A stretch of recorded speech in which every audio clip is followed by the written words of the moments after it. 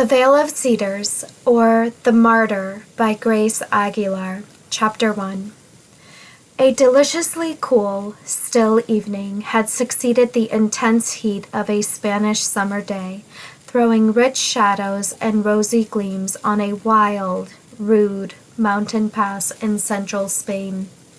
Massive crags and gigantic trees seemed to contest dominion over the path, if path it could be called, where the traveler, if he would persist in going onwards, could only make his way by sometimes scrambling over rocks whose close approach from opposite sides presented a mere fissure covered with flowers and brushwood, through which the slimmest figure would fail to penetrate. Sometimes wading through rushing and brawling streams, whose rapid currents bore many a jagged branch and craggy fragment along with them.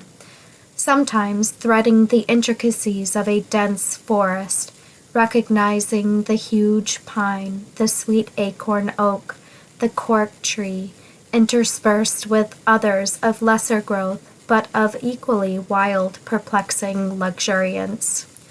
On either side, at times so close that two could not walk abreast, at others so divided that forests and streams intervened, arose mountain walls, seeming to reach the very heavens, their base covered with trees and foliage, which gradually thinning, left their dark heads totally barren, coming out in clear relief against the deep blue sky. That this pass led to any inhabited district was little probable, for it grew wilder and wilder, appearing to lead to the very heart of the Sierra Toledo, a huge ridge traversing Spain. By human foot it had evidently been seldom trod, yet on this particular evening a traveler there wended his solitary way. His figure was slight to boyishness, but of fair proportion and of such graceful agility of movement that the obstacles in his path, which to others of a stouter mold and heavier step might have been of serious inconvenience, appeared by him as unnoticed as unfelt. The deep plume of his broad-rimmed hat could not conceal the deep blue restless eye, the delicate complexion, and rich brown clustering hair, the varying expression of features, which, if not regularly handsome, were bright with intelligence and truth, and betraying like a crystal mirror every impulse of the heart. Characteristics both of feature and disposition wholly dissimilar to the sons of Spain. His physiognomy told truth. Arthur Stanley was, as his name implied, an Englishman of noble family, one of the many whom the disastrous Wars of the Roses had rendered voluntary exiles. His father and 4 brothers had fallen in battle at Margaret's side. Himself and a twin brother, when scarcely 15, were taken prisoners at Tewkesbury, and for 3 years left to languish in prison. Wishing to conciliate the still powerful family of Stanley, Edward offered the youths liberty and honor if they would swear allegiance to himself. They refused peremptorily, and with a refinement of cruelty more like Richard of Gloucester than himself. Edward ordered one to the block, the other perpetual imprisonment. They drew lots, and Edwin Stanley perished.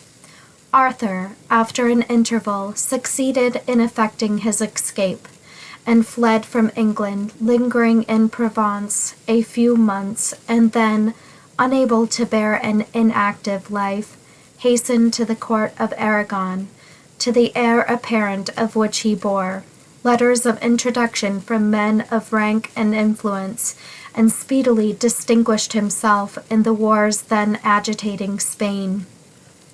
The character of the Spaniards, impenetrable and haughty reserve, occasioned in general prejudice and dislike towards all foreigners.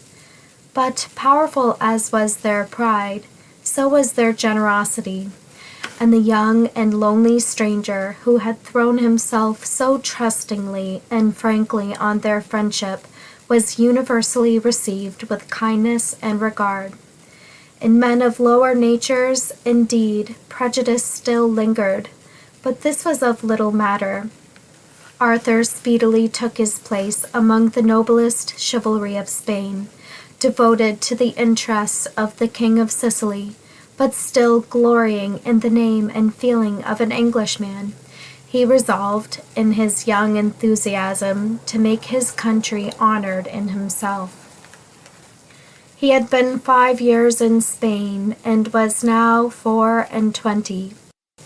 But few would have imagined him that age, so frank and free, and full of thoughtless mirth and hasty impulse was his character. These last 15 months, however, a shadow seemed to have fallen over him, not deep enough to create remark, but felt by himself. His feelings, always ardent, had been all excited, and were all concentrated on a subject so wrapped in mystery that the wish to solve it engrossed his whole being. Except when engaged in the wary stratagem, the rapid march and actual conflict necessary for Ferdinand's interest, but one thought composed of many occupied his mind, and in solitude so distractingly that he could never rest. He would traverse the country for miles, conscious indeed of what he sought, but perfectly unconscious where he went. It was in one of these moods he had entered the pass we have described, rejoicing in its difficulties, but not thinking where it led or what place he sought, when a huge crag, suddenly rising almost perpendicularly before him, effectually aroused him from his trance. Outlet there was none. All around him towered mountains reaching to the skies. The path was so winding that as he looked round bewildered, he could not even imagine how he came there. To retrace his steps seemed quite as difficult as to proceed. The sun, too, had declined, or was effectually concealed by the towering rocks, for sudden darkness seemed around him. There was but one way, and Stanley prepared to scale the precipitous crag before him with more eagerness than he would a beaten path. He threw off his cloak, folded it in the smallest possible compass, and secured it like a knapsack to his shoulders, slung his sword over his neck, and with a vigorous spring, which conquered several paces of slippery rock at once, commenced the ascent. Some brushwood and 1 or 2 stunted trees gave him now and then a hold for his hands, and occasional ledges in the rock a resting for his foot. But still, one false step, one failing nerve, and he must have fallen backwards and been dashed to pieces. But to Arthur the danger was his safety. Where he was going, indeed, he knew not.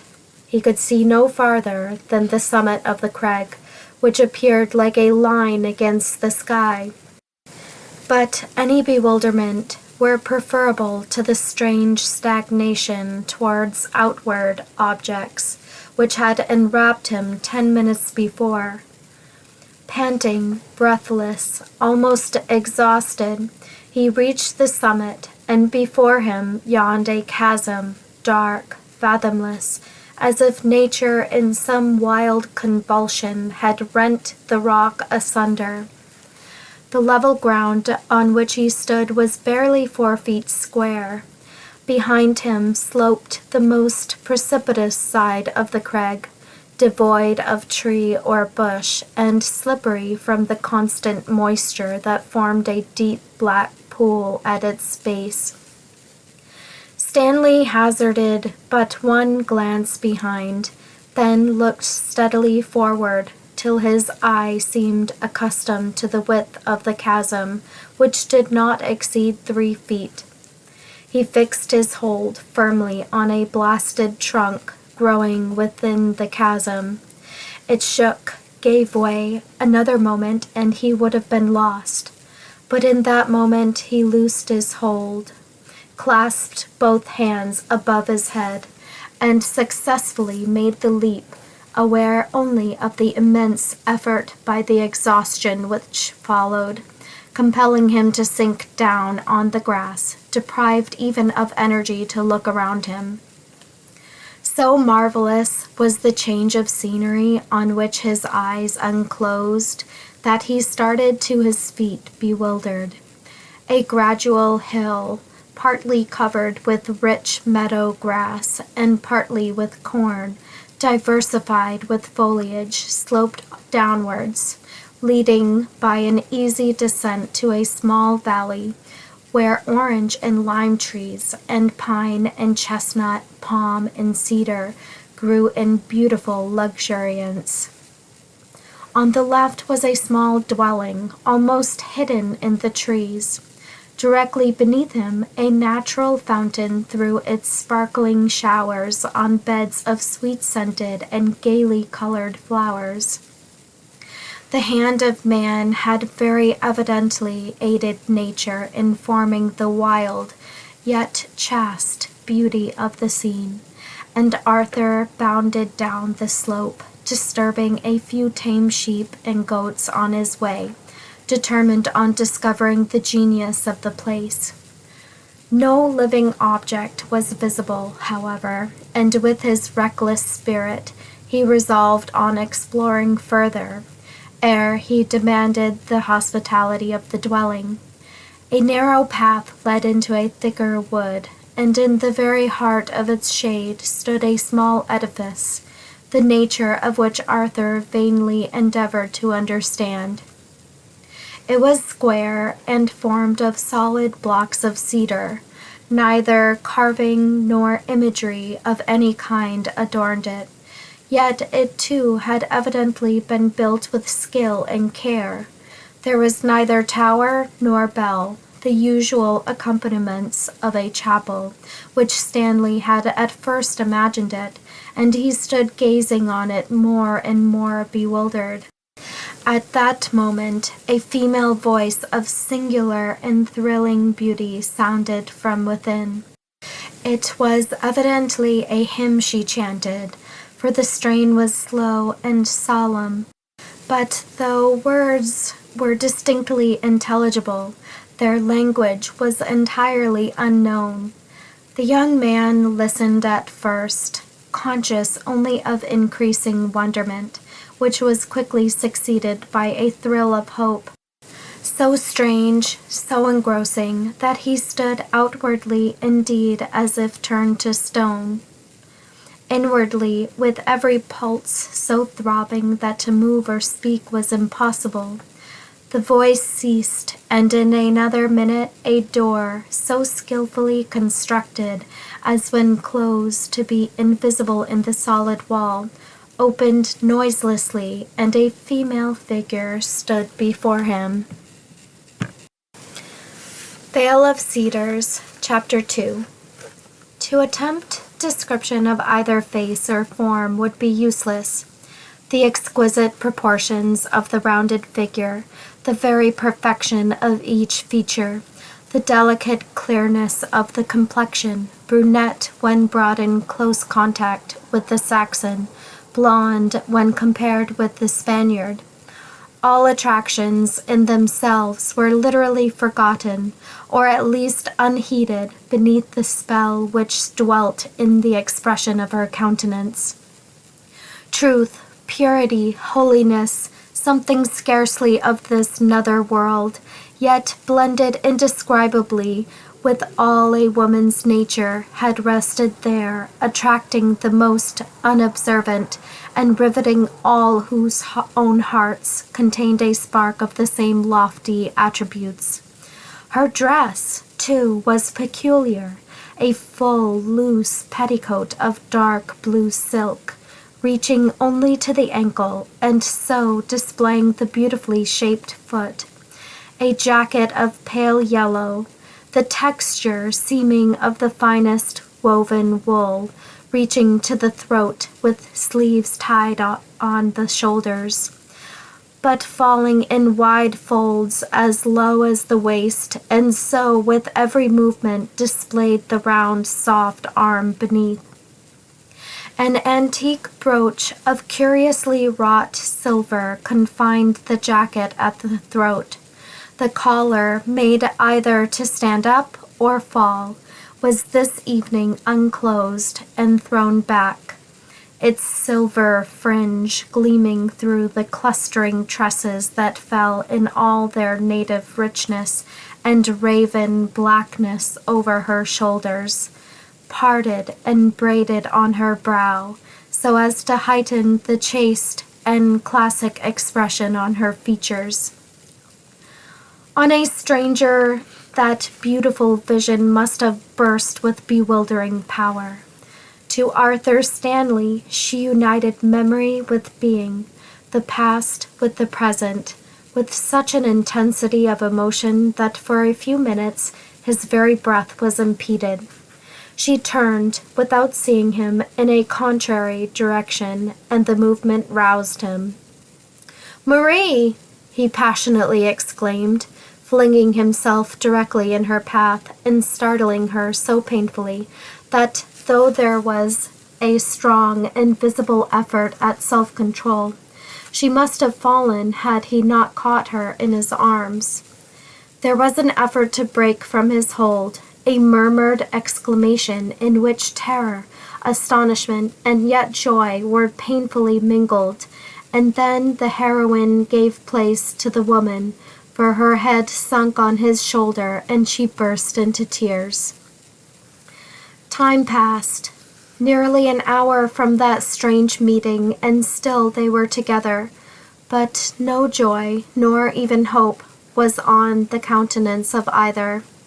At first, Arthur had alluded to their hours of happy yet unconfessed affection, when both had felt intuitively that they were all in all to each other, though not a syllable of love had passed their lips, on the sweet memories of those blissful hours, so brief, so fleeting.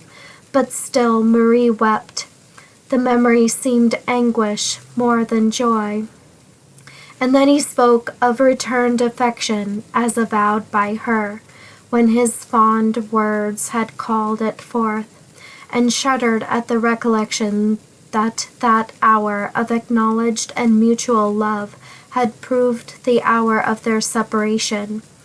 He referred again to her agonized words that a union was impossible, that she dared not wed him. It was sin even to love him, that in the tumultuary yet delicious emotions she had experienced, she had forgotten, utterly forgotten, in what it must end, the agony of desolation for herself, and, if he so loved her, for Stanley also, and again he conjured her to explain their meaning. They had been separated after that fearful interview by the hasty summons for him to rejoin his camp, and when he returned, she had vanished. He could not trace either her or the friend with whom she had been staying. Don Albert had indeed said his wife had gone to one of the southern cities, and his young guest returned to her father's home. But where that home was, Don Albert had so effectually evaded that neither direct questionings nor wary caution could obtain reply. But he had found her now. They had met once more, and oh, why need they part again?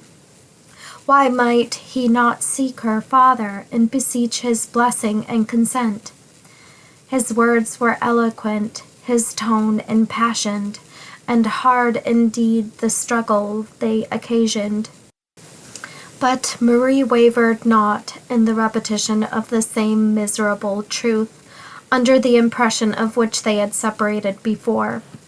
She conjured him to leave her, to forget the existence of this hidden valley, for danger threatened her father and herself if it was discovered. So painful was her evident terror that Arthur pledged his honor never to reveal it, declaring that to retrace the path by which he had discovered it was even to himself impossible. But still he urged her. What was this fatal secret? Why was it sin to love him? Was she the betrothed of another? And the large drops starting to the young man's brow denoted the agony of the question. "No, Arthur, no," was the instant rejoinder. "I never could love, never could be another's. This trial is hard enough, but it is all I have to bear. I am not called upon to give my hand to another, while my heart is wholly thine." "Then wherefore join that harsh word sin with such pure love, my Marie? Why send me from you wretched and most lonely when no human power divides us?" "No human power? Alas, alas, a father's curse, an offended God? These are too awful to encounter, Arthur. Oh, do not try me more. Leave me to my fate, called down by my own weakness, dearest Arthur. If you indeed love me, tempt me not by such fond words. They do but render duty harder. Oh, wherefore have you loved me? But such suffering tones, such broken words, were not likely to check young Stanley's solicitations. Again and again he urged her at least to say what fatal secret so divided them. Did he but know it, it might be all removed.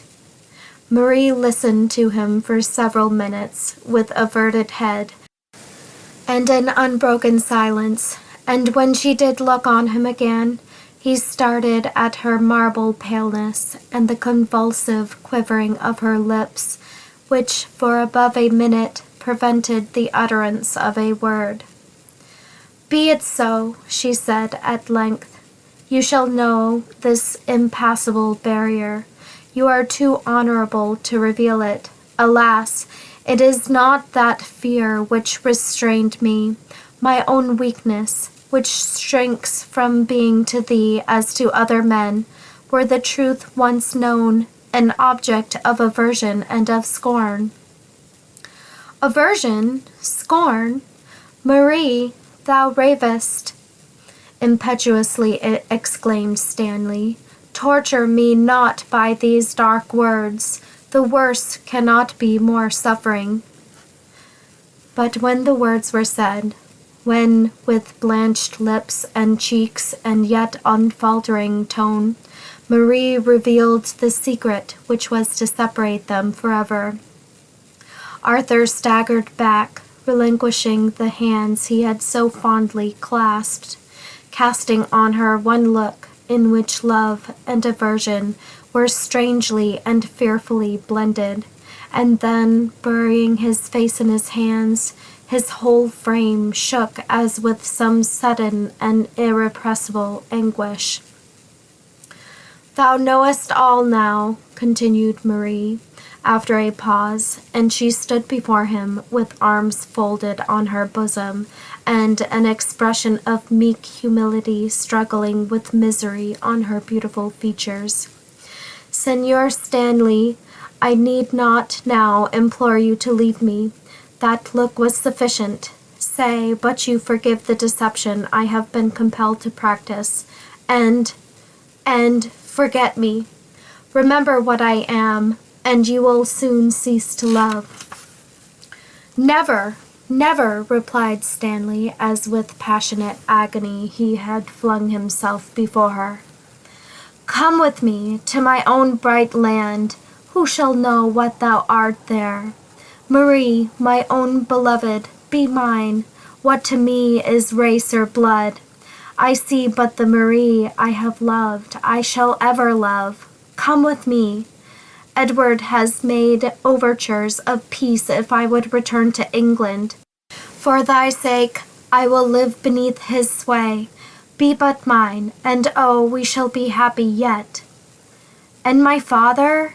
gasped the unhappy girl, for the generous nature of Arthur's love rendered her trial almost too severe. Wilt thou protect him too? Wilt thou, for my sake, forget what he is, and be to him a son?" He turned from her with a stifled groan. "Thou canst not. I knew it. Oh, bless thee for thy generous love. But tempt me no more, Arthur. It cannot be. I dare not be thy bride." "And yet thou speakest of love." "'Tis false. Thou canst not love me." And Stanley sprung to his feet, disappointed, wounded, till he scarce knew what he said. "I would give up Spain and her monarch's love for thee.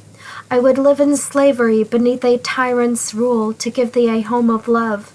I would forget, trample on, annihilate the prejudices of a life, unite the pure blood of Stanley with the darkened torrent running through thy veins, forget thy race, descent, all but thine own sweet self. I would do this, all this for love of thee. And for me, what wilt thou do? Reject me? Bid me leave thee? And yet thou speakest of love. 'Tis false. Thou lovest another better." "Aye," replied Marie in a tone which startled him. "Aye, thou hast rightly spoken. Thy words have recalled what in this deep agony I had well nigh forgotten. There is a love, a duty stronger than that I bear to thee. I would resign all else, but not my father's God." The words were few and simple, but the tone in which they were spoken recalled Arthur's better nature, and banished hope at once. A pause ensued, broken only by the young man's hurried tread as he traversed the little platform in this vain struggle for calmness. On him this blow had fallen wholly unprepared. Marie had faced it from the moment they had parted 15 months before, and her only prayer had been, a fearful one for a young and loving heart, that Stanley would forget her, and they might never meet again. But this was not to be, and though she had believed herself prepared, one look on his face, one sound of his voice had proved how vain had been her dream. "I will obey thee, Marie," Stanley said at length, pausing before her. "I will leave thee now, but not forever. No, no. If indeed thou lovest me, time will not change thee. If thou hast one sacred tie, when nature severs that, and thou art alone on earth, thou shalt be mine, whatever be thy race. Hope it not, ask it not, O Arthur. Better thou shouldest hate me, as thy people do my race. I cannot bear such gentle words," faltered poor Marie, as her head sunk for a minute on his bosom, and the pent-up tears burst forth. "But this is folly," she continued, forcing back the choking sob, and breaking from his passionate embrace. "There is danger alike for my father and thee, if thou tarriest longer. Not that way," she added, as his eye glanced inquiringly towards the hill by which he had ascended. "There is another and an easier path. Follow me. Thou wilt not betray it." "Never," was the solemn rejoinder, and not a word more passed between them. He followed her through what seemed to be an endless maze, and paused before a towering rock, which, smooth and perpendicular as a wall built by man, ran round the vale and seemed to reach to heaven. Pushing aside the thick brushwood, Marie stood beside the rock, and by some invisible movement a low door flew open and disclosed a winding staircase. "Thou wilt trust me, Arthur?" "Aye, unto death," he answered, springing after her up the rugged stair. Narrow loopholes, almost concealed without by trees and brushwood, dimly lighted the staircase, as also a low, narrow passage, which branched off in zigzag windings at the top and terminated, as their woody path had done, in a solid wall. But again, an invisible door flew open, closing behind them, and after walking about 100 yards through prickly shrubs and entangled brushwood that obscured his sight, Marie paused, and Arthur gazed round bewildered. A seemingly boundless plain stretched for miles around him, its green level only diversified by rocks scattered about in huge masses and wild confusion, as if hurled in fury from some giant's hand. The rock whence he had issued was completely invisible. He looked round again and again, but to bewilder himself yet more. "The way looks more dreary than it is. Keep to the left, though it seems the less trodden path. Thou wilt find there a shelter for the night, and tomorrow's sun will soon guide thee to a frontier town. Thy road will be easy then. Night is falling so fast now. Thou hadst best not linger, Arthur."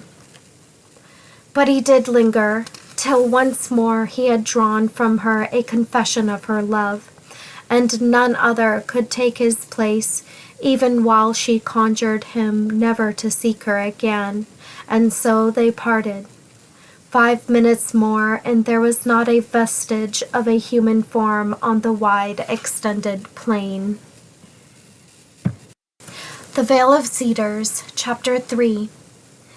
Clearly to comprehend the internal condition of Spain at the period of our narrative, 1479, a condition which, though apparently purely national, had influence over every domestic hearth, it is necessary to glance back a few years.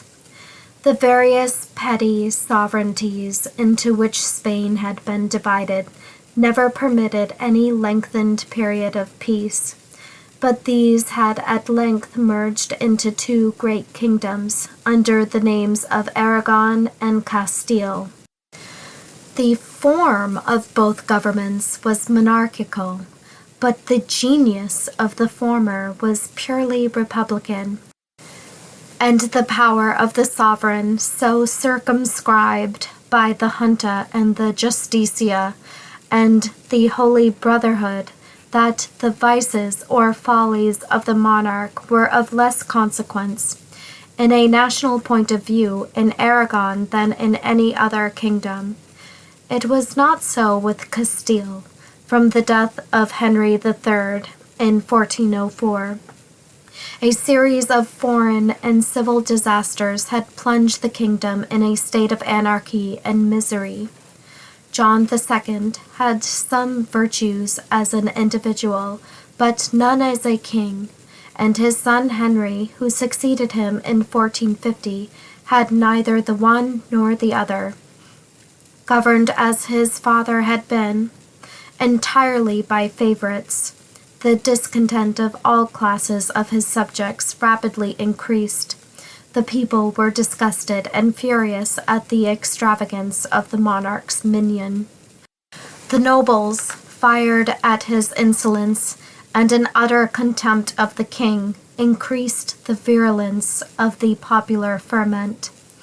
Unmindful of the disgrace attendant on his divorce from Blanche of Navarre, Henry sought and obtained the hand of Joanna, Princess of Portugal, whose ambition and unprincipled intrigues heightened the ill favor with which he was already regarded. The court of Castile, once so famous for chastity and honor, sank to the lowest ebb of infamy, the shadow of which, seeming to extend over the whole land, affected nobles and people with its baleful influence. All law was at an end. The people, even while they murmured against the king, followed his evil example, and history shrinks from the scenes of debauchery and licentiousness, robbery and murder, which desecrated the land. But this state of things did not last long. While there still remained some noble hearts amongst the Castilians. 5 years after their marriage, the queen was said to have given birth to a daughter, who Henry declared should be his successor in lieu of his young brother Alfonso, John's son by a second wife, Isabella of Portugal. This child the nobles refused to receive, believing and declaring that she was not Henry's daughter, and arrogated to themselves the right of trying and passing sentence on their sovereign, who, by his weak, flagitious conduct, had, they unanimously declared, forfeited all right even to the present possession of the crown. The Confederates, who were the very highest and noblest officers of the realm, assembled at Avida, and with a solemnity and pomp which gave the whole ceremony an imposing character of reality, dethroned King Henry in effigy, and proclaimed the youthful Alfonso sovereign in his stead. All present swore fealty, but no actual good followed.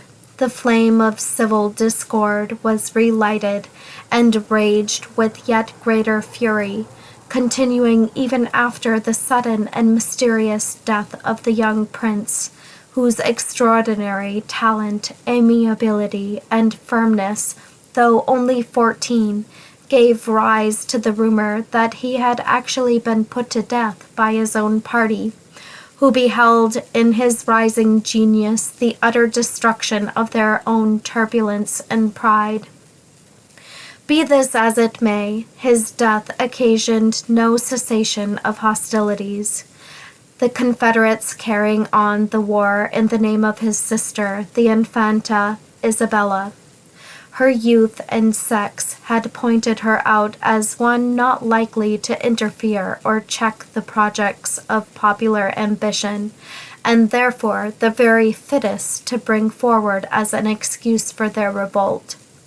With every appearance of humility and deference, they offered her the crown, but the proudest and boldest shrank back abashed before the flashing eye and proud majesty of demeanor with which she answered, "The crown is not yours to bestow. It is held by Henry, according to the laws alike of God and man. Until his death, you have no right to bestow, nor I to receive it." But though firm in this resolution, Isabella did not refuse to coincide in their plans for securing her succession. To this measure Henry himself consented, thus appearing tacitly to acknowledge the truth of the reports that Joanna was a surreptitious child, and for a brief period Castile was delivered from the horrors of war. Once declared heiress of Castile and Leon, Isabella's hand was sought by many noble suitors, and her choice fell on Ferdinand, the young king of Sicily and heir apparent to the crown of Aragon. Love was Isabella's incentive. Prudence and a true patriotic ambition urged the Archbishop of Toledo not only to ratify the choice, but to smooth every difficulty in their way.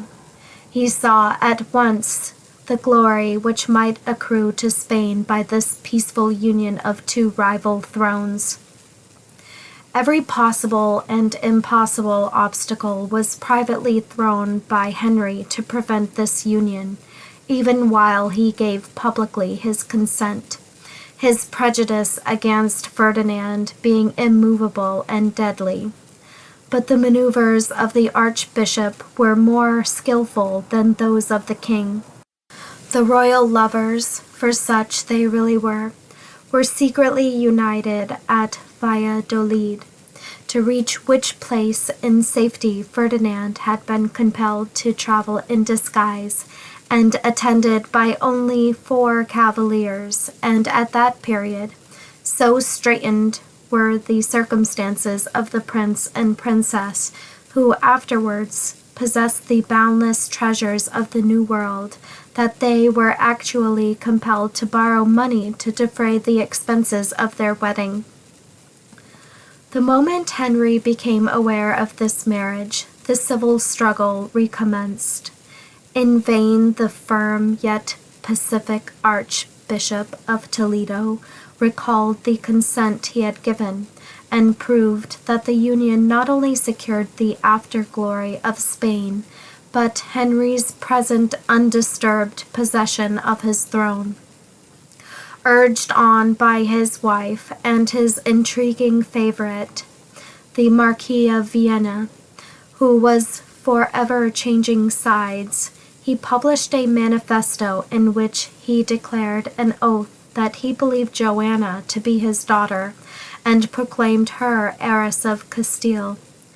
Ferdinand and Isabella instantly raised an army, regardless of the forces of Portugal, to whose monarch Joanna had been betrothed, who were rapidly advancing to the assistance of Henry. Ere, however, war had regularly commenced, a brief respite was obtained by the death of Henry, and instantly and unanimously Isabella was proclaimed Queen of Leon and Castile. Peace, however, was not instantly regained. The King of Portugal married Joanna and resolved on defending her rights. Some skirmishing took place, and at length a long-sustained conflict near Faro decided the point. Ferdinand and the Castilians were victorious. The King of Portugal made an honorable retreat to his own frontiers, and the Marquis of Vienna, the head of the malcontents, and by many supposed to be the real father of Joanna, submitted to Isabella. Peace thus dawned for Castile, but it was not till 3 years afterwards, when Ferdinand had triumphed over the enemies of Aragon and succeeded his father as sovereign of that kingdom, that any vigorous measures could be taken for the restoration of internal order.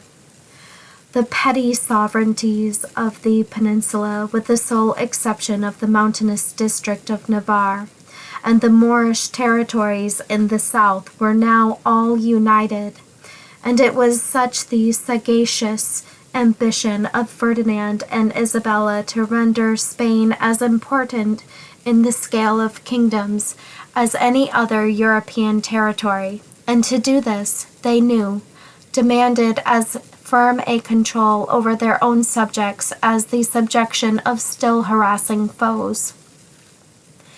Above a century had elapsed since Spain had been exposed to the sway of weak or evil kings, and all the consequent misery of misrule and war.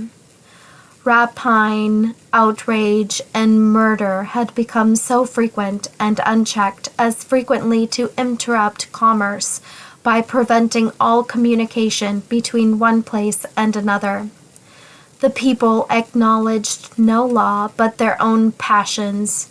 The nobles were so engrossed with hatred of each other, and universal contempt of their late sovereign, with personal ambition and general discontent, that they had little time or leisure to attend to any but their own interest. But a very brief interval convinced both nobles and people that a new era was dawning for them. In the short period of 18 months, the wise administration of Isabella and Ferdinand had effected a sufficient change to startle all ranks into the conviction that their best interests lay in prompt obedience and in exerting themselves in their several spheres to second the sovereign's will. The chivalric qualities of Ferdinand, his undoubted wisdom and unwavering firmness, excited both love and fear, while devotion itself is not too strong a term to express the national feeling entertained toward Isabella. Her sweet, womanly gentleness, blended as it was with the dignity of the sovereign, her ready sympathy in all that concerned her people, for the lowest of her subjects, doing justice even if it were the proud noble who injured and the serf that suffered. All was so strange, yet fraught with such national repose, that her influence every year increased, while every emotion of chivalry found exercise and yet rest in the heart of the aristocracy for their queen. Her simple word would be obeyed on the instant by men who would have paused and weighed and reasoned if any other, even Ferdinand himself, had spoken. Isabella knew her power, and if ever sovereign used it for the good, the happiness of her people, that proud glory was her own. In spite of the miserable condition of the people during the civil struggles, the wealth of Spain had not decreased. It was protected and increased by a class of people whose low and despised estate was probably their safeguard. These were the Jews, who for many centuries had both publicly and secretly resided in Spain. There were many classes of this people in the land, scattered alike over Castile, Leon, Aragon, Navarre, and also in the Moorish territories. Some there were confined to the mystic learning and profound studies of the schools, whence they sent many deeply learned men to other countries, where their worth and wisdom gained them yet greater regard than they received in Spain. Others there were low and degraded in outward seeming, yet literally holding and guiding the financial and commercial interests of the kingdom, whose position was of the lowest, scorned and hated by the very people who yet employed them, and exposed to insult from every class. The third, and by far the largest body of Spanish Jews, were those who, Israelites in secret, were so completely Catholic in seeming that the court, the camp, the council, even the monasteries themselves, counted them amongst them. And this had been the case for years, we should say for centuries, and yet so inviolable was the faith pledged to each other, so awful the dangers around them were even suspicion excited, that the fatal secret never transpired. Offices of state, as well as distinctions of honor, were frequently conferred on men who, had their faith or race been suspected, would have been regarded as the scum of the earth and sentenced to torture and death for daring to pass for what they were not.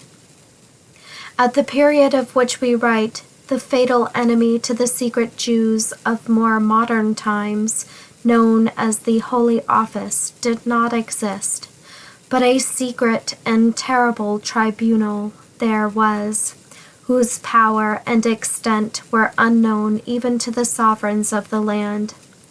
The Inquisition is generally supposed to have been founded by Ferdinand and Isabella about the year 1480 or 1482. But a deeper research informs us that it had been introduced into Spain several centuries earlier and obtained great influence in Aragon. Confiding in the protection of the papal see, the inquisitors set no bounds to their ferocity. Secret informations, imprisonments, tortures, midnight assassinations marked their proceedings, but they overreached themselves. All Spain, setting aside petty rivalship, rose up against them. All who should give them encouragement or assistance were declared traitors to their country. The very lives of the inquisitors and their families were, in their first burst of fury, endangered. But after a time, imagining they had sunk into harmless insignificance, their oppressors desisted in their efforts against them, and were guilty of the unpardonable error of not exterminating them entirely. According to the popular belief, the dreaded tribunal slept, and so soundly they feared not, imagined not its awakening. They little knew that its subterranean halls were established near almost all the principal cities, and that its engines were often at work, even in the palaces of kings. Many a family wept the loss of a beloved member they knew not, guessed not how, for those who once entered those fatal walls were never permitted to depart. So secret were their measures that even the existence of this fearful mockery of justice and religion was not known. Or at that time it would have been wholly eradicated. Superstition had not then gained the ascendancy which in after years so tarnished the glory of Spain, and opened the wide gates to the ruin and debasement under which she labors now. The fierce wars and revolutions ravaging the land had given too many and too favorable opportunities for the exercise of this secret power. But still regard for their own safety prevented the more public display of their office as ambition prompted. The vigorous proceedings of Ferdinand and Isabella rendered them yet more wary, and little did the sovereigns suspect that in their very courts this fatal power held sway. The existence of this tribunal naturally increased the dangers environing the Israelites who were daring enough to live amongst the Catholics as one of them. But of this particular danger they themselves were not generally aware, and their extraordinary skill in the concealment of their faith, to every item of which they yet adhered, baffled, except in a very few instances, even these ministers of darkness. The Vale of Cedars, Chapter 4. The wars ravaging Spain had nursed many a gallant warrior, and given ample opportunities for the possession and display of those chivalric qualities without which, in that age, no manly character was considered perfect. The armies of Ferdinand and Isabella counted some of the noblest names and most valiant knights of Christendom. The Spanish chivalry had always been famous, and when once organized under a leader of such capacity and firmness as Ferdinand, when the notice and regard of the queen they idolized could only be obtained by manly virtue as well as the warrior's ardor, a new spirit seemed to wake within them. Petty rivalships and jealousies were laid aside. All they sought was to become distinguished, and never had chivalry shone with so pure and glorious a luster in the court of Spain as then, when invisibly and unconsciously it verged on its decline. It was amongst all this blaze of chivalry that Arthur Stanley had had ample opportunity to raise in his own person the martial glory of his own still much loved and deeply regretted land. Ferdinand had honored him with so large a portion of his coveted regard that no petty feelings on the part of the Spaniards, because he was a stranger, could interfere with his advancement. His friends, however, were mostly among the Aragonese. To Isabella and the Castilians, he was only known as a valiant young warrior and a marked favorite of the king. There was one person, however, whom the civil contentions of Spain had so brought forward that his name was never spoken, either in council, court, or camp, palace, or hut, by monarch or captive, soldier or citizen. without a burst of such warm and passionate attachment that it was almost strange how any single individual, and comparatively speaking, in a private station, could so have won the hearts of thousands. Yet it had been gradually that his preeminence had been obtained, gradually and entirely by the worth of its object. At the early age of 16, and as page to Gonzalo de Lara, Ferdinand Morales had witnessed with all the enthusiasm of a peculiarly ardent, though outwardly quiet nature, the exciting proceedings at Avida. His youth, his dignified mien, his earnestness, perhaps even his striking beauty, attracted the immediate attention of the young Alfonso, and a bond of union, of reciprocal affection from that hour linked the youths together. It is useless arguing on the folly and frivolity of such rapid attachments.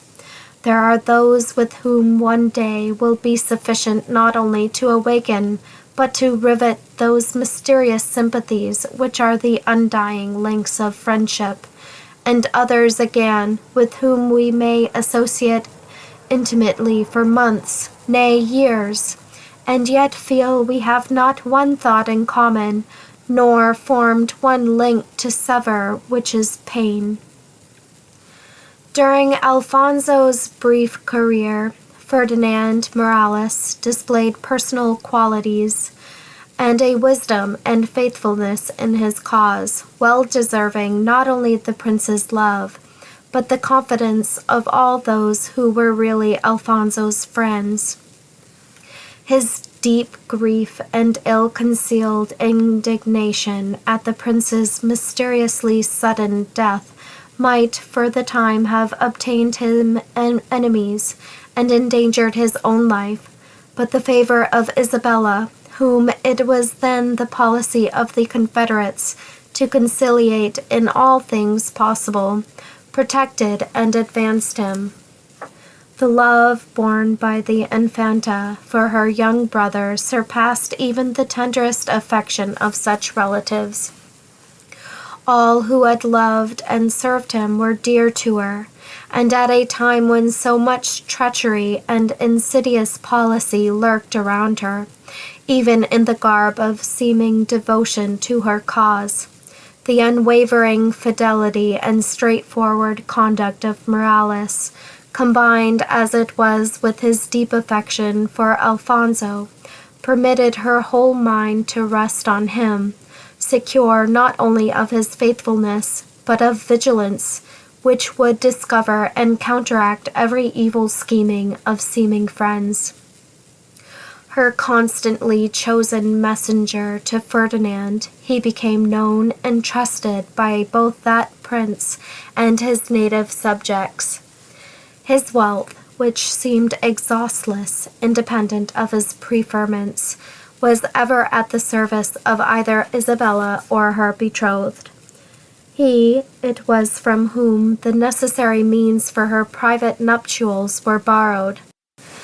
At that scene he was, of course, present, and at his own desire, escorted Ferdinand back to his own domains, an honorable but most dangerous office, performed with his usual unwavering fidelity and skill. That one so faithful in adversity should advance from post to post, as dawning prosperity permitted Isabella and Ferdinand to reward merit as well as to evince gratitude, was not surprising. But no royal favor, no coveted honors, no extended power could alter one tittle of his single-hearted truth. His unrestrained intercourse with and interest in his equals, were they of church, court, or camp, his gentle and unassuming manner to his inferiors. It was these things that made him so universally beloved. The coldest natures, if thrown into contact with him, unconsciously to themselves kindled his warmth. Vice itself could not meet the glance of that piercing eye without shrinking for the moment in loathing from itself. Until Isabella and Ferdinand were firmly established on the throne, and Aragon and Castile united, there had been little leisure amongst their warriors to think of domestic ties. Otherwise, it might perhaps have been noticed as somewhat remarkable that Ferdinand Morales appeared to stand alone. Kindred, indeed, he claimed with 4 or 5 of the noblest amongst the Castilians, but he seemed to have no real relative. And though he mingled courteously and to some young hearts far too pleasingly amongst Isabella's court, it seemed as if he would never stoop to love. The queen often jested him on his apparent insensibility and entreated him to wed. At first he had smiled away such words, but 2 or 3 months after the commencement of our tale, he acknowledged that his affections had been for some years engaged to one living so completely in retirement as to be unknown to all. He had but waited till peace had dawned for Spain, and he might offer her not only his love, but a secure and quiet home. He spoke in confidence, and Isabella, womanlike, had listened with no little interest, giving her royal approval of his choice, without knowing more than his own words revealed. But, feeling convinced, she said that Ferdinand Morales would never wed one whose birth or lineage would tarnish his pure Castilian blood, or endanger the holy faith of which he was so true a member. A red flush might have stained the cheek of the warrior at these words, but the deep obeisance with which he had departed from the royal presence concealed the unwonted emotion.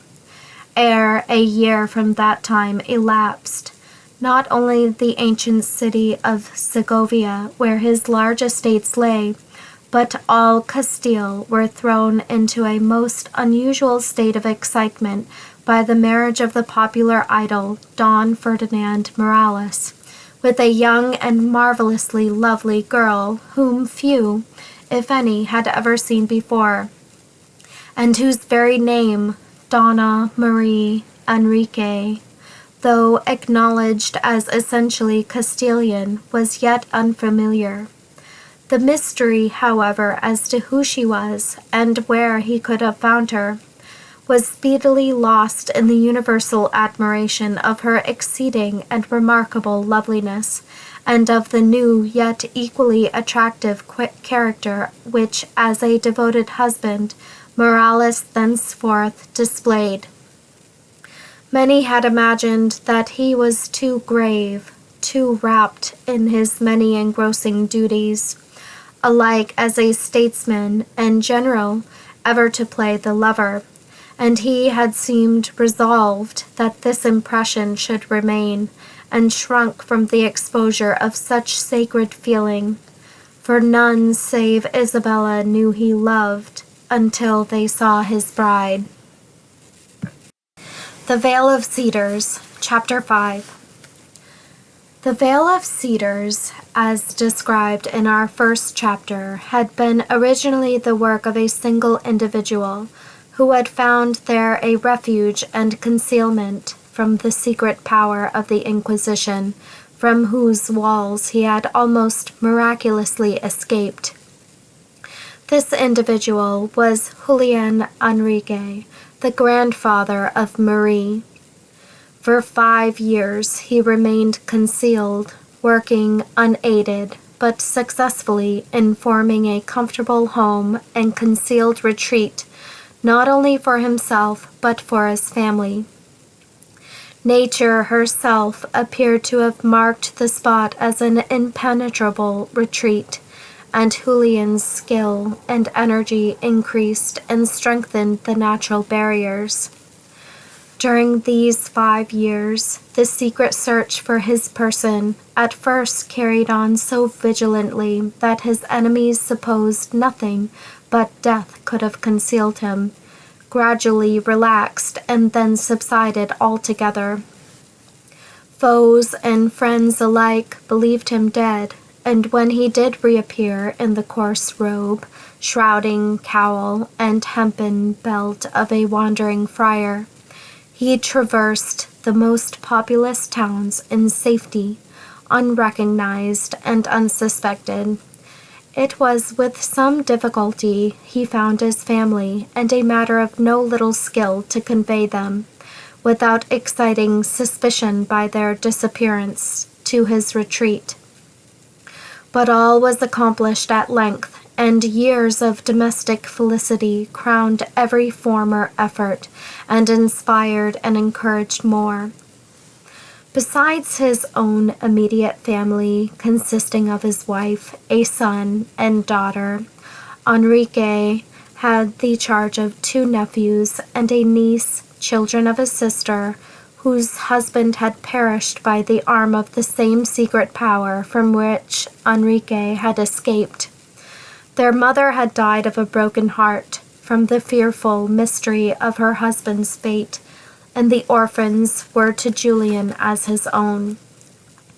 As years passed, the Vale of Cedars became not only a safe but a luxurious home. Every visit to the world, Julian turned to profit, by the purchase first of necessaries, then of luxuries. The little temple was erected by the active aid of the young men, and the solemn rites of their peculiar faith adhered to in security. Small as the family was, deaths, marriages, and births took place, and feelings and sympathies were excited, and struggles secretly endured, making that small spot of earth in very truth a world. The cousins intermarried. Ferdinand and Josephine left the Vale for a more stirring life. Manuel, Enrique's own son, and Miriam, his niece, preferred the quiet of the Vale. Julian, his nephew, too, had loved, but his cousin's love had been given to his brother, and he departed, unmurmuringly indeed, but he dared not yet trust himself to associate calmly with the object of his love. He had ever been a peculiarly sad and silent boy. The fate of his father never for an instant seemed to leave his mind, and he had secretly vowed to avenge him. Love, for a while, had banished these thoughts, but when that returned in all the misery of isolation to his own breast, former thoughts regained dominion, and he tried to conquer the one feeling by the encouragement of the other. His brother and his wife constantly visited the Vale, if at no other time, almost always at these solemn festivals, which generally fell about the period of the Catholic Easter and Michaelmas, often accompanied by faithful friends holding the same mysterious bond of brotherhood, and to whom the secret of that Vale was as precious and secure as to its natural inmates. Its aged founder had frequently the happiness of gathering around him from 20 to 30 of the secret race, and of feeling that his work would benefit friends as well as offspring. Julian alone never returned to the Vale, and his family at length mourned him as one amongst the dead. The career of his brother was glorious but brief. He fell fighting for his country, and his widow and young son returned to the parental retreat.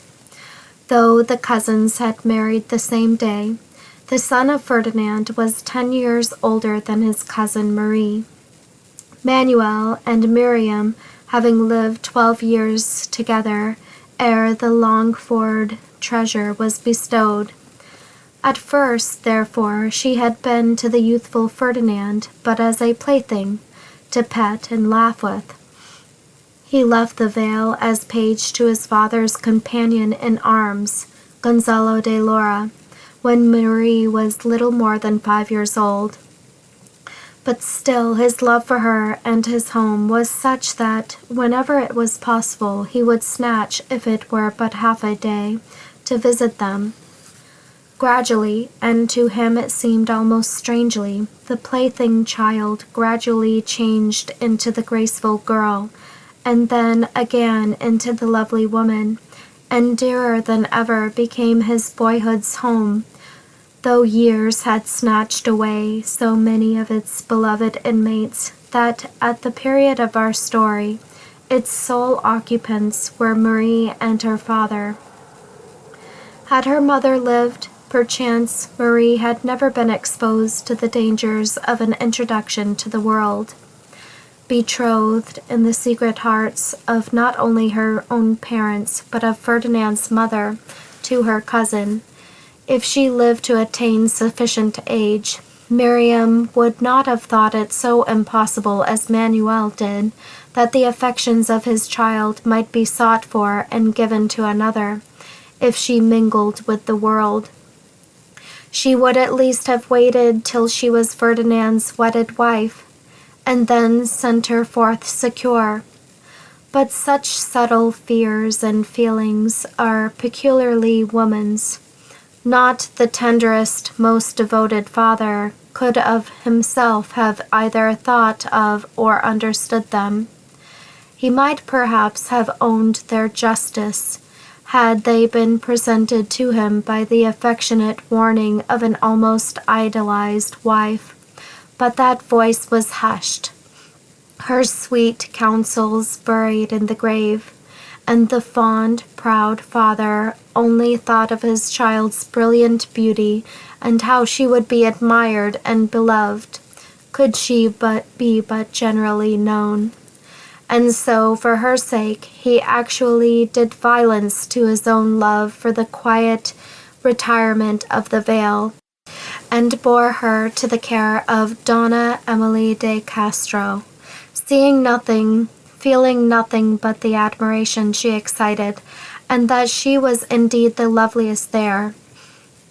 One wish he had, and that was that his nephew could have been there likewise, but being engaged at that time on some important private business for the Queen, Ferdinand did not even know that his cousin had left the Vale. That his child's affections could be excited towards any but those of her own race was a circumstance so impossible, and moreover a sin so fearful, that it never entered Manuel's mind. He knew not woman's nature, dreamed not of its quick impulses, its passionate yearnings, its susceptibility towards all gentle emotions, or he could not have so trustingly believed in the power of her peculiar faith and creed to guard her from the danger. Even his dearest desire that she should become the wife of her cousin she knew not, for the father shrunk from revealing it to either his child or nephew, unless Ferdinand loved and sought her himself.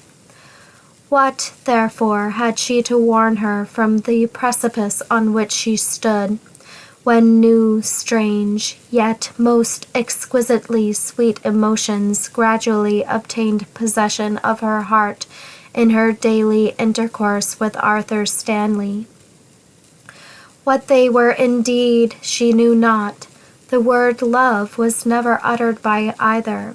She only knew that his presence, his voice, and pressure of his hand brought with it a thrilling sensation of intense happiness, such as she had never known, never imagined before. It was indeed but a brief dream, for when he spoke, when he besought her to be his, then indeed she woke to consciousness, not only that she loved, but of the dark and fatal barrier between them which no human effort could overleap. The sacrifice of race, of faith, of family, indeed might be made, but to do this never entered the mind and heart of Marie, so utterly was it impossible. To her peculiar feelings, it was sin enough thus to have loved. Manuel Enrique bore his child back to the Vale, little dreaming the anguish to which his unguarded love had exposed her. She had ever been rather a pensive and gentle girl, and therefore that she should be still serious was no matter of surprise. For 15 months she had sought to banish every dream of Arthur, every thought but that in loving him she had sinned against her God. Time and prayer had in some measure softened the first acute agony of her feelings. She thought she was conquering them altogether, when his unexpected appearance excited every feeling anew. Yet in that harrowing interview still she had been firm. She had even told him a secret which it was almost death to reveal, that he might forget her. For how could he wed with her? And yet even that barrier he would have passed, and his generous, his determined love would linger on her memory spite of every effort to think of him no more. It was a fearful struggle, and often she yearned to confess all to her father, whom she loved with no common love. But she knew too well not only the grief such tidings would be to him, but what his judgment must be, and she shrunk in agony from the condemnation of her feelings by another, constantly as she was condemning them herself. Enrique had been absent from the Vale during Stanley's unexpected visit, and he tarried long enough to excite the alarm not only of his child, but of their domestics, nor was its cause, when explained, likely to ease Marie's anxiety. He had been attacked on the day of his intended return by a strange sensation of giddiness, followed by insensibility, which appeared to have weakened him more than he had thought compatible with so brief an illness. He made light of it, but still he was uneasy, not that he feared death himself, but that it might take him from his Marie ere his wishes were accomplished, and her earthly happiness, as he thought, secured. The first attack was but the forerunner of others, sometimes very slight and brief, at others longer and more alarming, rendering Marie more and more determined to keep her fatal secret from him. For it appeared to her that any stronger emotions than customary would be followed by those attacks, and as her love for him seemed to increase in intensity with the anxiety his precarious health occasioned, so did her dread of occasioning him aught of grief. But how fruitless are our best and wisest resolutions! One little hour, and every thought was changed. The Vale of Cedars, Chapter 6. It was the custom of the inmates of the Vale of Cedars, once in every year, and generally about the season of Michaelmas, to celebrate a festival which ordained the erection of a booth or tent of branches of thick trees, in which for 7 days every meal was taken, and the greater part of the day, except the time passed in the little temple, was spent.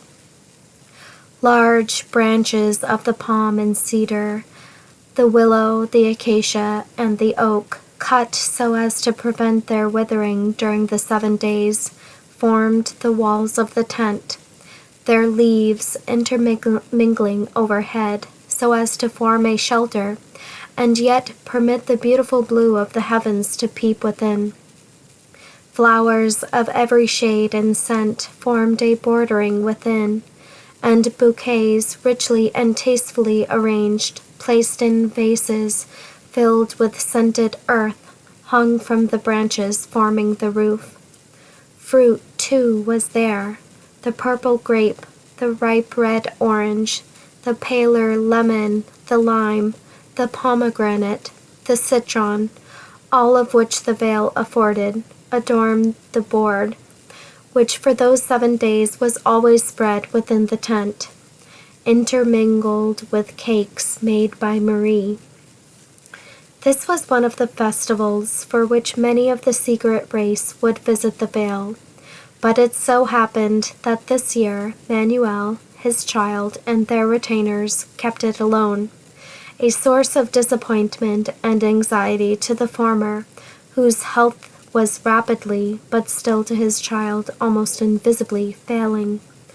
At the close of the solemn fast, which always preceded by 5 days this festival of rejoicing, he had had a recurrence of his death-like fits of insensibility, longer and more alarming than usual, but he had rallied and attributed it so naturally to his long fast that alarm once more gave place to hope in the heart of his daughter. Not thus, however, felt her father, convinced that death could not be long delayed. He but waited for his nephew's appearance and acknowledged love for his cousin, at once to give her to him and prepare her for the worst. Parental anxiety naturally increased with every hour that passed, and Ferdinand appeared not. It was the eve of the Sabbath, one from which in general all earthly cares and thoughts were banished, giving place to tranquil and spiritual joy. The father and daughter were alone within their lovely tent, but both so wrapped in evidently painful thought that a strange silence usurped the usual cheerful converse.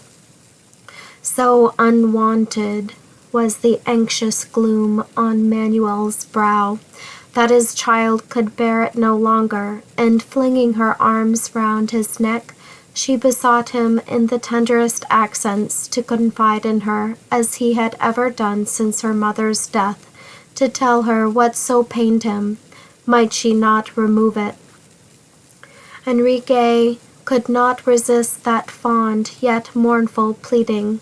He told her that he felt health was departing, that death seemed ever hovering near, but that its pain, its care would all depart, could he behold his long-cherished wish fulfilled, and his Marie, the wife of Ferdinand, whose every look and tone during his last visit had betrayed his devoted love.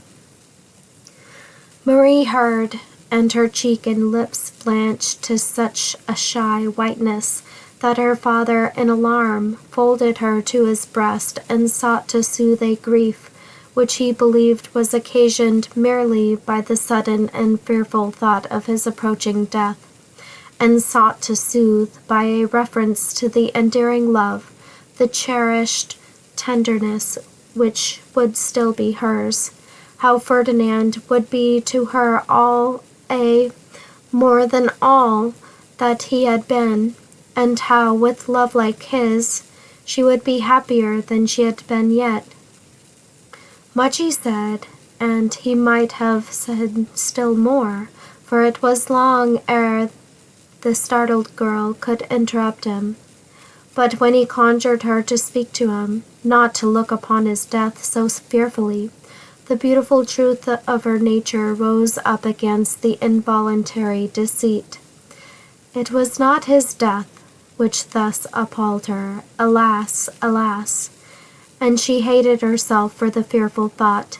She had almost lost sight of that in the words which followed.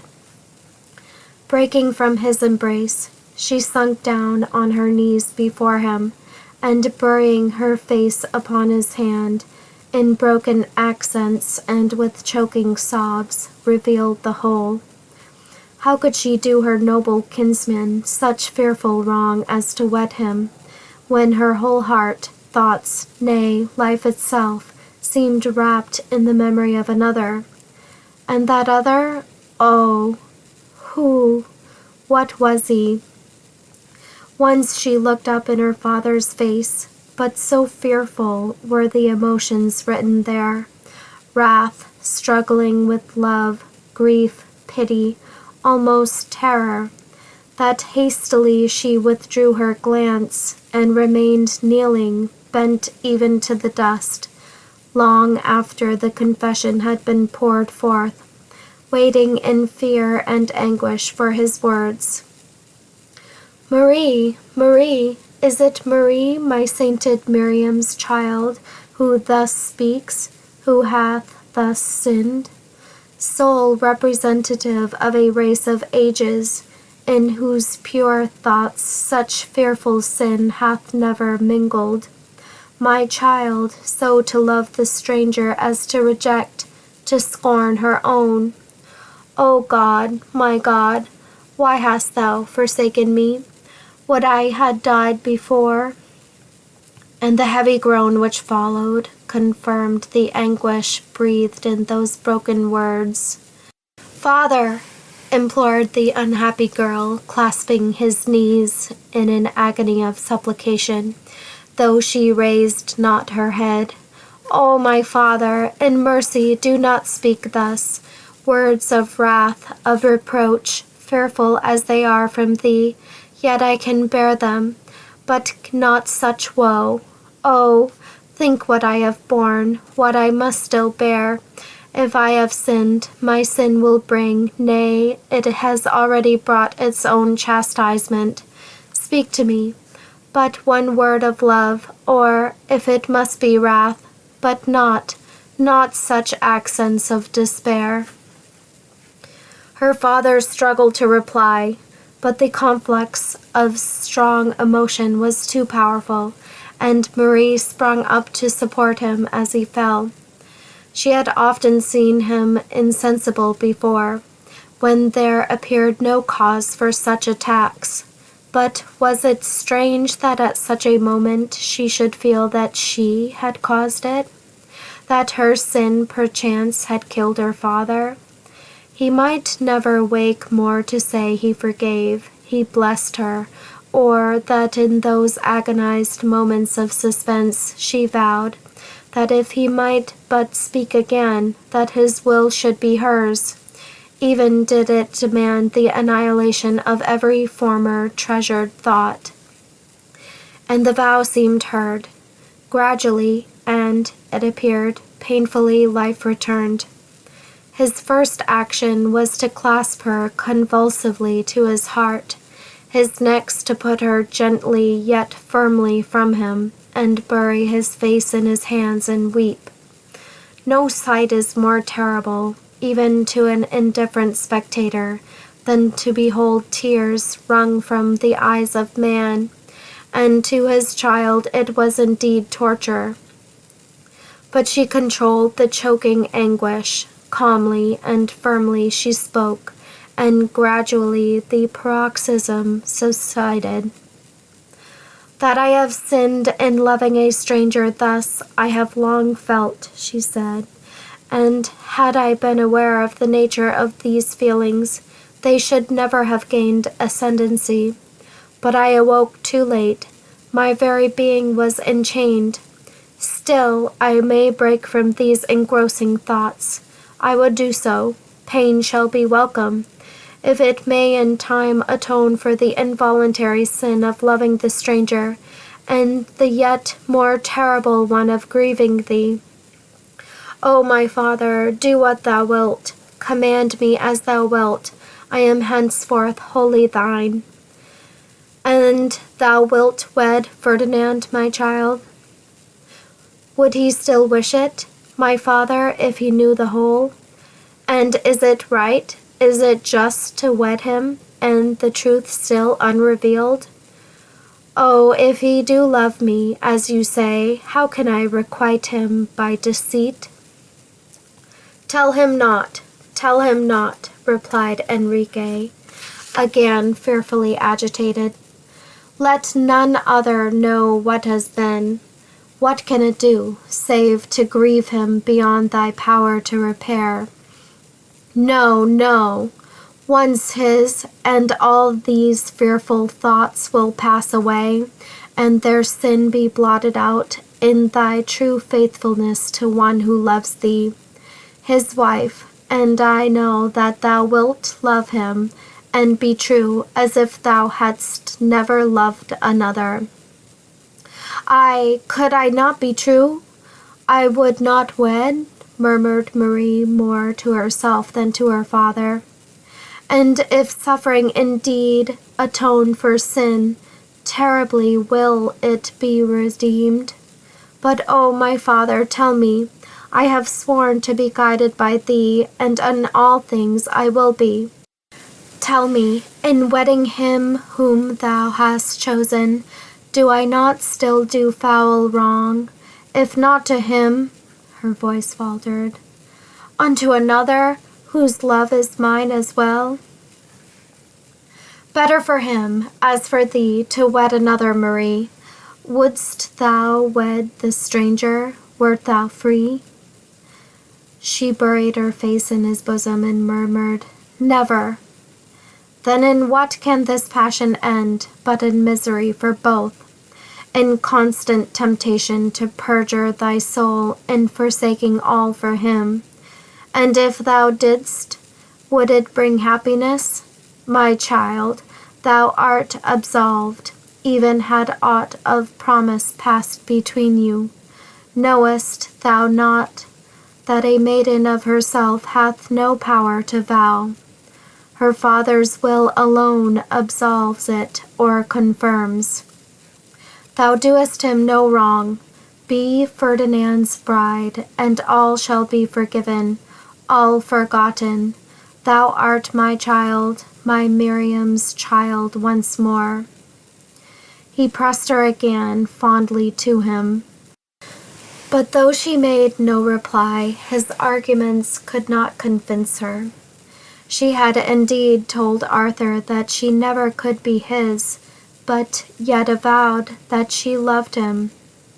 And if he did meet her as the wife of another, what must he believe her? And Ferdinand, if he did so love her, that preoccupied heart was indeed a sad requital. She had, however, that evening but little time to think, for ere either spoke again, the branches at the entrance of the tent were hastily pushed aside, and a tall, manly form stood upon the threshold. Marie sprung to her feet with a faint cry. Could it be that the vow of an hour was already called upon to be fulfilled?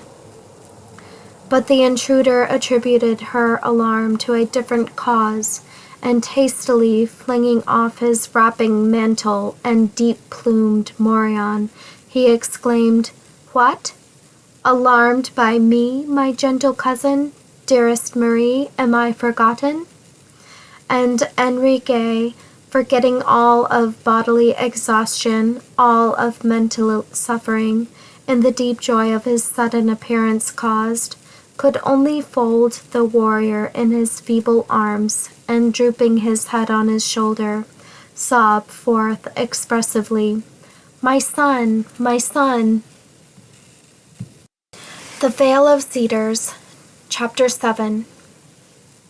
1 little week did Ferdinand spend within the home of his boyhood, and in that brief interval the earthly fate of Marie Enrique was decided.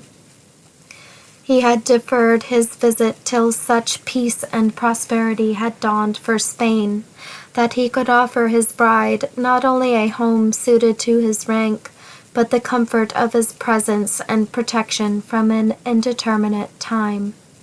He had come there purposely to reveal his long-cherished love, to conjure Marie to bless him with the promise of her hand, and, if successful, to return in 2 short months for the celebrating of their marriage according to their own secret rites, ere the ceremony was performed in the sight of the whole Catholic world. The intermarriages of first cousins had been so common an occurrence in his family that Ferdinand, in spite of some tremblings as a lover, had regarded his final union with Marie with almost as much certainty and as a thing of course as his uncle himself. The effects of that agitating interview between father and daughter had been visible to Ferdinand, but he attributed it very naturally to the cause privately assigned for it by his kinsman. Marie's first conviction that her father's days were numbered.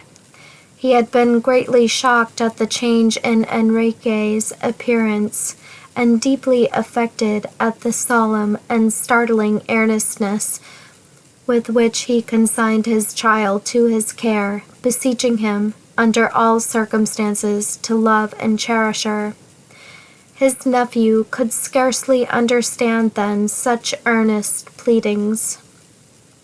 Alas, ere his life closed, their cause was clear enough.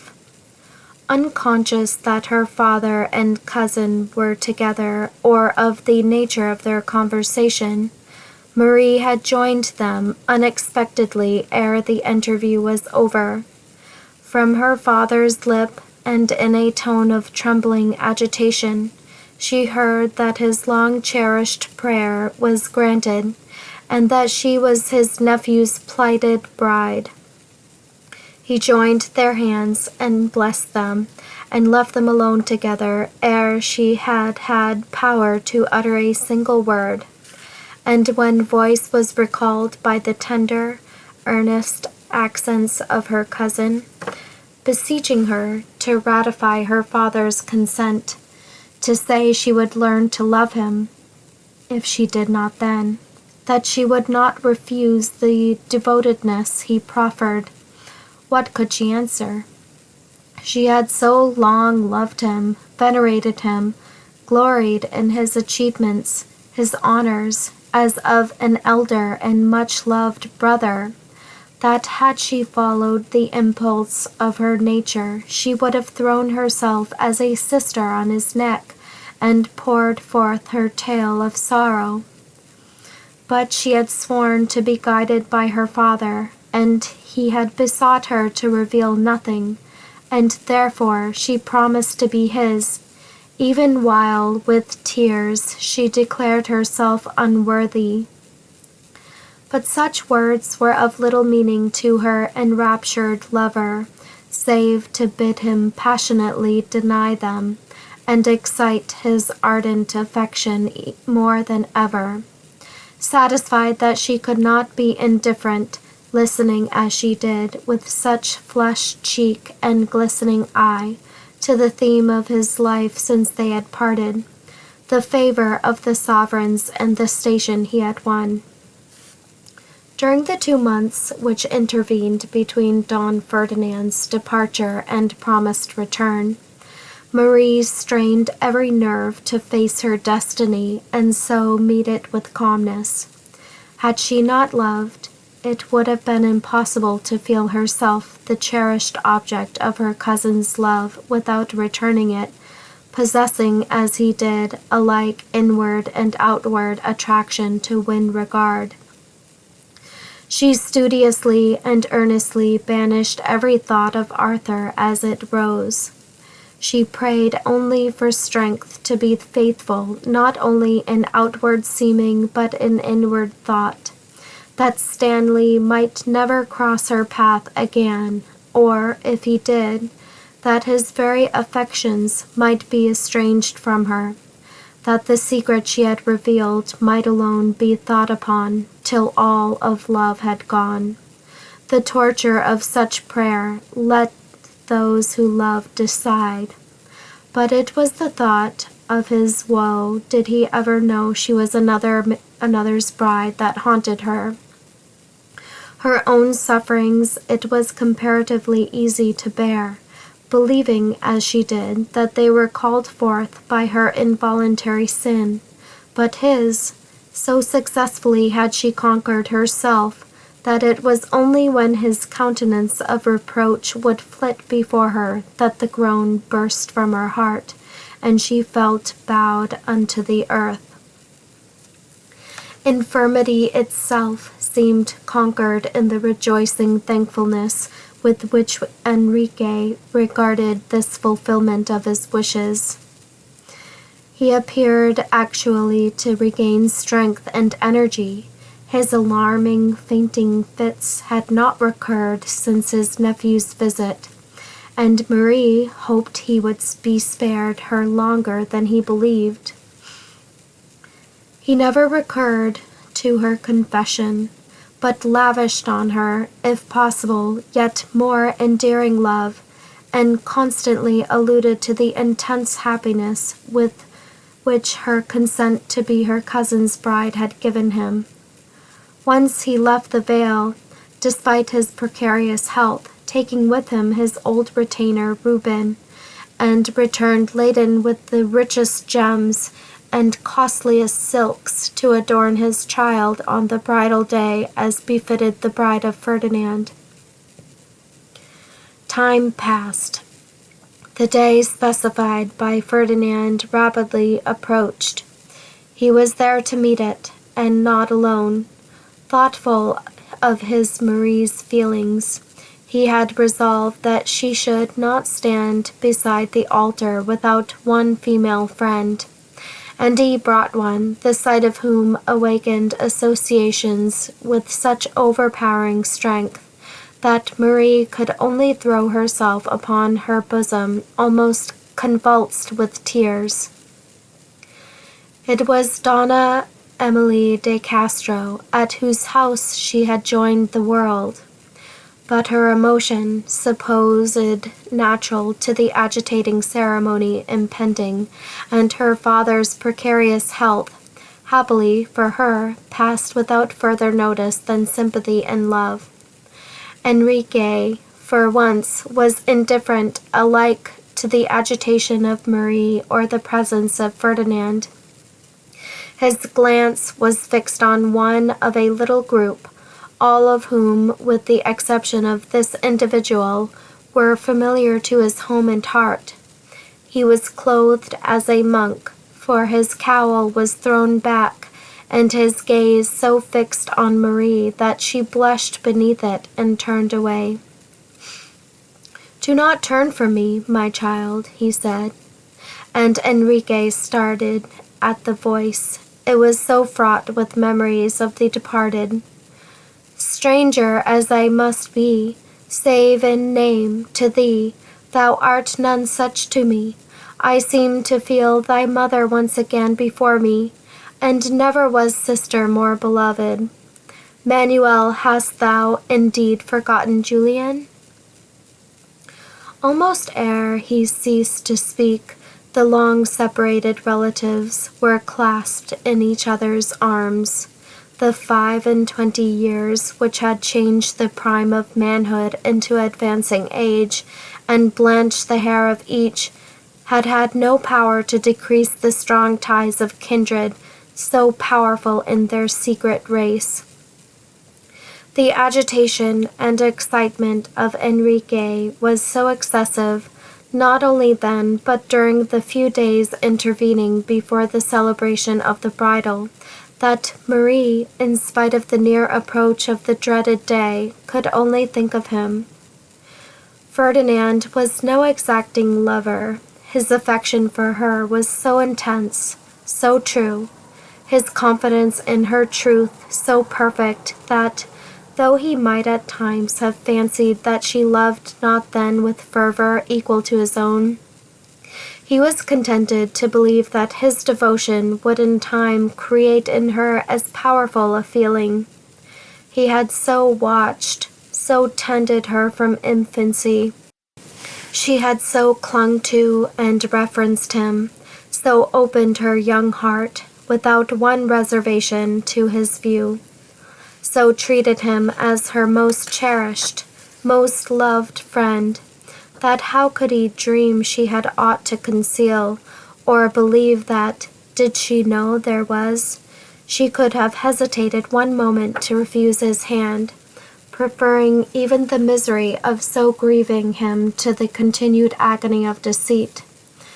It was this perfect confidence, this almost childish trust, so beautiful in one tried, as he had been in the ordeal of the world that wrung Marie's heart with deepest torture. He believed her other than she was, but it was too late. She dared not undeceive him. The nuptial morning dawned. The party, not more than 12 or 14 in all, assembled within the little edifice whose nature had so puzzled Arthur. Its interior was as peculiar as its outward appearance.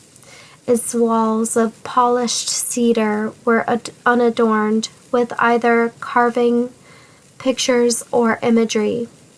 In the center, facing the east, was a sort of raised table or desk, surrounded by a railing and covered by a cloth of the richest and most elaborately worked brocade. Exactly opposite and occupying the center of the eastern wall was a sort of lofty chest or ark, the upper part of which, arched and richly painted with a blue ground, bore in 2 columns strange hieroglyphs in gold.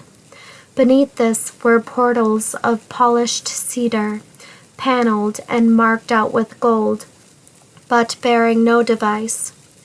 Their hinges set in gilded pillars which supported the ark above. Before these portals were generally drawn curtains of material rich and glittering as that upon the reading desk. But this day not only were the curtains drawn aside, but the portals themselves flung open as the bridal party neared the steps which led to it and disclosed 6 or 7 rolls of parchment, folded on silver pins and filled with the same strange letters, each clothed in drapery of variously colored brocade or velvet, and surmounted by 2 sets of silver ornaments, in which the bell and pomegranate were, though small, distinctly discernible. A superb lamp of solid silver was suspended from the roof, and one of smaller dimensions, but of equally valuable material, and always kept lighted, hung just before the ark. Julian Morales, at his own particular request, was to read the ceremony, and 3 hours after noon, he stood within the portals on the highest step. A slab of white marble divided him from the bride and groom, over whom a canopy was raised, supported by 4 silver poles. The luxuriant hair of the bride had been gathered up, and, save 2 massive braids shading her brow and cheek, was concealed under a headdress somewhat resembling an Eastern turban, but well suited to her countenance. Her dress was of the fashion before described, was all of white, the jacket or bodice richly woven with gold threads, but so thick a veil enveloped face and form that her sweet face was concealed until at one particular part of the mysterious rite, for such, to the Spaniards, this ceremony must have been. The veil was uplifted for her to taste the sacred wine, and not allowed to fall again. Neither the bridegroom agitated himself, for his was not a nature to think lightly of the nuptial rite, nor Enrique, whose excitement was extreme, was conscious of the looks of alarm, blended with admiration, which the raising of the veil attracted towards Marie. Lovely she was, but it was the loveliness of a marble statue, not of life. Her very lips were blanched, and every feature still, indeed, but a stillness of so peculiar an expression, so inexpressibly, so thrillingly sad, that admiration appeared indefinably and strangely transformed to pain. The wedding ring was placed upon her hand, a thin crystal goblet broken by Ferdinand on the marble at his feet, and the rites were concluded. An almost convulsive embrace from her father, the unusual wildness of his voice and manner as he blessed and called her his own precious child, who this day had placed the seal upon his happiness and confirmed 20 years of filial devotedness and love, awoke her from that stagnating trance. She folded her arms round his neck and burst into passionate tears, and there were none, not even Ferdinand, to chide or doubt that emotion. It was but natural to her character and the solemn service of that day. Gay and joyous was the meal which followed the bridal. No appurtenances of modern pomp and luxury indeed decorated the board. Its only ornaments were the loveliest flowers, arranged in alabaster vases and silver baskets filled with blushing fruit. The food was simple, and the wines not choice, but the guests thought not of mere sensual enjoyment. In these secret meetings, each felt there was something holy. Richer homes, more gorgeous feasts were theirs in the world, whenever they so willed, but such intercourse of brotherhood seldom occurred, and when it came was consequently hallowed. Sometime they sat around the board, and so unrestrained, so full of varied interest was their eager converse, that sunset came unheeded, and the silver lamps, fed with sweet incense, were placed upon the table. Julian then arose and solemnly pronounced the usual blessing, or rather thanksgiving, after the bridal feast. Marie did not look up during its continuance, but as it concluded she arose, and was about to retire when Donna Emily, when her eye caught her father, and a cry of alarm broke from her. The burning flush had given place to a livid paleness, the glittering of the eye to a fixed and glassy gaze. The frame was for a moment rigid as stone, then fearfully convulsed, and Reuben, starting forward, caught his master as he fell. There was something so startling and unusual in the seizure that even those accustomed to his periods of insensibility were alarmed, and vain was every effort of Ferdinand to awaken hope and comfort in the seemingly frozen spirit of his bride. Enrique was conveyed to his room, and every restorative applied, but even the skill of Julian, well versed as he was in the healing art, was without effect. More than an hour passed, and still he lay like death, and no sound, no sob broke from the torn heart of his hapless child, who knelt beside his couch, her large, dark eyes, distended to even more than their usual size, fixed upon his face, her hands clasped round one of his.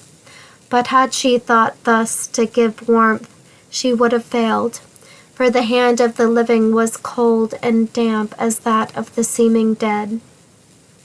A slight, almost imperceptible, flush floated over that livid cheek. The eyes unclosed, but so quickly closed again, that it was more like the convulsive quivering of the muscle than the effort of the will, and Marie alone had marked the change. "Father!"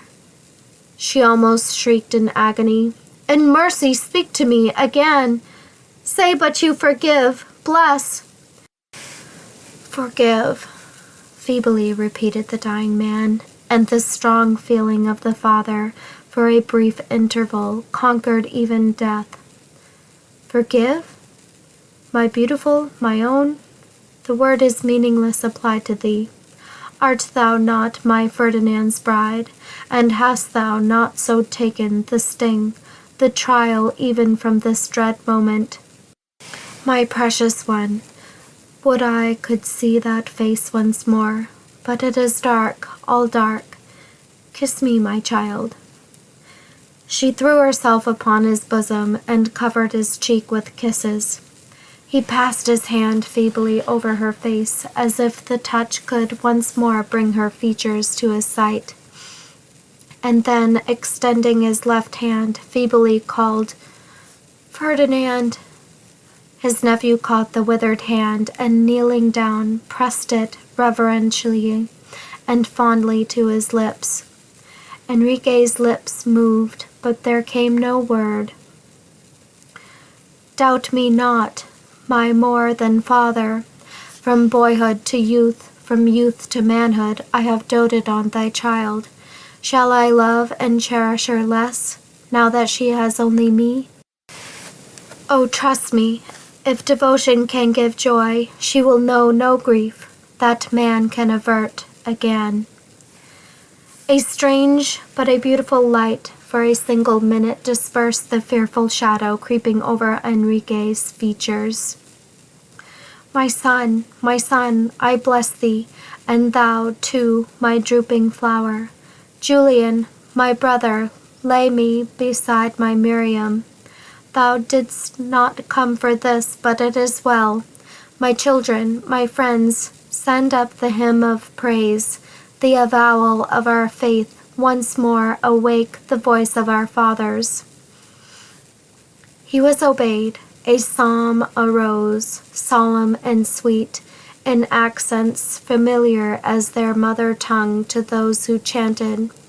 But had any other been near, not a syllable would have been intelligible. But the voice which in general led such solemn service, so thrilling in its sweetness that the most indifferent could not listen to it unmoved, now lay hushed and mute, powerless even to breathe the sobs that crushed her heart.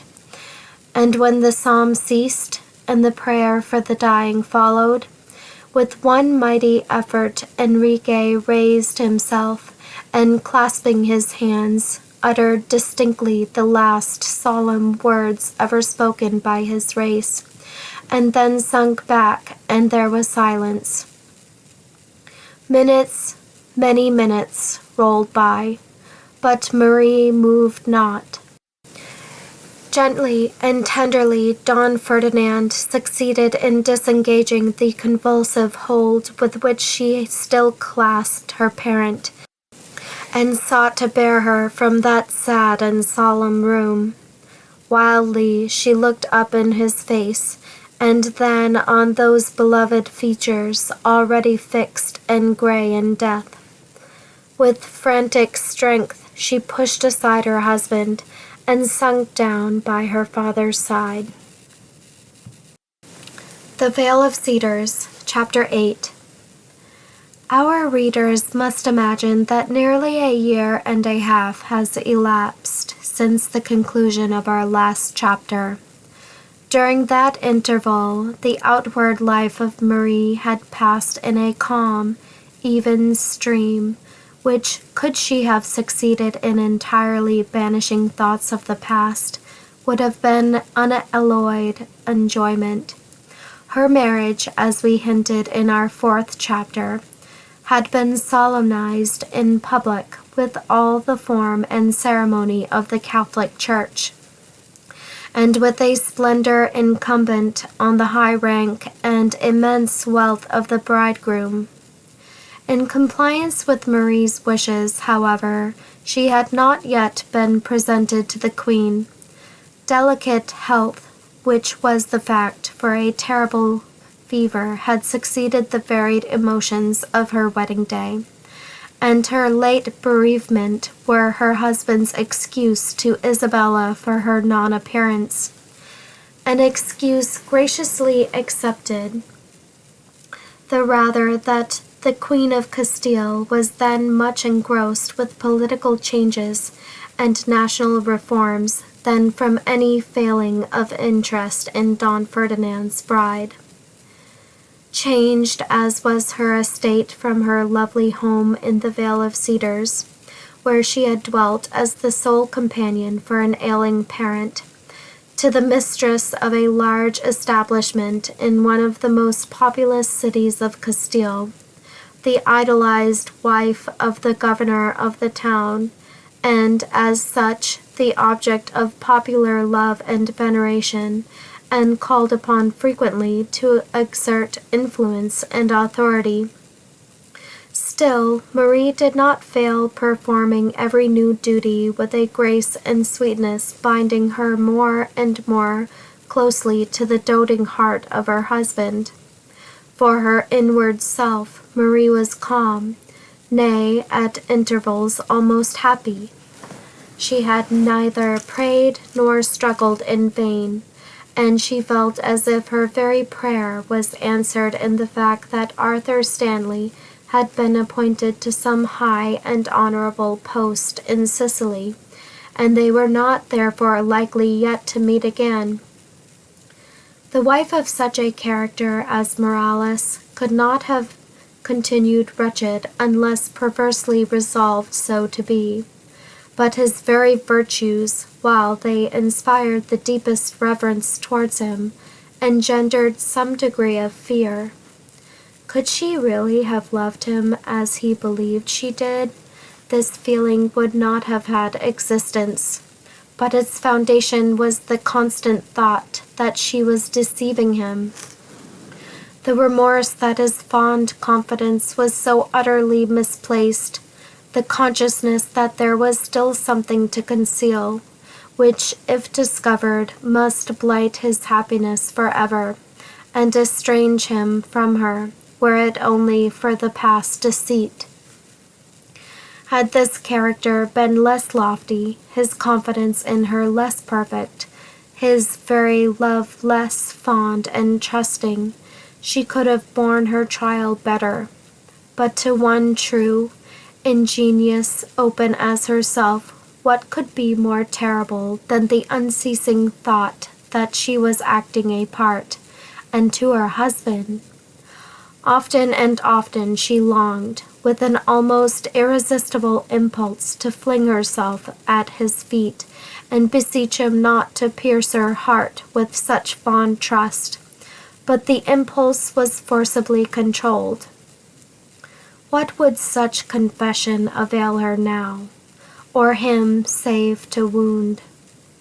Amongst the many Spaniards of noble birth who visited Don Ferdinand's was one Don Luis Garcia, whose actual rank and office no one seemed to know, and yet in affairs of church or state, camp or council, he was always so associated that it was impossible to discover to which of these he was allied. In fact, there was a mystery around him which no one could solve. Notwithstanding his easy, nay, it was by some thought fascinating manners, his presence generally created a restraint, felt intuitively by all, yet comprehended by none. That there is such an emotion as antipathy, mercifully placed within us, often as a warning, we do most strenuously believe, but we seldom trace and recognize it as such till circumstances reveal its truth. The real character of Don Luis and the office he held, our future pages will disclose. Suffice it here to state that there was no lack of either personal attractions or mental graces to account for the universal yet unspoken and unacknowledged dislike which he inspired. Apparently in the prime of life, he yet seemed to have relinquished all the pleasures and even the passions of life, austere, even rigid, in those acts of piety and personal mortifications enjoined by his religion, voluntary fasts, privations, Nights, supposed to be passed in vigil and in penance, occasional rich gifts to patron saints and their human followers, an absence of all worldly feelings, even ambition, some extraordinary deeds of benevolence, all rendered him an object of actual veneration to the priests and monks with which the goodly city of Segovia abounded. And even the populace declared him faultless as a Catholic and a man, even while their inward shuddering belied the words. Don Ferdinand Morales alone was untroubled with these contradictory emotions.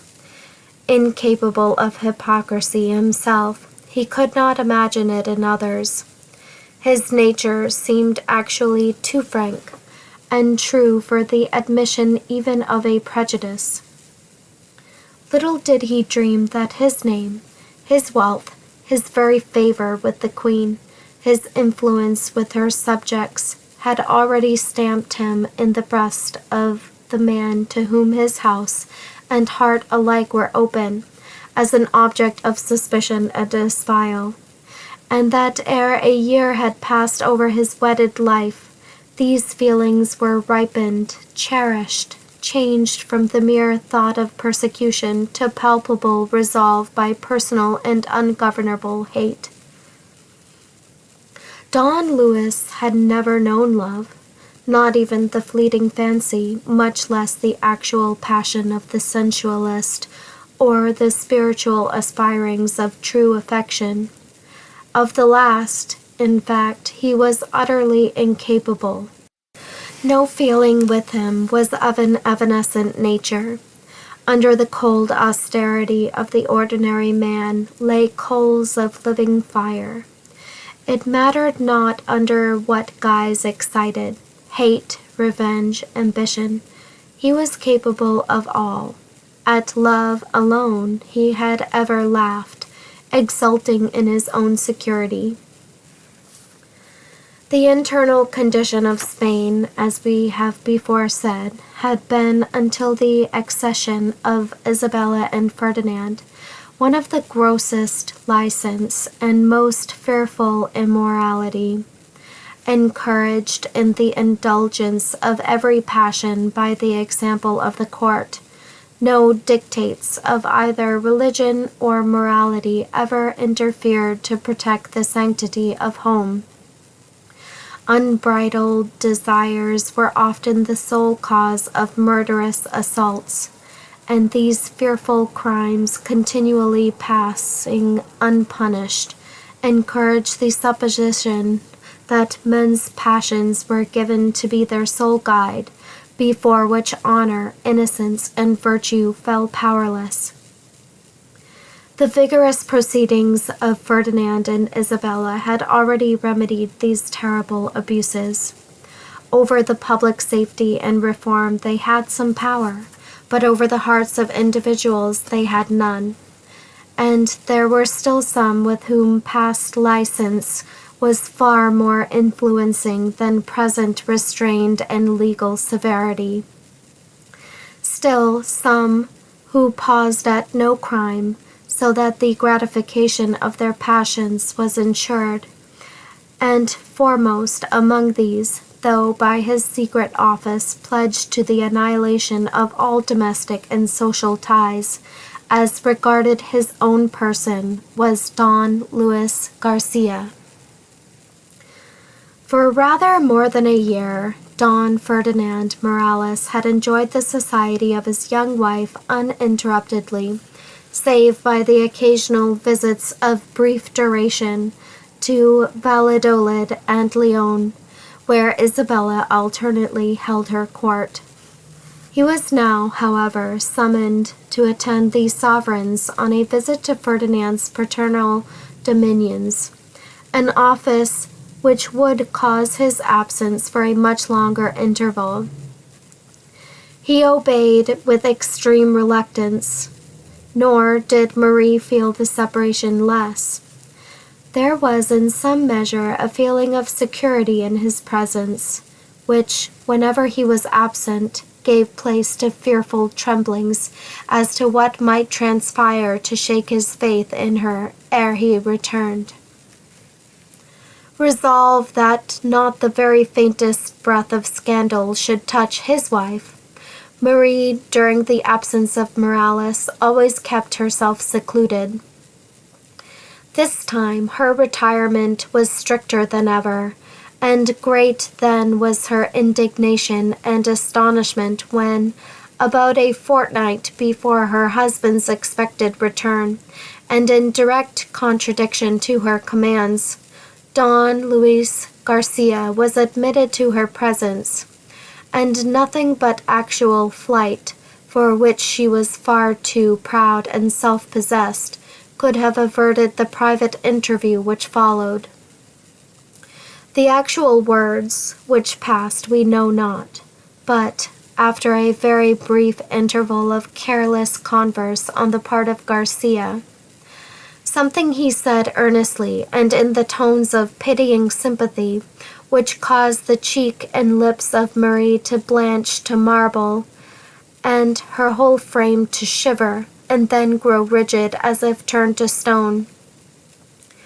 Could it be that the fatal secret, which she believed was known only to herself and Arthur, that she had loved another ere she wedded Ferdinand, had been penetrated by the man towards whom she had ever felt the most intense abhorrence, and that he dared refer to it as a source of sympathy, as a proof that he could feel for her more than her unsuspecting husband? Why was speech so frozen up within her that she could not for the moment answer and give him back the lie? But that silence of deadly terror lasted not long. He had continued to speak. At first she was unconscious of his change of tone, words, and even action. But when his actual meaning flashed upon her, voice, strength, energy returned in such a burst of womanly indignation, womanly majesty, that Garcia himself, skilled in every art of evil as he was, quailed beneath it, and felt that he was powerless save by violence and revenge. While that terrible interview lasted, the wife of Morales had not failed, but when once more alone, the most deadly terror took possession of her. She had, indeed, so triumphed as to banish Garcia, defeated from her presence, but fearful threats of vengeance were in that interview divulged, allusions to some secret power over which he was the head, armed with authority even greater than that of the sovereigns, mysteriously spoken, but still almost strangely intelligible that in her betrayal or her silence lay the safety or the danger of her husband.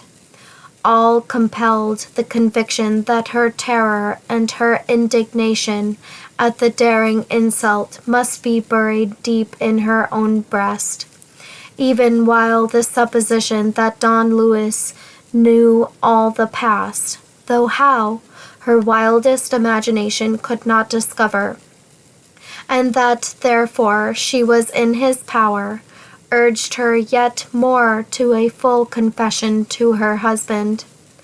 Better if his heart must be wrung by her than a foe, and yet shrunk in anguish from the task. She was, however, deceived as to the amount of Garcia's knowledge of her past life. Accustomed to read human nature under all its varied phases, employing an unusually acute penetration so to know his fellows as to enable him, when needed, to create the greatest amount of misery, he had simply perceived that Marie's love for her husband was of a different nature to his for her, and that she had some secret to conceal. On this, he had based his words. His suspicions were, unhappily, confirmed by the still yet expressive agony they had occasioned. baffled as in some measure he had been, his internal rage that he should have so quailed before a woman naturally increased the whirlwind of contending passions, but schooled by his impenetrable system of hypocrisy to outward quietness and control, he waited, certain that circumstances would either of themselves occur or be so guided by him as to give him ample means of triumph and revenge. The Vale of Cedars, Chapter 9. In an apartment whose pale green hangings, embroidered with richly colored flowers, and whose furniture and ornaments, all of delicate material and refined taste, marked it as a meet boudoir for gentle blood, sat Marie and her husband. She occupied her favorite seat, a cushion at his feet, and was listening with interest to his animated history of the sovereign's welcome to Saragossa, the popular ferment at their appearance, the good they had accomplished and would still accomplish as their judicious plans matured. It was clear, he said, that they had resolved the sovereign power should not be merely nominal as it had been. By making himself proclaimed and received as Grand Master of the three great orders of knighthood, Saint Iago, Compostela, and Alcantara, the immense influence of those associations must succumb to and be guided by Ferdinand alone.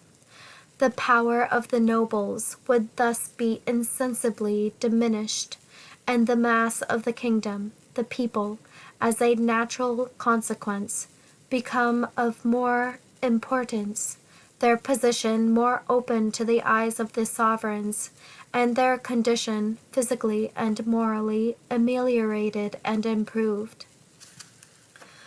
I feel and acknowledge this, dearest, though one of the class whose power must be diminished to accomplish it, he continued.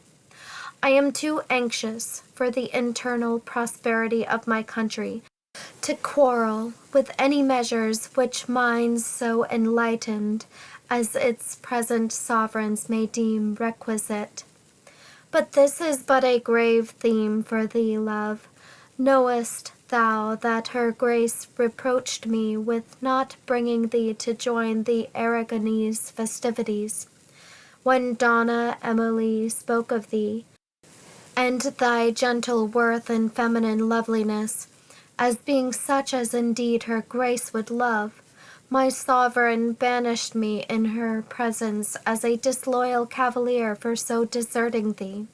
And when I marked how pale and thin thou art, I feel that she was right. I should have borne thee with me. Or not have left me. O my husband, leave me not again, she replied, with sudden and involuntary emotion, which caused him to throw his arm round her and fondly kiss her brow.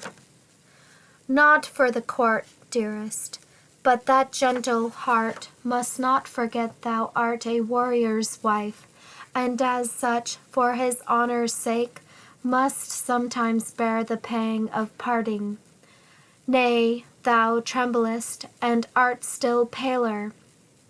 Ere such summons come, thou wilt have learned to know and love thy queen, and in her protecting favor find some solace, should I be called to war. War? Talk they of war again? I thought all was now at peace.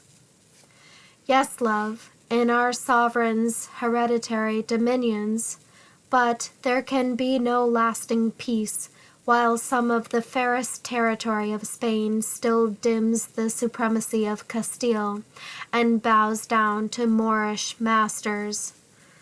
It is towards Granada King Ferdinand looks, yearning for the day when, all internal commotions healed, he can head a gallant army to compel subjection, and, sad as it will be to leave thee, sweet, thou wilt forgive thy soldier if he say, would that the day were come.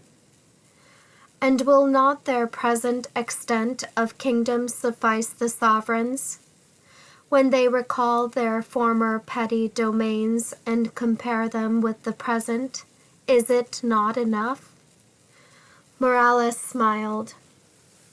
Thou speakest as a very woman, gentle one, to whom the actual word ambition is unknown.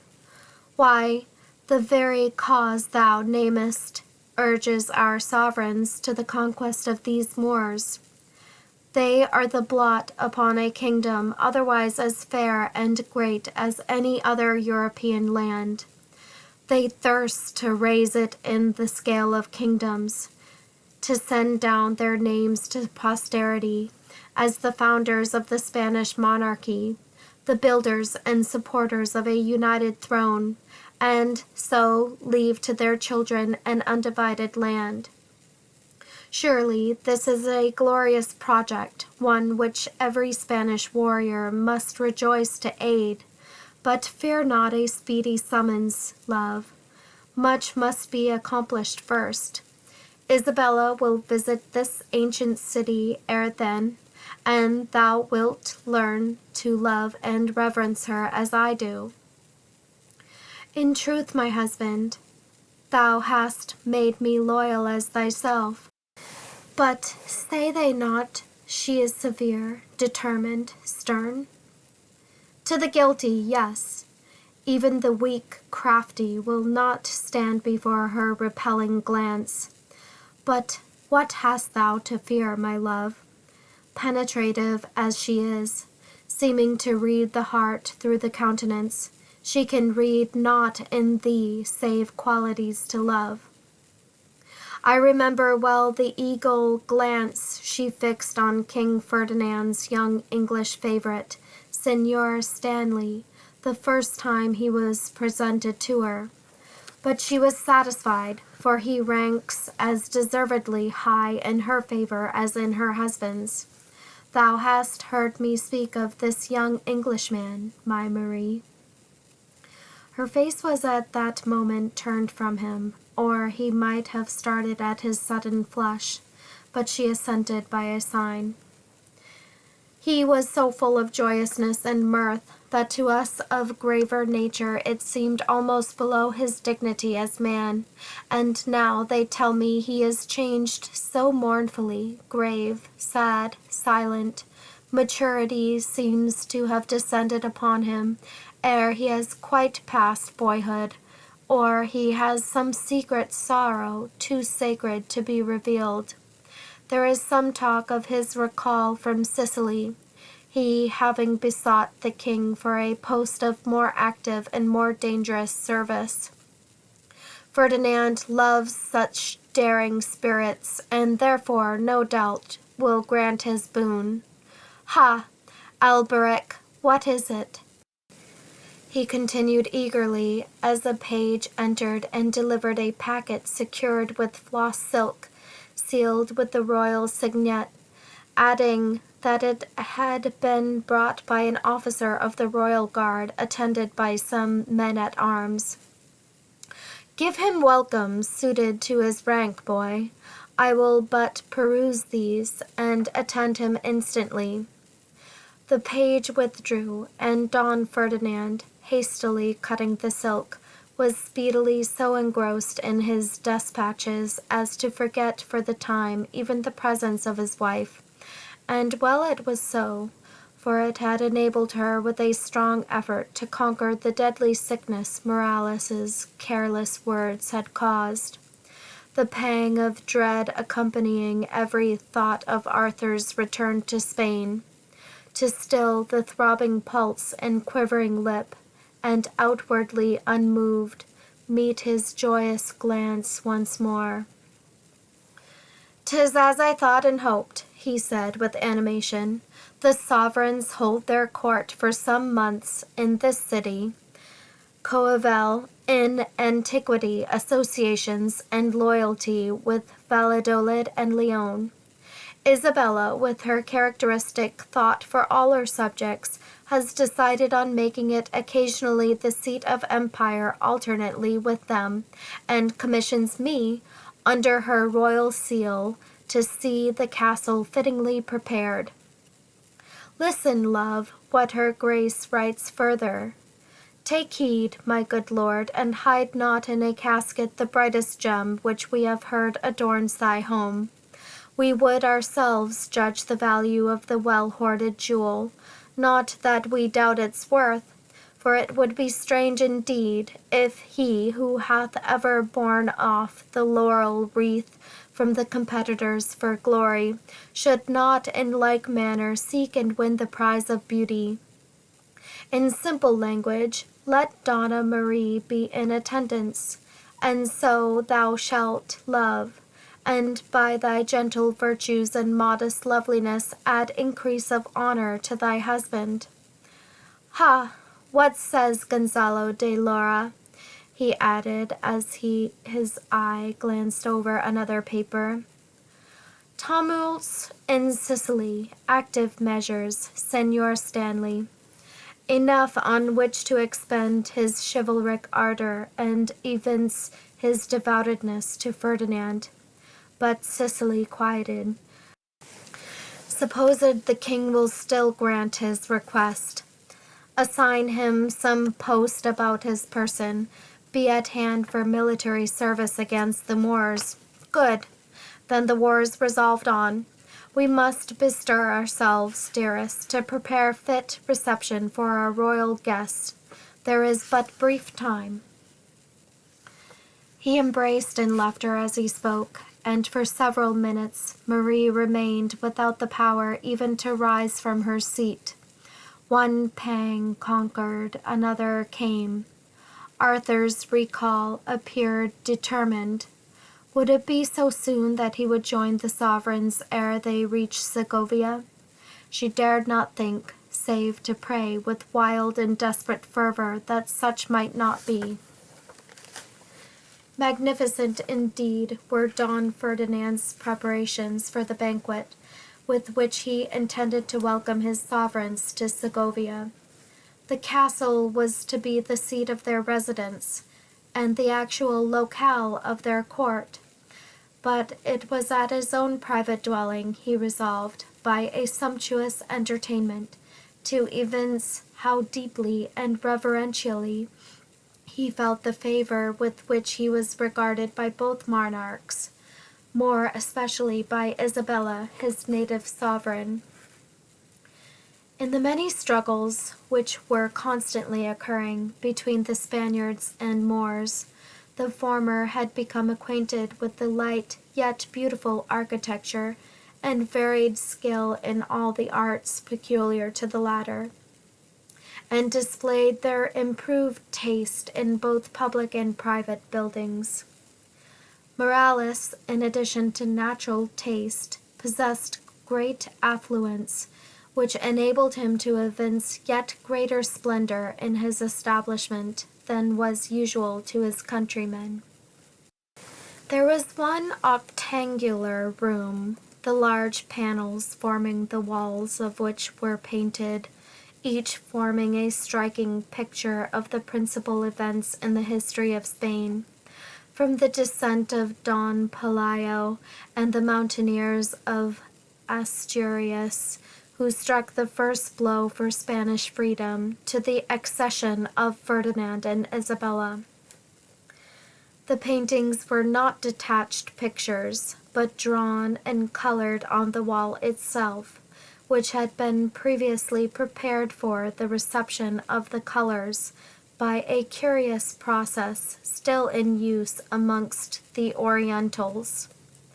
The colors, when dry, were rubbed till the utmost brilliancy was attained, and this, combined as it was with a freedom and correctness of drawing, produced an effect as striking then as it would be novel to modern eyes. One side, divided into 3 compartments, contained in one a touching likeness of the young Alfonso. His figure, rather larger than life, was clothed in armor which shone as inlaid with gold. His head was bare, and his bright locks flowed over his shoulders as he wore them in his life.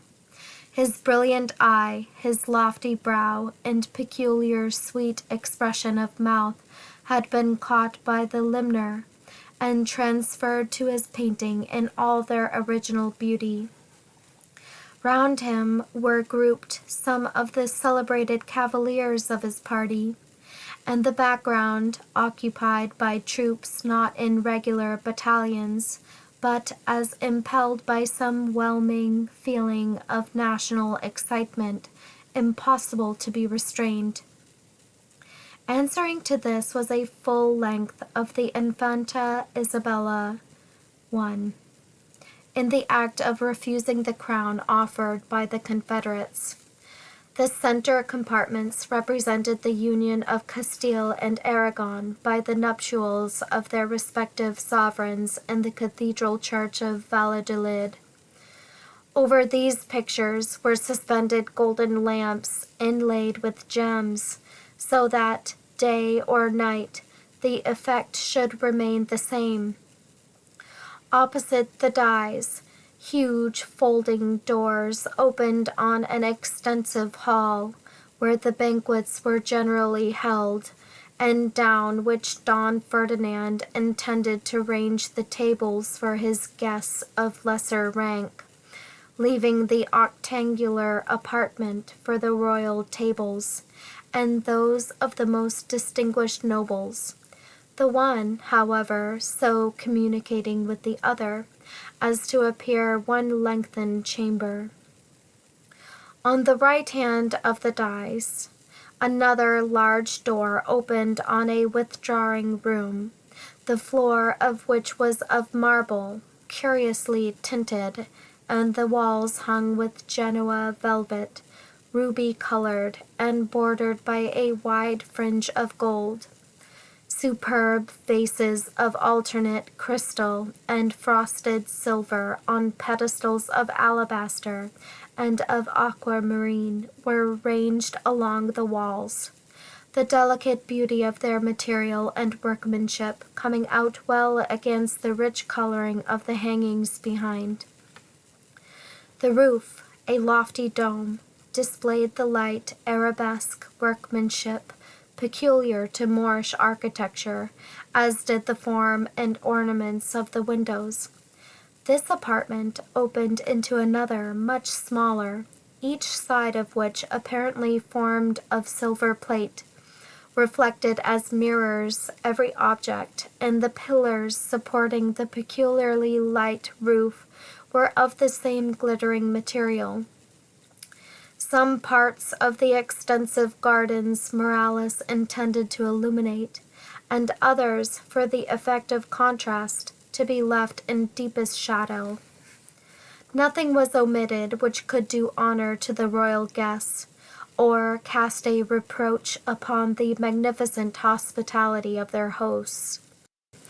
The preparations were but just completed when an advanced guard arrived at Segovia, with the tidings of the rapid approach of the sovereigns, and Morales, with a gallant troop of his own retainers and a procession of the civil and military officers of Segovia, hastened to meet and escort them to the town.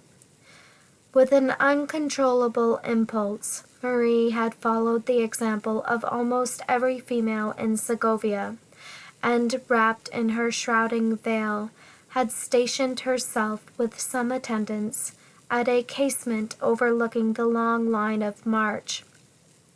The city itself presented one scene of gladsome bustle and excitement. Flags were suspended from every turret, dome, and tower. Rich tapestries hung over balconies, which were filled with females of every rank and grade, vying in the richness and elegance of their apparel, and their coquettish use of the veil and fan, so as to half hide and half display their features, more or less beautiful. For beautiful as a nation, the Spanish women undoubtedly are. Bells were ringing from every church. Ever and anon came a burst of warlike music as detached troops galloped into town, welcomed with shouts as the officer at their head was recognized. Even the priests themselves, with their sober dresses and solemn countenances, seemed touched with the universal excitement, relaxing into smiles and hearty greeting with the laymen they encountered. As the hours waned, popular excitement increased. It was the first visit of Isabella to the city, and already had her character been displayed in such actions as to kindle the warmest love towards the woman, in addition to the enthusiastic loyalty towards the queen. At length, the rumor arose that the main body was approaching. In little more than an hour, the sovereigns would pass the gates, and excitement waxed wilder and wilder, and impatience was only restrained by the interest excited towards the gallant bodies of cavalry, which now in slow and measured march approached, forming the commencement of a line which for 3 hours continued to pour within the city in one unbroken strain. Even Marie herself, preoccupied as she was in the dread search for one object, could not glance down on the moving multitude beneath her without in some degree sharing the enthusiasm of her countrymen. There were gallant warriors of every age, from the old man to the beardless youth, chargers, superb in form and rich in decoration, a field of spears glittering in the broad sunshine, some bearing light, gay pennoncelle, others absolutely bending beneath the heavy folds of banners, which the light breeze at times extended so as to display their curious heraldic bearings, and then sunk heavily around their staffs. Esquires bearing their masters' shields, whose spotless fields flung back 100-fold the noonday sun. Plumes so long and drooping as to fall from the gilded crest till they rested on the shoulder. Armor so bright as to dazzle the eyes of the beholders, save when partly concealed under the magnificent surcoats and mantles, amongst which the richest velvets, slashed with gold or silver, distinguish the highest nobles. Pageantry like this, mingled with such stirring sounds as the tramp of the noble horse, curveting, prancing, rearing, as if disdaining the slow order of march, the thrilling blast of many trumpets, the long roll or short, sharp call of a drum, and the mingled notes of martial instruments, blending together in wild yet stirring harmony, would be sufficient even in this prosaic age to bid the heart throb and the cheek burn, recognizing it, as perhaps we should, merely as the symbol, not the thing. What then must it have been, when men felt such glittering pageant and chivalric seeming the realities of life? At length came the principal group. The pressure of the crowds increased, and human hearts so throbbed that it seemed as if they could not breathe, save in the stunning shouts, bidding the very welkin ring. Surrounded by a guard of honor, composed indiscriminately of Castilians and Aragonese, mounted on a jet-black steed, which pawed the ground and shook his graceful head, as conscious of his princely burden, magnificently attired, but in the robes of peace, with a circlet of gold and gems enwreathing his black velvet cap, his countenance breathing this day but the kindly emotions of his more youthful nature, unshadowed by the wile and intrigue of after years. King Ferdinand looked the mighty monarch whose talents raised his country from obscurity and bade her stand forth among the first of European nations. But tumultuary as were the shouts with which he was recognized, they were faint in comparison to those which burst forth at sight of the princess at his side. Isabella had quitted her litter on re-entering her own dominions, and now rode a cream-colored charger, which she managed with the grace and dignity of one well accustomed to the exercise, alike in processions of peace and scenes of war. The difference of age between the sovereigns was not perceivable, for the grave and thoughtful character of Ferdinand gave him rather the appearance of seniority, while the unusual fairness of Isabella's complexion, her slight and somewhat small stature, produced on her the contrary effect. The dark gray eye, the rich brown hair, and delicate skin of the Queen of Castile deprived her, somewhat remarkably, of all the characteristics of a Spaniard, but from their very novelty attracted the admiration of her subjects. Beautiful she was not, but her charm lay in the variable expression of her features. Peculiarly and sweetly feminine, infused, as Washington Irving observes, with a soft, tender melancholy, as was their general expression, they could yet so kindle into indignant majesty, so flash with reproach or scorn, that the very color of the eye became indistinguishable, and the boldest and the strongest quailed beneath the mighty and holy spirit, which they could not but feel that frail woman form enshrined.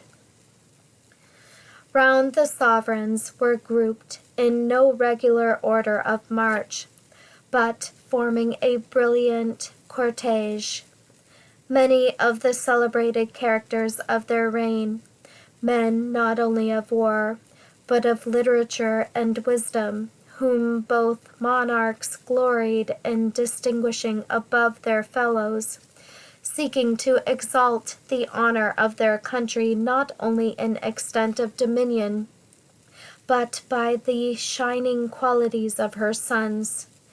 It was to this group the strained gaze of Marie turned, and became riveted on the Queen, feeling strangely and indefinably a degree of comfort as she gazed.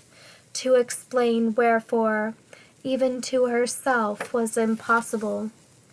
But she felt as if she no longer stood alone in the wide world, whose gaze she dreaded. A new impulse rose within her, urging her, instead of remaining indifferent as she thought she should, to seek and win Isabella's regard. She gazed and gazed till she could have fancied her very destiny was in some way connected with the Queen's visit to Segovia, that some mysterious influences were connecting her, insignificant as she was, with Isabella's will. She strove with the baseless vision, but it would gain ground, folding up her whole mind in its formless imaginings. The sight of her husband conversing eagerly with the sovereign in some degree startled her back to the present scene. His cheek was flushed with exercise and excitement, his large dark eyes glittering, and a sunny smile robbing his mouth of its wonted expression of sternness. On passing his mansion, he looked eagerly up, and with proud and joyous greetings doffed his velvet cap, and bowed with as earnest reverence as if he had still to seek and win her.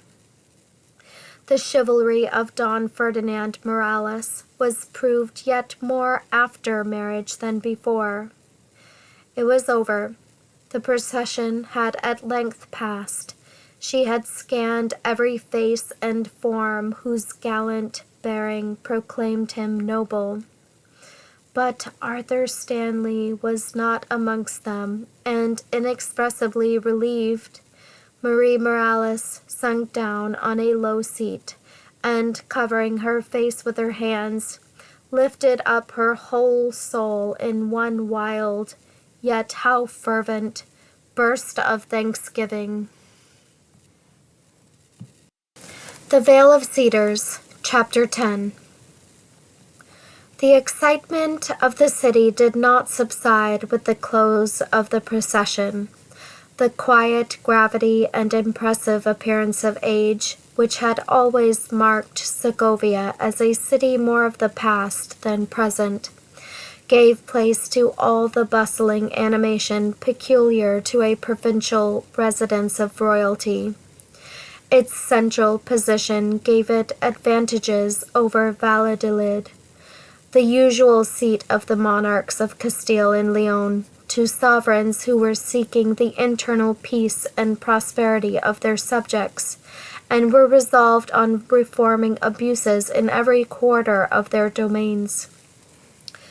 The deputation from the city was graciously received, their offering, a golden vase filled with precious stones, accepted, and the seal put to their loyal excitement by receiving from Isabella's own lips the glad information that she had decided on making Segovia her residence for the ensuing year, and that she trusted the loyalty which the good citizens of Segovia had so warmly proffered would be proved by their endeavors in their own households to reform the abuses which long years of misrule and misery had engendered. She depended on them, her people, to aid her with heart and hand, and bade them remember no individual was so insignificant as to remove his shoulder from the wheel on plea of uselessness. She trusted to her citizen subjects to raise the internal glory of her kingdom, as she did to her nobles to guard their safety, elevate her chivalry, and by their untarnished honor and stainless valor present an invincible front to foreign foes. Isabella knew human nature well. The citizens returned to their houses, bound forever to her service. Don Luis Garcia had joined the train of Morales when he set forth to meet the sovereigns. His extraordinary austerity and semblance of lowly piety, combined as they were with universal talent, had been so much noised abroad as to reach the ears of Ferdinand and Isabella. And Morales, ever eager to promote the interests of a countryman, took the earliest opportunity of presenting him to them. He was graciously enough received, but though neither spoke it, an indefinable feeling of disappointment took possession of their minds at the wherefore they knew not. Don Luis had conversed well, both as to the matter and the manner, but neither Ferdinand nor Isabella felt the smallest inclination to advance him to any post about themselves.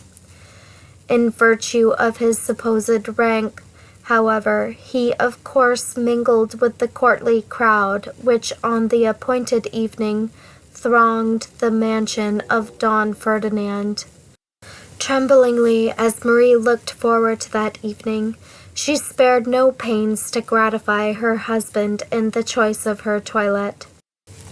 Sorrow had never made her indifferent, and she sought to please him even in the most trifling occurrences of life.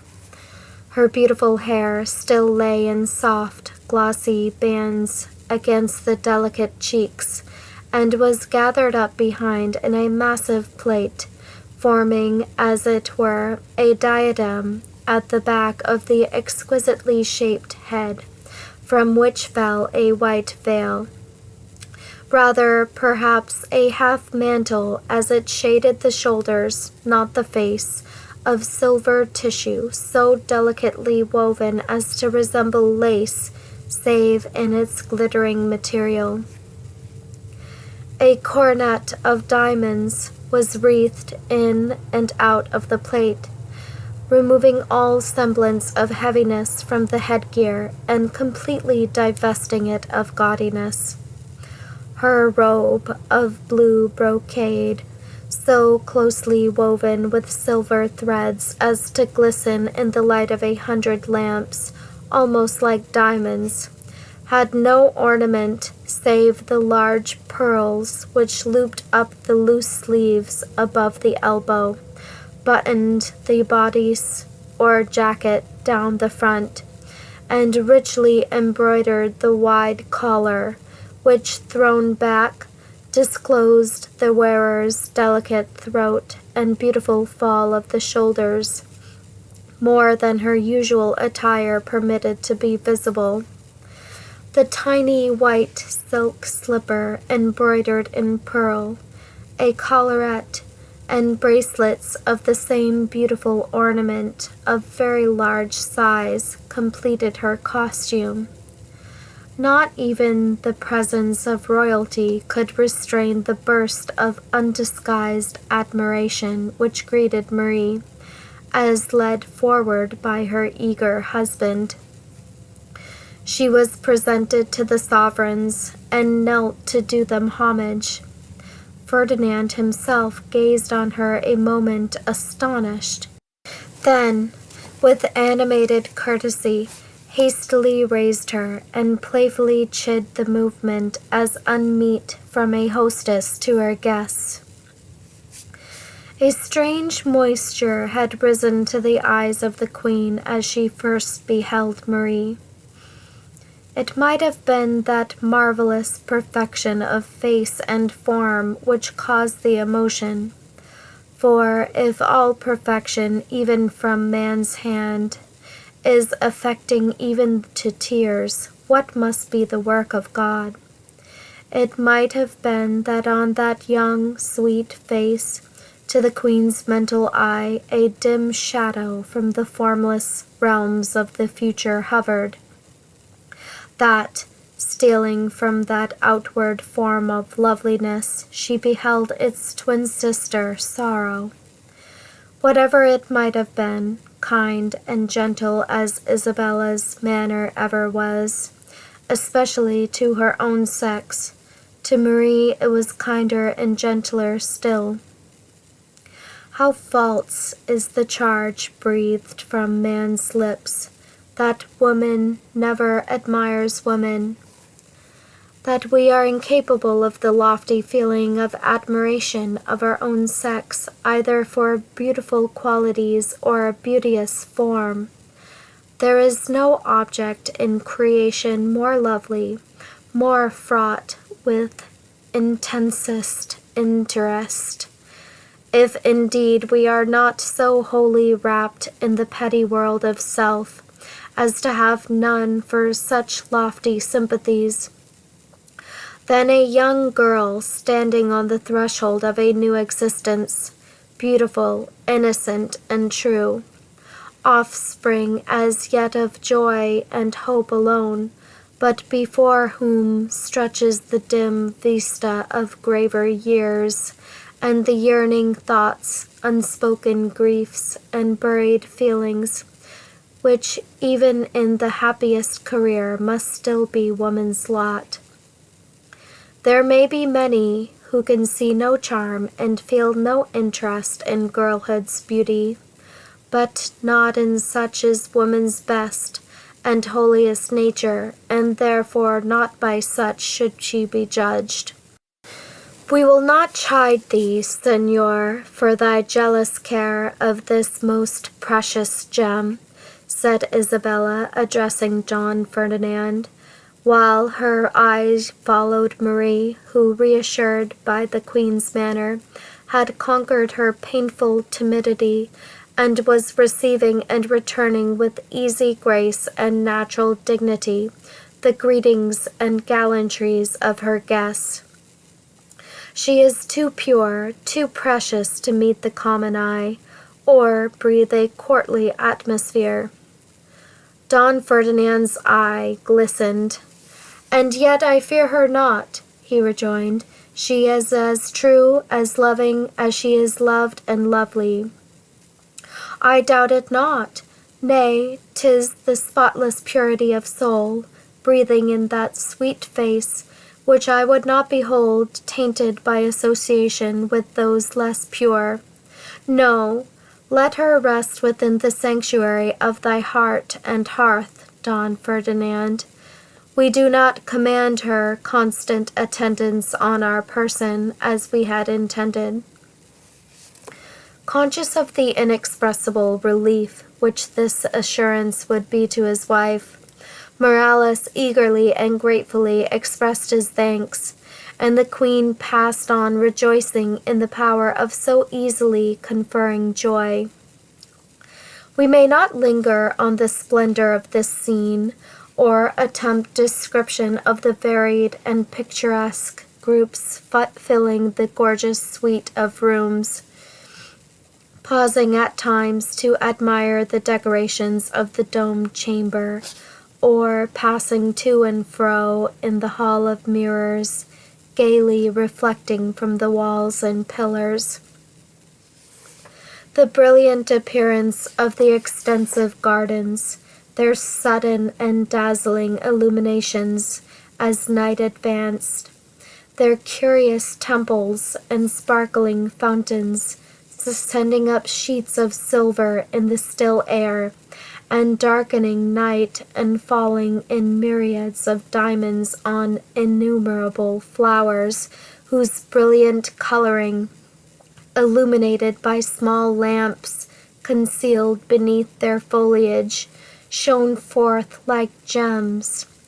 The groups of Moorish slaves, still as statues in their various attitudes, the wild, barbaric music, startling yet delighting all who listened, and causing many an eager warrior to rasp his sword, longing even at such a moment to exchange that splendid scene for the clash and stir of war.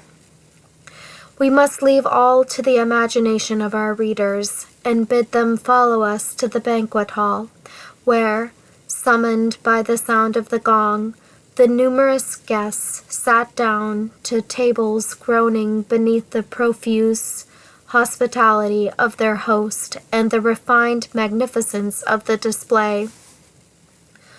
All the warriors stirred the soul of the king, as on taking his seat at the dais, he glanced round and beheld the glorious triumphs of his country so strikingly portrayed. But Isabel saw but one picture, felt but one thought, and Marie never forgot the look she fixed on the breathing portrait of Alfonso, nor the tone with which she inquired, "Hadst thou ever a brother, Marie?" "Never, royal madame." "Then thou canst not enter into the deep love I bore yon princely boy, nor the feeling that picture brings. Marie, I would cast aside my crown, descend my throne without one regretful murmur, could I but hold him to my heart once more, as I did the night he bade me his glad farewell. It was forever. Thy husband speaks of him sometimes?" "Often, often, my gracious liege. till his lip has quivered and his eye has glistened. Isabel pressed her hand, and with even more than her wonted graciousness turned to receive from the hand of her host the gemmed goblet of wine, which, in accordance with established custom, Don Ferdinand knelt down to present, having first drunk of it himself. Inspiringly sounded the martial music during the continuance of the banquet. Brightly sparkled the brimming goblets of the far-famed Spanish wine. Lightly round the table ran the gay laugh and gayer jest. Soft and sweet were the whispers of many a gallant cavalier to his fair companion. For, in compliment to Isabella, the national reserve of the daughters of Spain was in some degree laid aside, and a free intercourse with their male companions permitted. Each, indeed, wore the veil, which could be thrown off, forming a mantle behind, or drawn close to conceal every feature as coquettish fancy willed.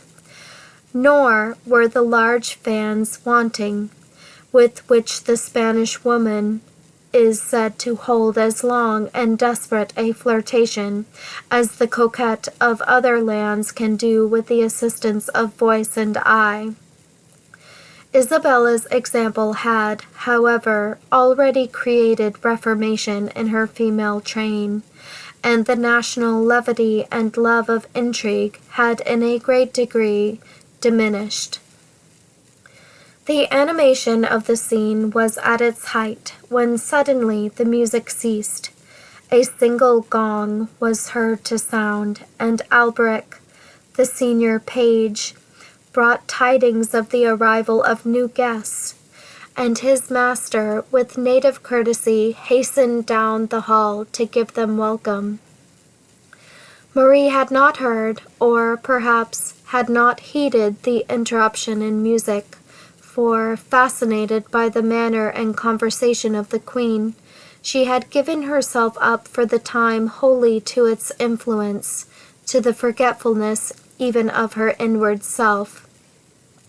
The sound of many footsteps and a rejoicing exclamation from the King excited the attention at once of Isabella and her hostess.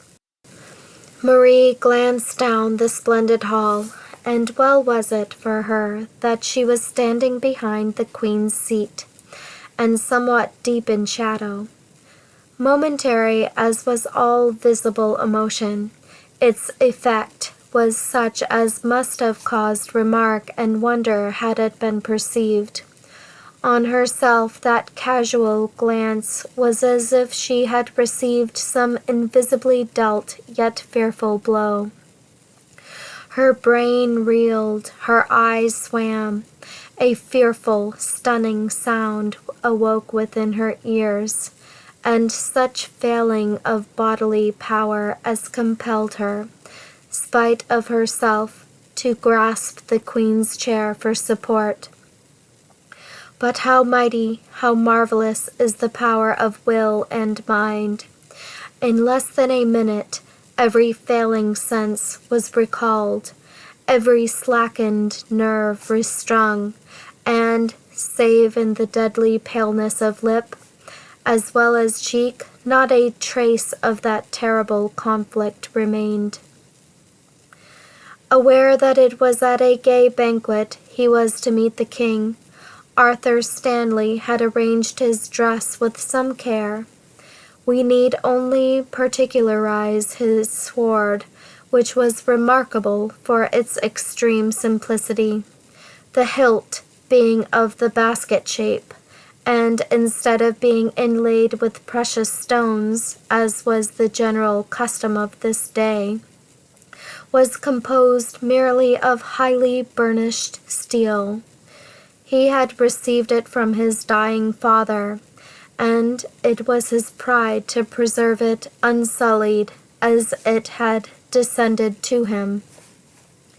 He heeded neither laughter at its uncouth plainness, nor even the malicious sneer as to the poor Englishman's incapacity to purchase a handsomer one, rejecting every offer of a real Toledo, and declaring that he would prove both the strength and brightness of English steel, so that none should gainsay it. "Welcome, Don Arthur, welcome, Signor Stanley. By St. Francis, I shall never learn thy native title, youth," exclaimed the monarch, frankly, as he extended his hand, which Stanley knelt to salute. "Returned with fresher laurels, Stanley? Why, man, thou wilt make us thy debtor in good earnest." "Nay, my gracious liege, that can never be," replied Stanley earnestly. "Grateful I am, indeed, when there is an opportunity to evince fidelity and valor in your Grace's service.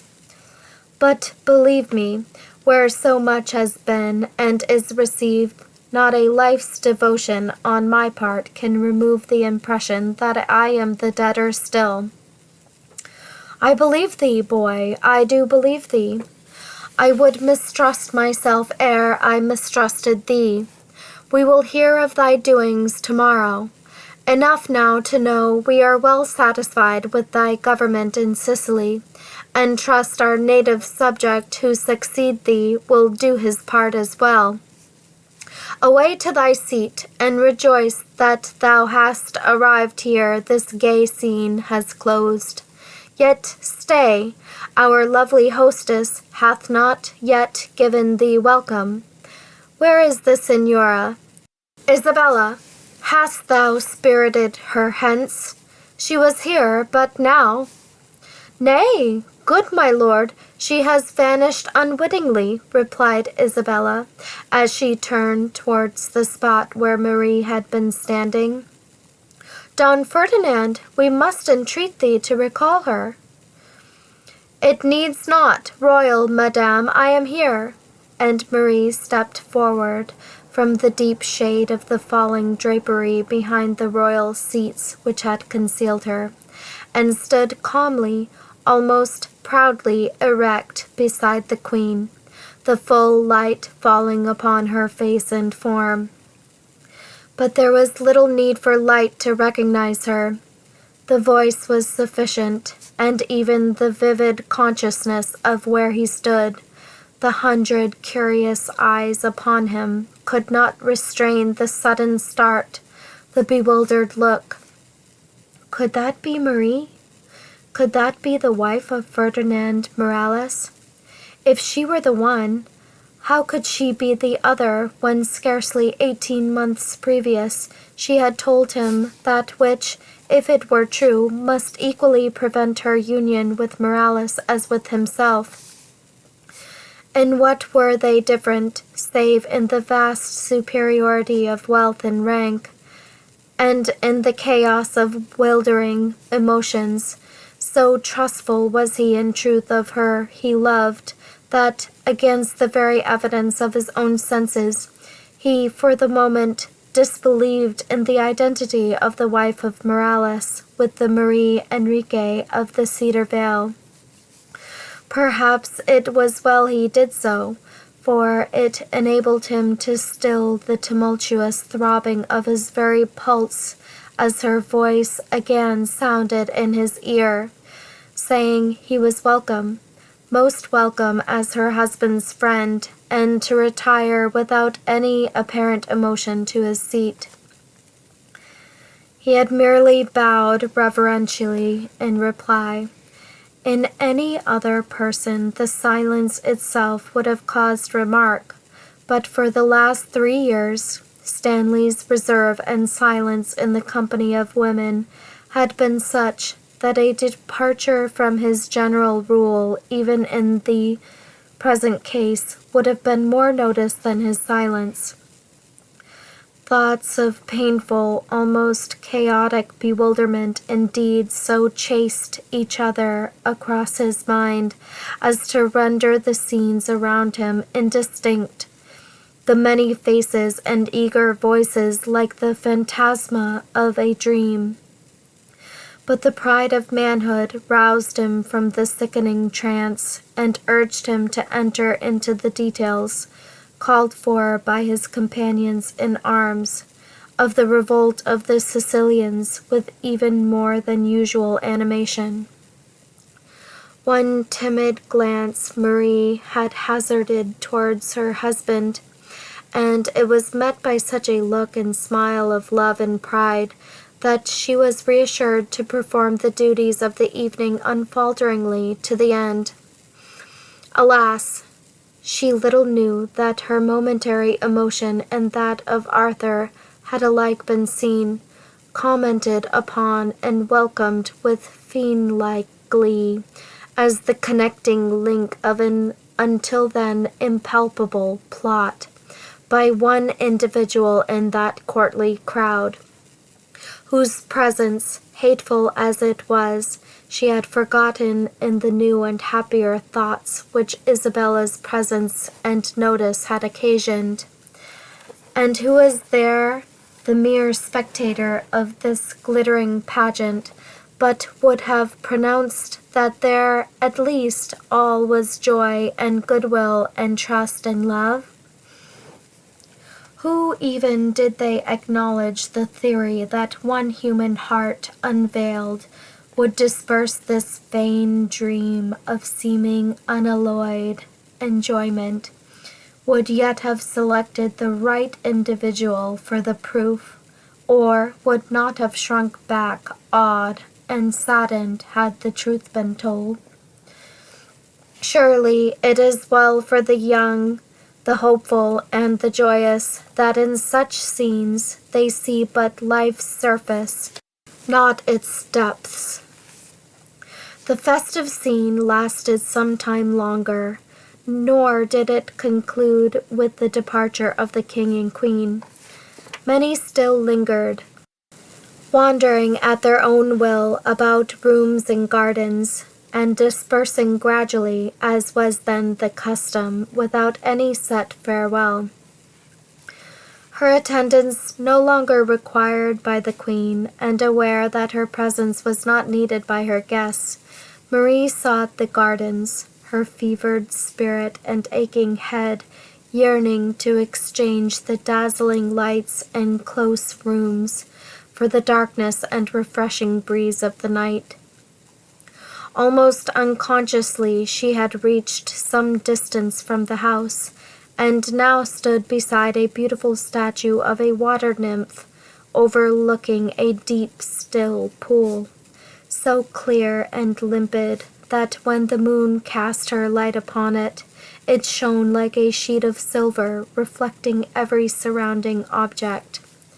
There were many paths that led to it, concealed one from the other by gigantic trees and overhanging shrubs. It was a favorite spot with Marie, and she now stood, leaning against the statue, quite unconscious that tears were falling faster and faster from her eyes and mingling with the waters at her feet. "Marie?"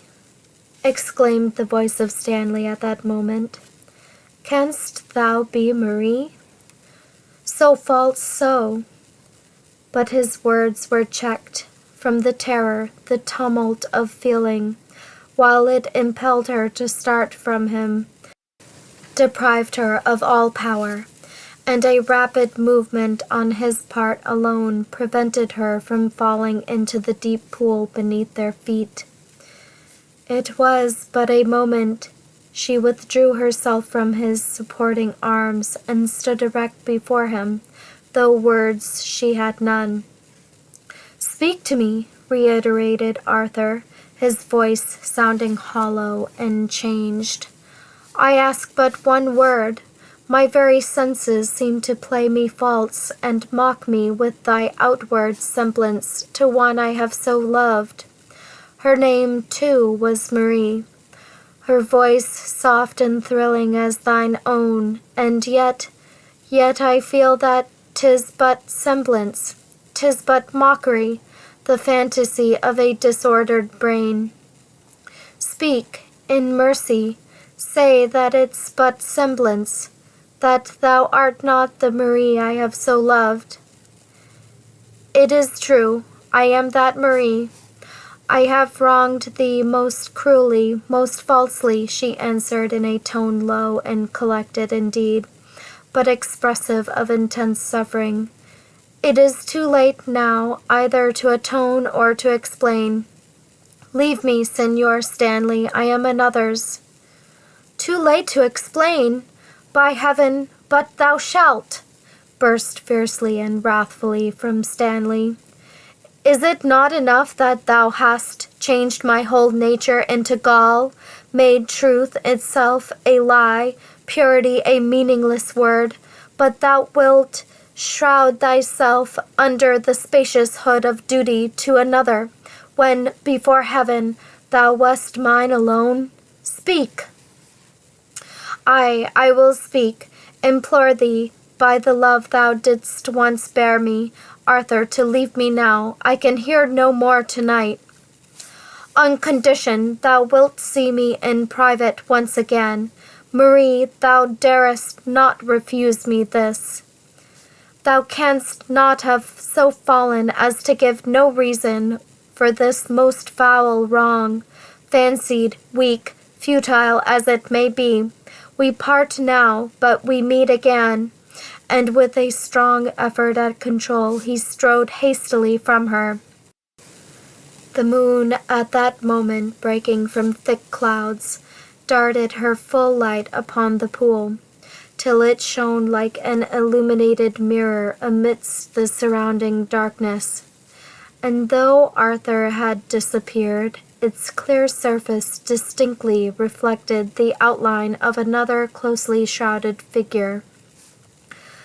Marie turned in terror and beheld, gleaming with the triumph of a fiend, the hated countenance of Don Luis Garcia.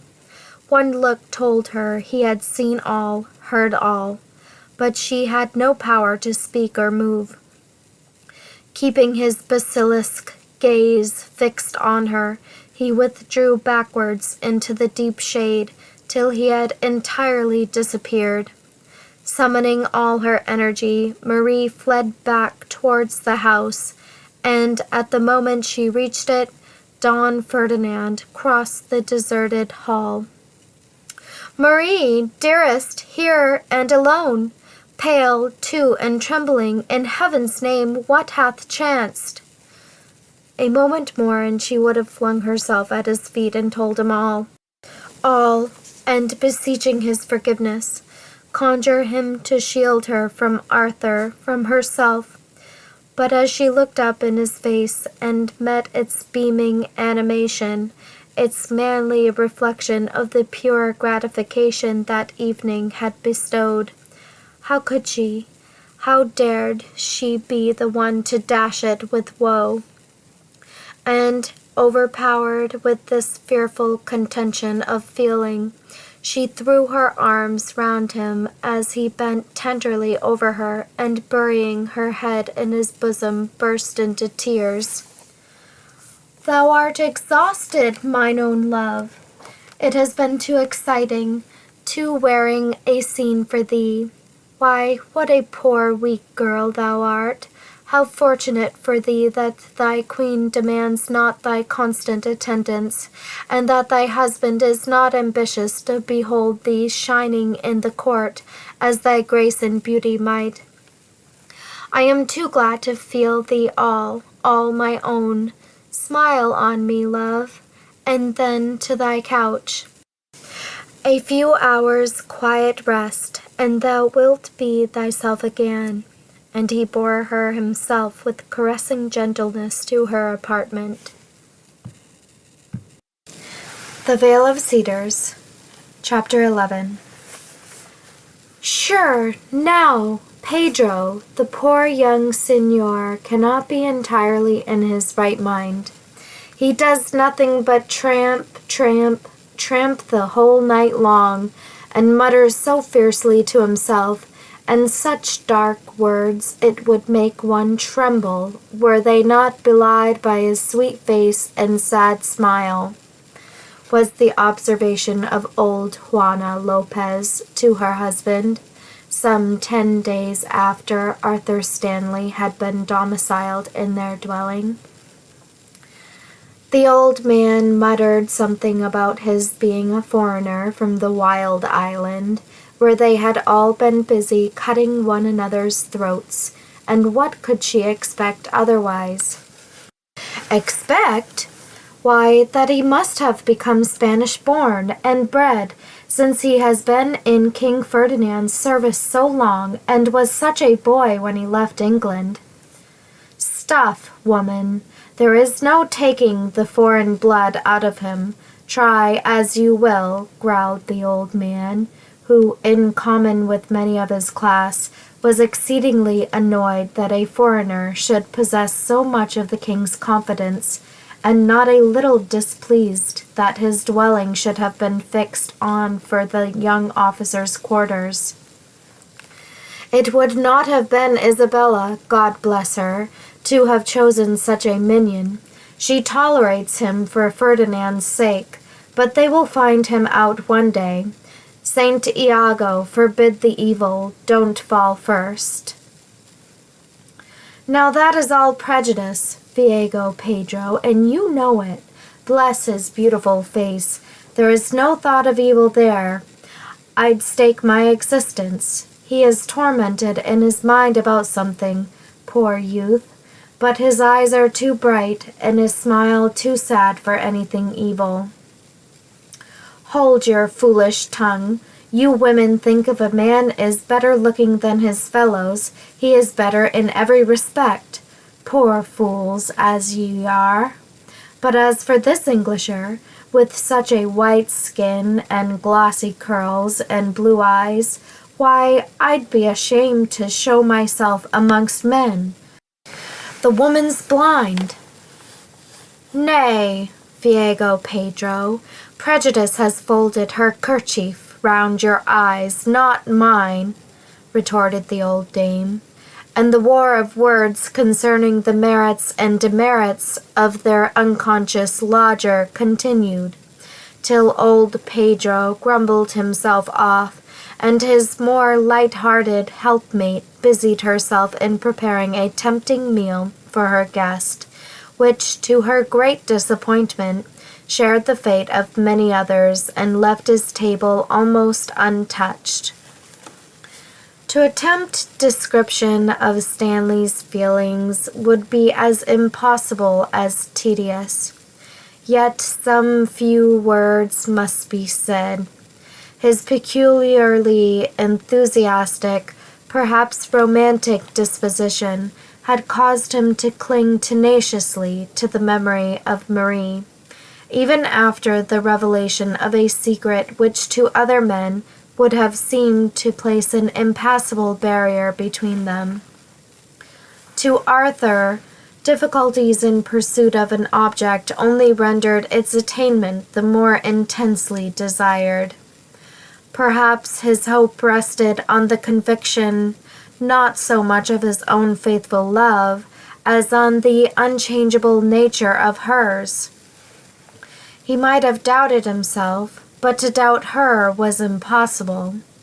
Conscious himself that, wrong as it might be, he could sacrifice everything for her, country, rank, faith itself, even the prejudice of centuries, everything but honor, an ideal stronger in the warrior's mind than even creed.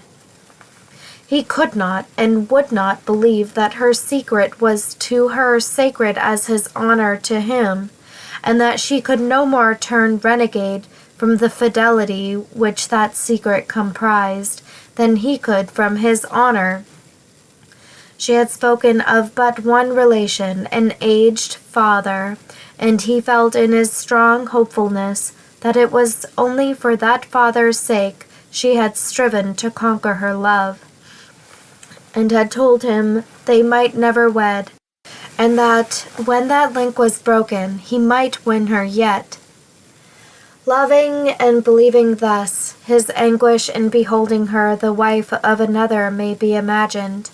The more he tried to think, the more confused and mystifying his thoughts became.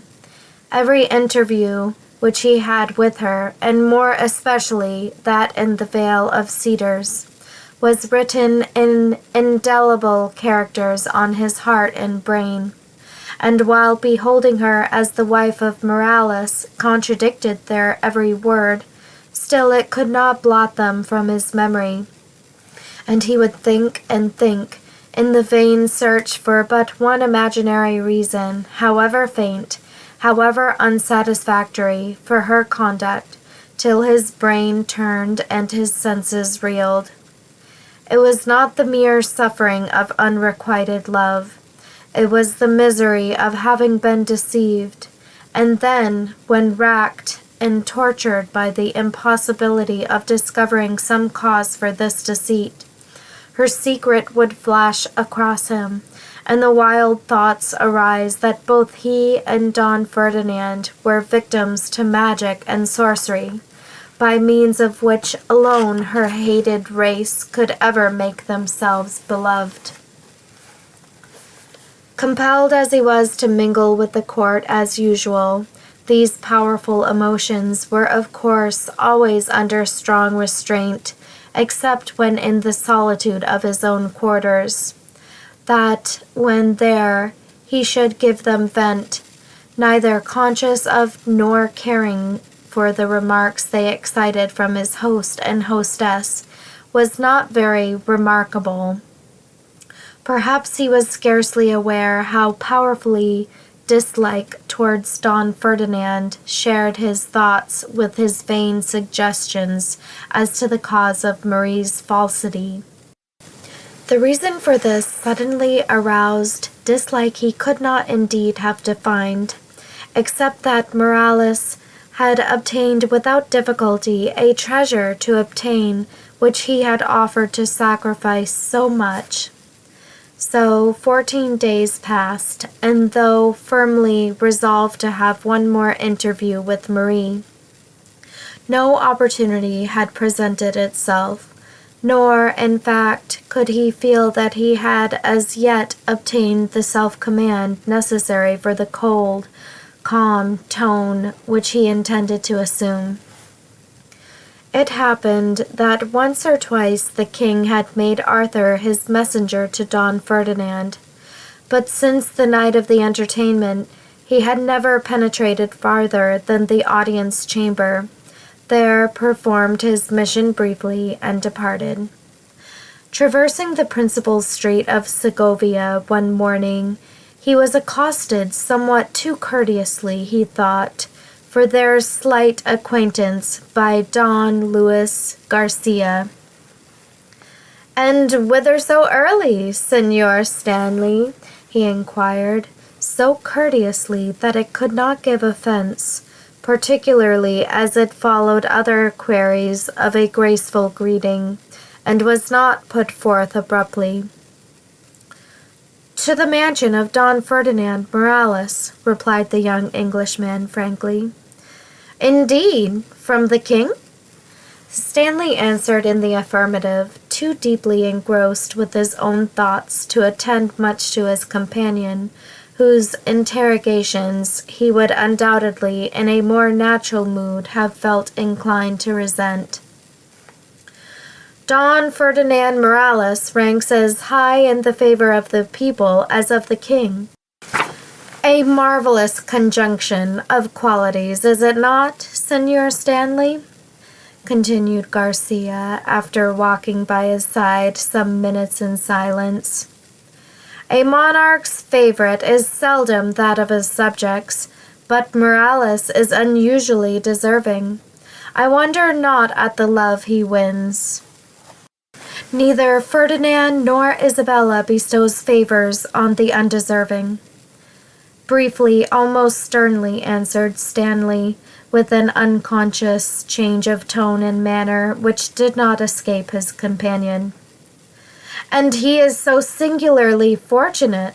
Everything he touches seems to turn to gold, an universal idol, possessed too of such wealth and splendor, and above all, with such a being to share them with him. Fortune hast marked him favored in all things. Didst ever behold a creature equal in loveliness to Donna Marie, Signor Stanley? A momentary, and to any other but Don Luis incomprehensible, emotion passed over the countenance of Stanley at these words. But though it was instantly recalled, and indifference both in expression of countenance and voice resumed, it passed not unobserved, and Don Luis, rejoicing in the pain he saw he was inflicting, continued an eloquent panegyric on the wife of Morales, the intense love she bore her husband, and the beautiful unity and harmony of their wedded life, until they parted within a short distance of the public entrance to Don Ferdinand's mansion, towards which Stanley turned.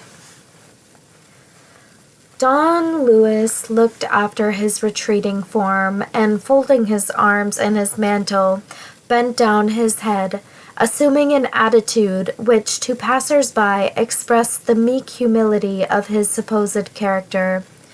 There was a wild gleam of triumph in his eyes which he knew, and therefore they were thus bent down, and there were thoughts in his heart which might thus be worded: I have it all. Waiting has done better for me than acting, but now the watch is over and the coil is laid. There have been those who, standing on the loftiest pinnacle, have fallen by a touch to earth. None knew the how or wherefore. And shrouding himself closer in his wrapping mantle, he walked rapidly on till he reached a side entrance into the gardens, which stretched for many acres round Don Ferdinand's mansion. Here again he paused, looked cautiously around him, then swiftly entered, and softly closed the door behind him. Already agitated by the effort to retain calmness during Garcia's artful words, it was no light matter for Stanley to compose himself for his interview with Morales.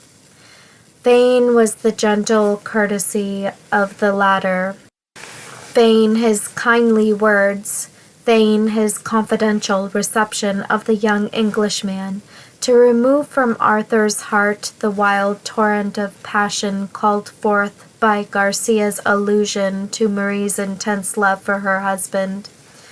To anyone but Morales, his abrupt and unconnected replies, his strange and uncourteous manners must have excited irritation. But Don Ferdinand only saw that the young man was disturbed and pained, and for this very reason exerted his utmost kindliness of words and manner to draw him from himself. They parted after an interval of about half an hour, Morales to go to the castle as requested, Arthur to proceed, as he thought, to the environs of the city. But in vain did he strive with himself. The window of the room in which he had met Don Ferdinand looked into the garden, and there, slowly pacing a shaded path, he had recognized the figure of Marie. The intense desire to speak with her once more, and so have the fatal mystery solved, became too powerful for control. Every feeling of honor and delicacy perished before it, and hardly knowing what he did, he retraced his steps, entered unquestioned, passed through the hall to the gardens beyond, and in less than 10 minutes after he had parted from her husband, stood in the presence of Marie. The Vale of Cedars, Chapter 12. Don Ferdinand had scarcely quitted his mansion ere fleet steps resounded behind him, and turning, he beheld Don Luis Garcia, who greeted him with such a marked expression, both in voice and face, of sadness, that Morales involuntarily paused, and with much commiseration inquired what had chanced. "Nothing of personal misfortune, my friend, but there are times when the spirit is tortured by a doubtful duty. To preserve silence is undoubtedly wrong, and may lead to wrong yet greater, and yet to speak is so painfully distressing to my peace-loving disposition, that I am tossed forever on conflicting impulses, and would gladly be guided by another." "If you would be guided by my counsel, my good friend, I must entreat a clearer statement," replied Morales, half smiling. "You have spoken so mysteriously that I cannot even guess your meaning. I cannot imagine one so straightforward and strong-minded as yourself, hesitating and doubtful as to duty, of whatever nature." "Not if it concerned myself, but in this case I must either continue to see wrong done, with the constant dread of its coming to light, without my interference, or inflict anguish where I would gladly give but joy, and very probably in addition have my tale disbelieved and myself condemned, though, for that matter, personal pain is of no consequence, could I but pursue the right. But how stands this important case, my good friend? Thus, I have been so unfortunate as to discover that one is false, whom her doting husband believes most true, that the lover of her youth has returned and still holds her imagination chained, that she meets him in secret and has appointed another clandestine interview, from which who may tell the evil that may ensue. I would prevent this interview, would recall her to her better nature, or put her husband on his guard. But how dare I do this? How interfere thus closely between man and wife? Counsel me, my friend, in pity. If you have good foundation for this charge, Don Luis, it is your duty to speak out, replied Morales gravely. And to whom? To the lawful guardian of this misguided one, her husband. But how can I excite his anguish? How turn his present heaven of joy to a very hell of woe, distrust, suspicion? Does the leech heed his patient's anguish when probing a painful wound or cutting away the mortified flesh? His office is not inviolable, but it is necessary, and if feeling performed, we love him not the less. Speak out, Don Luis, openly, frankly, yet gently to the apparently injured husband. Do more. Counsel him to act as openly, as gently with his seemingly guilty wife, and that which now appears so dark may be proved clear, and joy dawn again for both by a few words of mutual explanation. But there must be no mystery on your part, nor either heightening or smoothing what you may have learnt. Speak out the simple truth, insinuate not. For that love is worthless, that husband false to his sacred charge, if he believes in guilt ere he questions the accused. Don Luis looked on the open countenance before him for a few minutes without reply, thinking not if he should spare him, but if his plans might not be foiled. Did Morales himself act as he had said? But the pause was not long. Never had he read human countenance aright, if Arthur Stanley were not that moment with Marie. He laid his hand on Don Ferdinand's arm, and so peculiar was the expression on his countenance, so low and plaintively musical the tone in which he simply said, "God give you strength, my poor friend," that the rich color unconsciously forsook the cheek of the hardy warrior, leaving him pallid as death, and so sharp a thrill passed through his heart that it was with difficulty he retained his feet. But Morales was not merely physically, he was mentally brave. With a powerful, a mighty effort of will, he called life, energy, courage back, and said sternly and unfalteringly, "Don Luis Garcia, again, I say, speak out. I understand you. It is I who am the apparently injured husband. Marie, great God of heaven, that man should dare couple her pure name with ignominy. Marie, my Marie, the seemingly guilty wife? Well, put forth your tale. I am not the man to shrink from my own words. Speak truth, and I will hear you, and if I can not spurn you from me as a liar, speak out." Don Luis needed not a second bidding. He had remarked, seen, and heard quite enough the evening of Don Ferdinand's banquet to require nothing more than the simple truth to harrow the heart of his hearer, even while Morales disbelieved his every word. Speciously, indeed, he turned his own mere suspicions as to Marie's unhappiness and her early love for Arthur into realities founded on certain information, but with this sole exception, he told but the truth. Without moving a muscle, without change of countenance, or uttering a syllable of rejoinder, Don Ferdinand listened to Garcia's recital, fixing his large, piercing eye on his face with a gaze that none but one so hardened in hypocrisy could have withstood. Once only Morales' features contracted for a single instant as convulsed by some spasm. It was the recollection of Marie's passionate tears the night of the festival, and yet she had shed them on his bosom. How could she be guilty? And the spasm passed. "I have heard you, Don Luis," he said so calmly as Garcia ceased that the latter started. "If there be truth in this strange tale, I thank you for imparting it.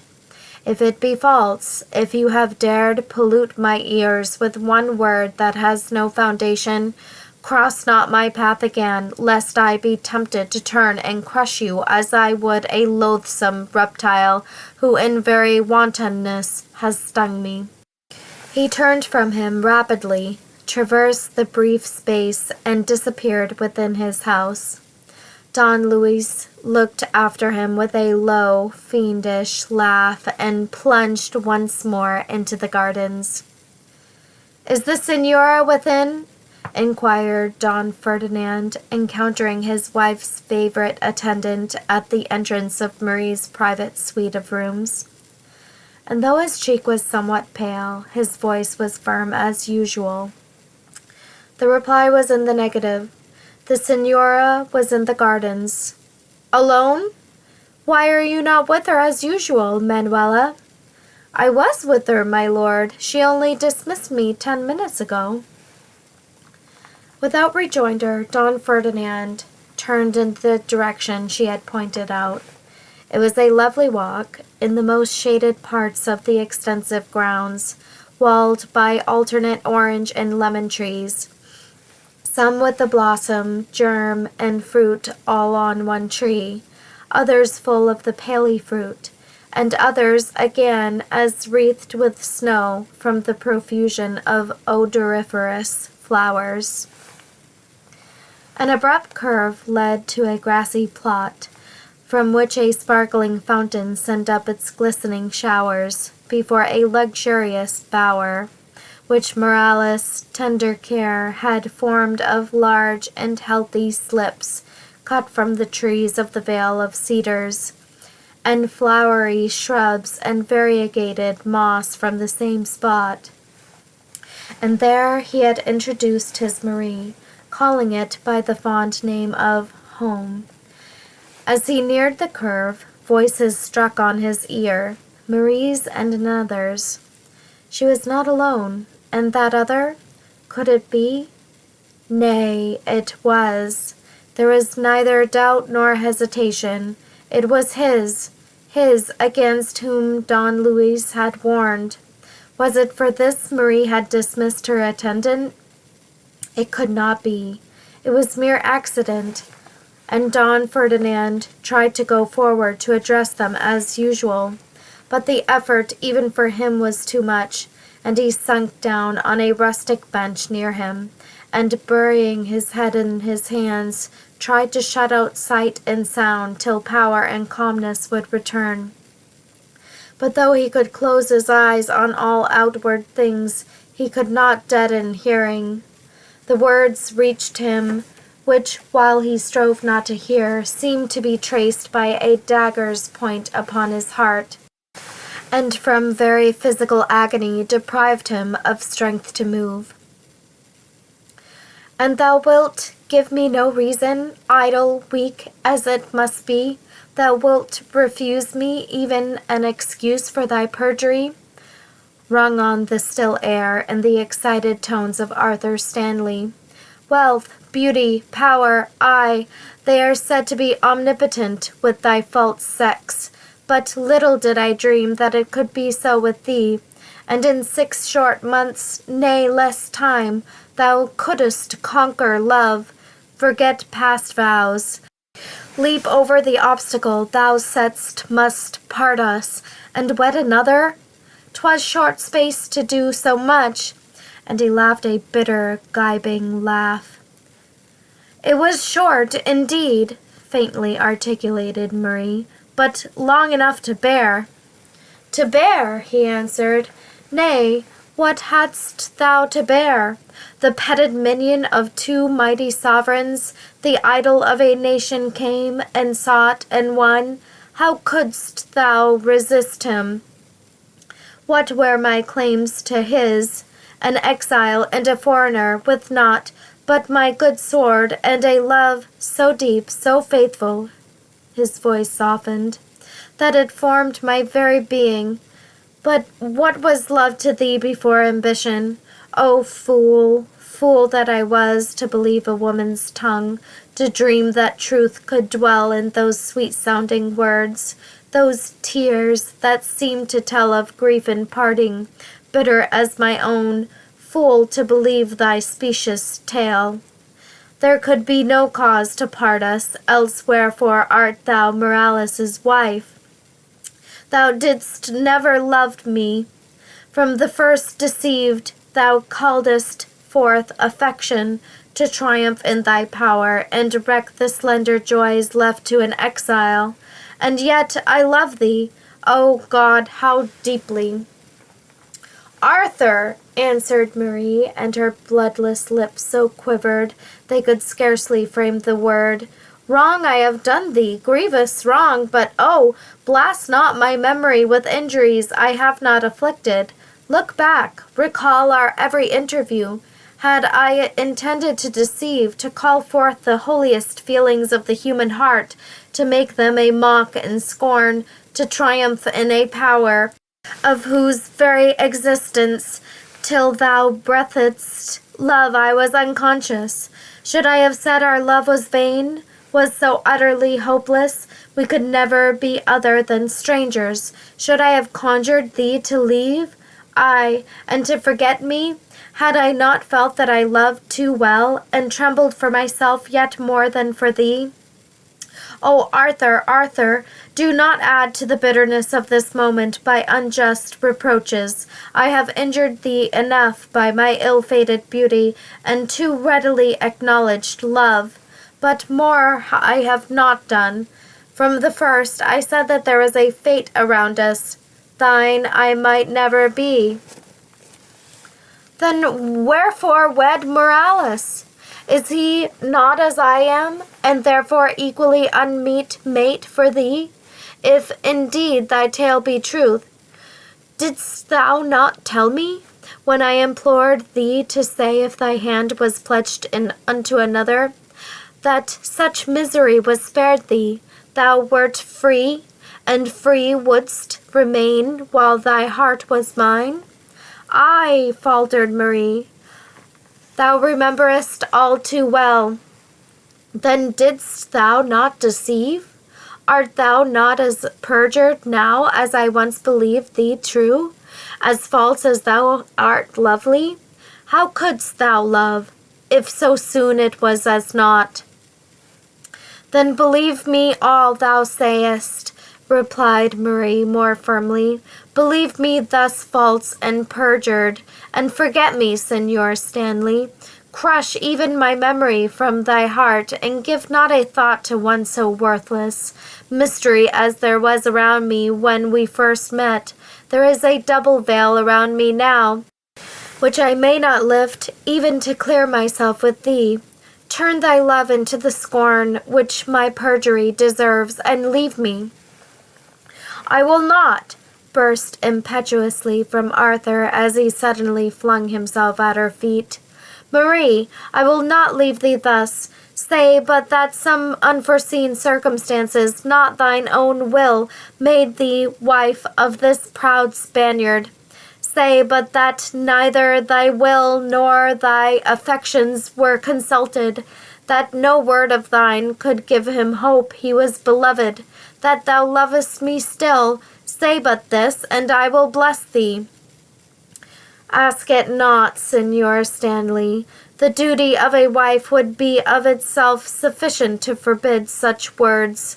With me, gratitude and reverence render that duty more sacred still. Wouldst thou indeed sink me as low as even as a wife, to cease to respect me? Rise, Signor Stanley. Such posture is unsuited to thee or me. Rise and leave me. We must never meet alone again. Almost overpowered with contending emotions as he was, there was a dignity, the dignity of truth, in that brief appeal which Arthur vainly struggled to resist. She had not attempted a single word of exoneration, and yet his reproaches rushed back into his own heart as cruel and unjust, and answer he had none. He rose mechanically, and as he turned aside to conceal the weakness, a deep and fearful imprecation suddenly broke from him, and raising her head, Marie beheld her husband. Every softened feeling fled from Stanley's breast. The passionate anger which Marie's words had calmed towards herself now burst forth unrestrained towards Morales. His sudden appearance, bringing the conviction that he had played the spy upon their interview, roused his native irritation almost unto madness. His sword flew from his scabbard, and in fearful passion he exclaimed, "Tyrant and coward! How durst thou play thy spy? Is it not enough that thou hast robbed me of a treasure whose value thou canst never know? For her love was mine alone ere thou camest between us, and by base arts and cruel force compelled her to be thine. Ha! Wouldst thou avoid me, refuse to cross my sword? Draw, or I will proclaim thee coward in the face of the whole world." With a faint cry, Marie had thrown herself between them, but strength failed with the effort, and she would have fallen had not Morales upheld her with his left arm. But she had not fainted. Every sense felt wrung into unnatural acuteness, except to support her. Morales had made no movement. His tall figure was raised to its fullest height, and his right arm calmly uplifted as his sole protection against Arthur. "Put up your sword," he said firmly, and fixing his large dark eyes upon his irritated adversary with a gaze far more of sorrow than of anger. "I will not fight thee. Proclaim me what thou wilt. I fear neither thy sword nor thee. Go hence, unhappy boy.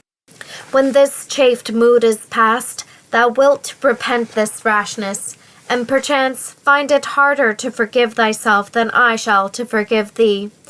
Go, thou art overwrought. We are not equals now." Stanley involuntarily dropped the point of his sword. "I obey thee," he said, in that deep, concentrated tone which betrays strong passion, yet more violent words. "Obey thee, because I would not strike an undefended foe, but we shall meet again in a more fitting place and season. Till then, hear me, Don Ferdinand, we have hitherto been as companions in arms, and as friends absent or together. From this moment the tie is broken, and forever I am thy foe, one who hath sworn to take thy life or lose his own. I will compel thee to meet me. I, shouldst thou shun me to the confines of the world, I will track and find thee, coward and spy, and yet men think thee noble." A bitter laugh of scorn concluded these fatal words. He returned his sword violently to its sheath. The tread of his armed heel was heard for a few seconds, and then all was silent. Morales neither moved nor spoke, and Marie lifted her head to look on his face in terror. The angry words of Arthur had evidently fallen either wholly unheeded or perhaps unheard. There was but one feeling expressed on those chiseled features, but one thought, one conviction. A low, convulsive sob broke from her, and she fainted in his arms. The Vale of Cedars, Chapter 13. In the first painful moments of awakening sense, Marie was only conscious of an undefined yet heavy weight on heart and brain. But as strength returned, she started up with a faint cry and looked wildly round her. The absence of Morales, the conviction that he had left her to the care of others, that for the first time he had deserted her couch of pain, lighted up as by an electric flash the marvelous links of memory, and the whole of that morning's anguish. Every word spoken, every feeling endured, rushed back upon her with such overwhelming force as for the moment to deprive her of the little strength she had regained. Why could she not die? Was the despairing thought that followed. What had she to live for, when it was her ill fate to wreck the happiness of all who loved her? And yet, in that moment of agony, she never seemed to have loved her husband more. It was of him she thought far more of than Arthur, whose angry words and fatal threat rang again and again in her ears. "My lord had only just left when you recovered your consciousness, Senora," gently remarked her principal attendant, whose penetration had discovered the meaning of Marie's imploring look and passive silence. So far, at least, that it was Don Ferdinand she sought, and that his absence pained her. He tarried till life seemed returning, and then reluctantly departed for the castle, where he had been summoned, he said, above an hour before. "To the castle?" repeated Marie internally. "Aye, he will do his duty, though his heart be breaking. He will take his place and act his part, and men will report him calm, wise, collected, active as his wont, and little dream his wife, his treasured wife, has bowed his lofty spirit to the dust, and laid low his light of home. Tell me when he returns," she said aloud, "and bid all leave me but yourself." 2 hours passed, and Marie lay outwardly still and calm, neither speaking nor employed. But at the end of that time she started up hastily, resumed the robe which had been cast aside, and remained standing as intently listening to some distant sound. Several minutes elapsed, and although she had sunk almost unconsciously on the seat Manuela proffered, it was not till full half an hour that she spoke. "The Señor has returned," she said calmly. "Bid Alberic hither." The page came, and she quickly inquired if any strangers had entered with his master.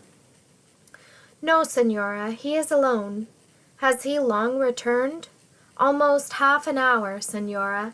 He went directly to his closet, desiring that he might not be disturbed." 10 minutes more, and Marie was standing in her husband's presence, but unobserved.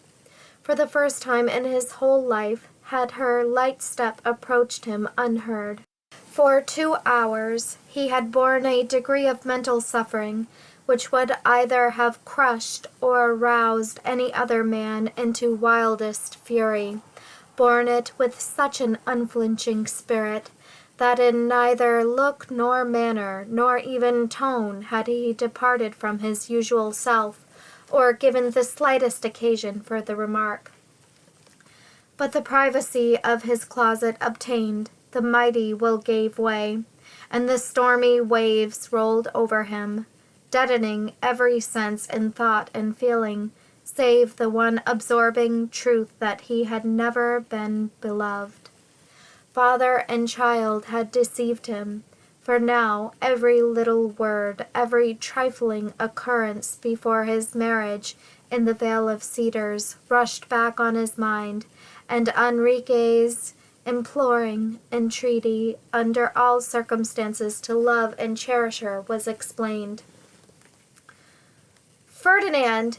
exclaimed a voice almost inarticulate from sobs, and starting, he beheld his wife kneeling by his side. "Oh, my husband, do not turn from me, do not hate me. I have none but thee." He tried to withdraw his hands, but the words, the tone unmanned him, and throwing his arm around her, he clasped her convulsively to his heart, and she felt his slow, scalding tears fall one by one, as wrung from the heart's innermost depths upon her cheek. For several minutes there was silence. The strong man's emotion is as terrible to witness as terrible to feel. Marie was the first to regain voice, and in low, beseeching accents she implored him to listen to her, to hear ere he condemned. "Not thus," was his sole reply as he tried to raise her from her kneeling posture to the cushion by his side. "Yes, thus, my husband. I will not rise till thou sayest thou canst forgive. Wilt take the loving and the weak back to thy heart, if not to love as thou hast loved, to strengthen and to forgive? I have not wronged thee. Were I false in word or thought, I would not kneel to ask forgiveness, but crawl to thy feet and die. If thou couldst but know the many, many times I have longed to confess all, the agony to receive thy fond caress, thy trusting confidence, and know myself deceiving, the terror lest thou shouldst discover aught from other than myself. Oh, were it not for thy deep woe, I could bless this moment, bidding me speak truth once more. And say thou hast never loved me, wert true from duty, not from love. Marie, can I bear this? Yes, for I do love thee. Oh, my husband, I turn to thee alone under my God for rest and peace.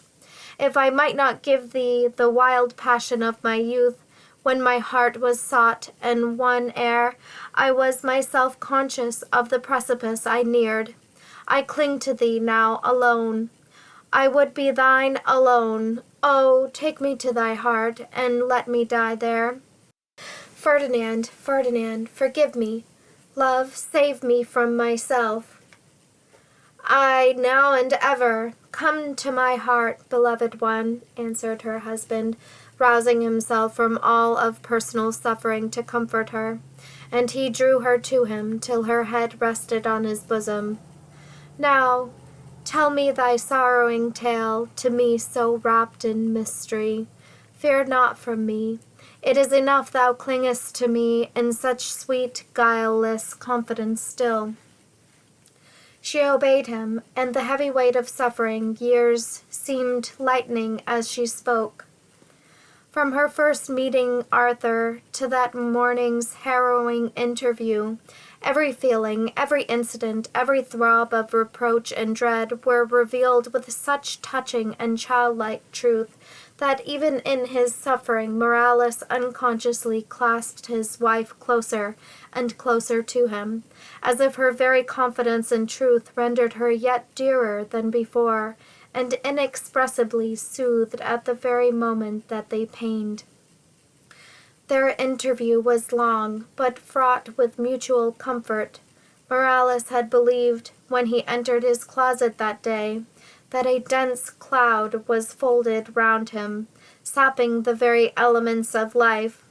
But though he still felt as if he had received some heavy physical blow, the darkness had fled from his spirit, and light dawned anew for both, beneath the heavenly rays of openness and truth.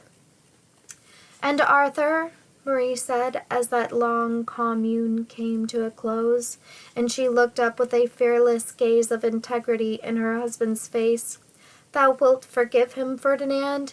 He knew not what he said." "Trust me, beloved one, I pity and forgive him. He shall learn to love me despite himself." Great was the astonishment, and terrible the disappointment of Don Luis Garcia at the visible failure of one portion of his nefarious schemes. Though seldom in Don Ferdinand's actual presence, he was perfectly aware that instead of diminishing, Morales's confidence in and love for his wife had both increased, and that Marie was happier and more quietly at rest than she had been since her marriage. But though baffled, Garcia was not foiled.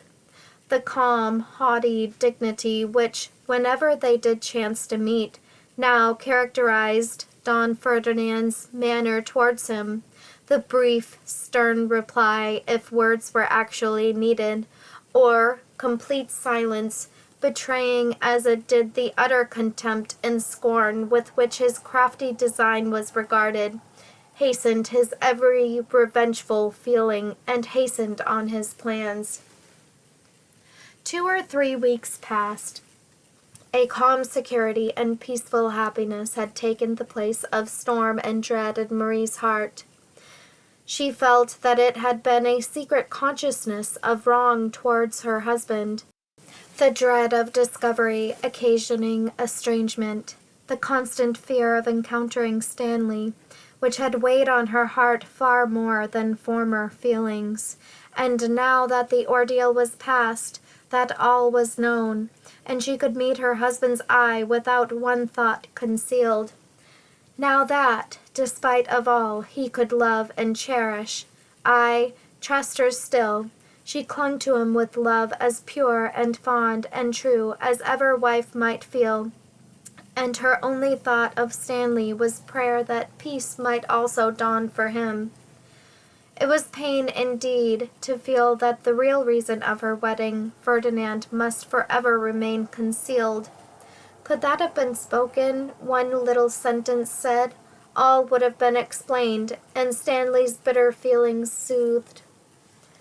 It was the custom of Ferdinand and Isabella to gather around them, about once a month, the wisest and the ablest of their realm, sometimes to hold counsel on public matters, at others merely in friendly discussion on various subjects connected with politics, the church, or war. In these meetings, merit constituted rank, and mind nobility. They commenced late and continued several hours through the night. To one of these meetings, Don Ferdinand Morales had received a summons as usual. As the day neared, he became conscious of a strange, indefinable sensation taking possession of heart and mind, as impossible to be explained as to be dismissed. It was as if some impassable and invisible but closely hovering evil were connected with the day, blinding him as by a heavy pall to all beyond. He succeeded in subduing the ascendancy of the sensation in some measure till the day itself, when, as the hours waned, it became more and more overpowering. As he entered his wife's apartment to bid her farewell, ere he departed for the castle, it rose almost to suffocation in his throat, and he put his arm round her as she stood by the widely opened casement, and remained by her side several minutes without speaking. "Thou art not going to the castle yet, dearest?" she inquired. "Is it not much earlier than usual?" "Yes, love, but I shall not ride tonight. I feel so strangely oppressed that I think a quiet walk in the night air will recover me far more effectually than riding." Marie looked up anxiously in his face. He was very pale, and his hair was damp with the moisture on his forehead. "Thou art unwell?" she exclaimed. "Do not go tonight, dearest Ferdinand. Stay with me. Thy presence is not so imperatively needed." He shook his head with a faint smile.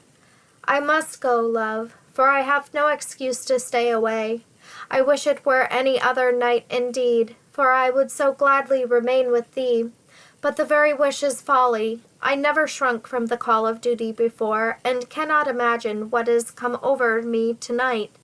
But I would sacrifice much for permission to stay within. Do not look so alarmed, love. The fresh air will remove this vague oppression and give me back myself." "Fresh air there is none," replied his young wife. "The stillness is actually awful. Not a leaf moves, nor a breeze stirs. It seems, too, more than twilight darkness, as if a heavy storm were brooding." "It may be. Oppression in the air is often the sole cause of oppression in the mind. I should be almost glad if it came to explain this sensation. But if thou must go, thou wilt not loiter, Ferdinand?" "Why, fearest thou the storm will harm me, love? Nay, I have frightened thee into foreboding. Banish it, or I shall be still more loth to say farewell." He kissed her as if to depart, but still he lingered, though neither spoke. And then, as with an irresistible and passionate impulse, he clasped her convulsively to his heart and murmured hoarsely, "God forever bless thee, my own beloved," released her, and was gone. On quitting his mansion and entering the street, the dense weight of the atmosphere became more and more apparent. The heat was so oppressive that the streets were actually deserted. Even the artisans had closed their stores.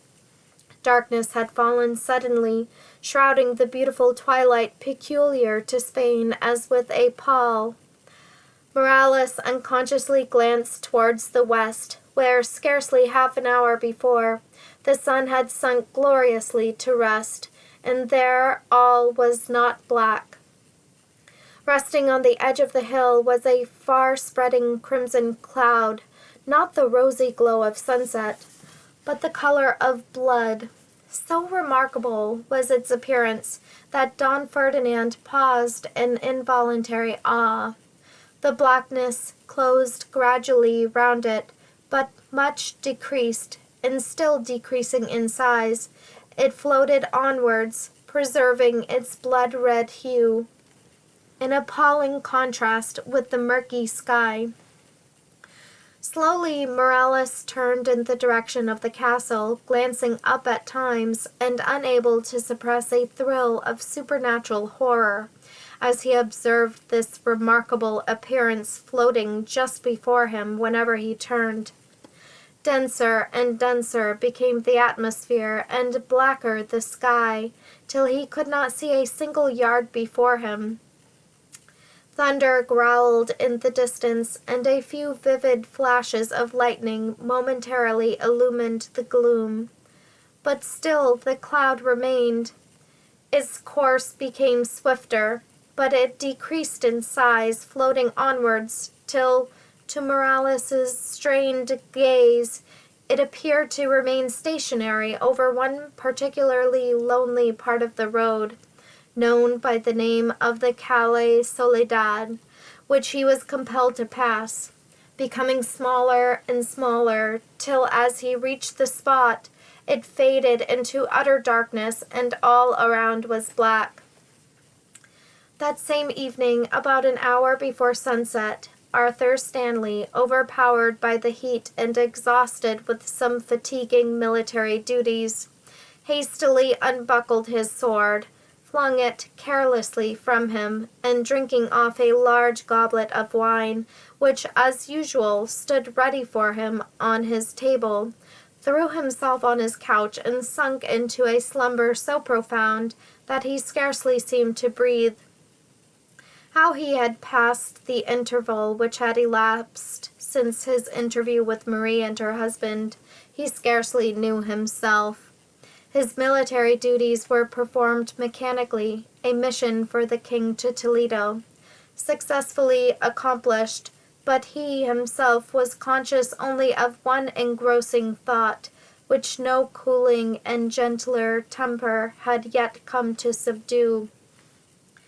It was a relief to acquit Marie of intentional falsehood, a relief to have some imaginary object on which to vent bitterness and anger, and headstrong and violent without control or guide when his passions were concerned.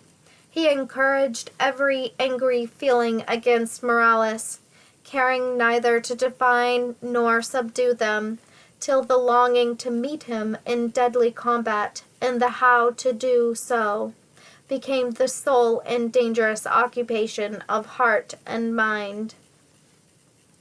Stanley's heavy and unnatural sleep had lasted some hours, when he was suddenly and painfully awakened by so loud and long a peal of thunder that the very house seemed to rock and shake with vibration. He started up on his couch, but darkness was around him, so dense that he could not distinguish a single object. This sleep had been unrefreshing, and so heavy an oppression rested on his chest that he felt as if confined in a close cage of iron. He waved his arms to feel if he were indeed at liberty. He moved in free air, but the darkness seemed to suffocate him, and springing up, he groped his way to the window and flung it open. Feverish and restless, the very excitement of the night seemed to urge him forth, thus to disperse the oppressive weight within.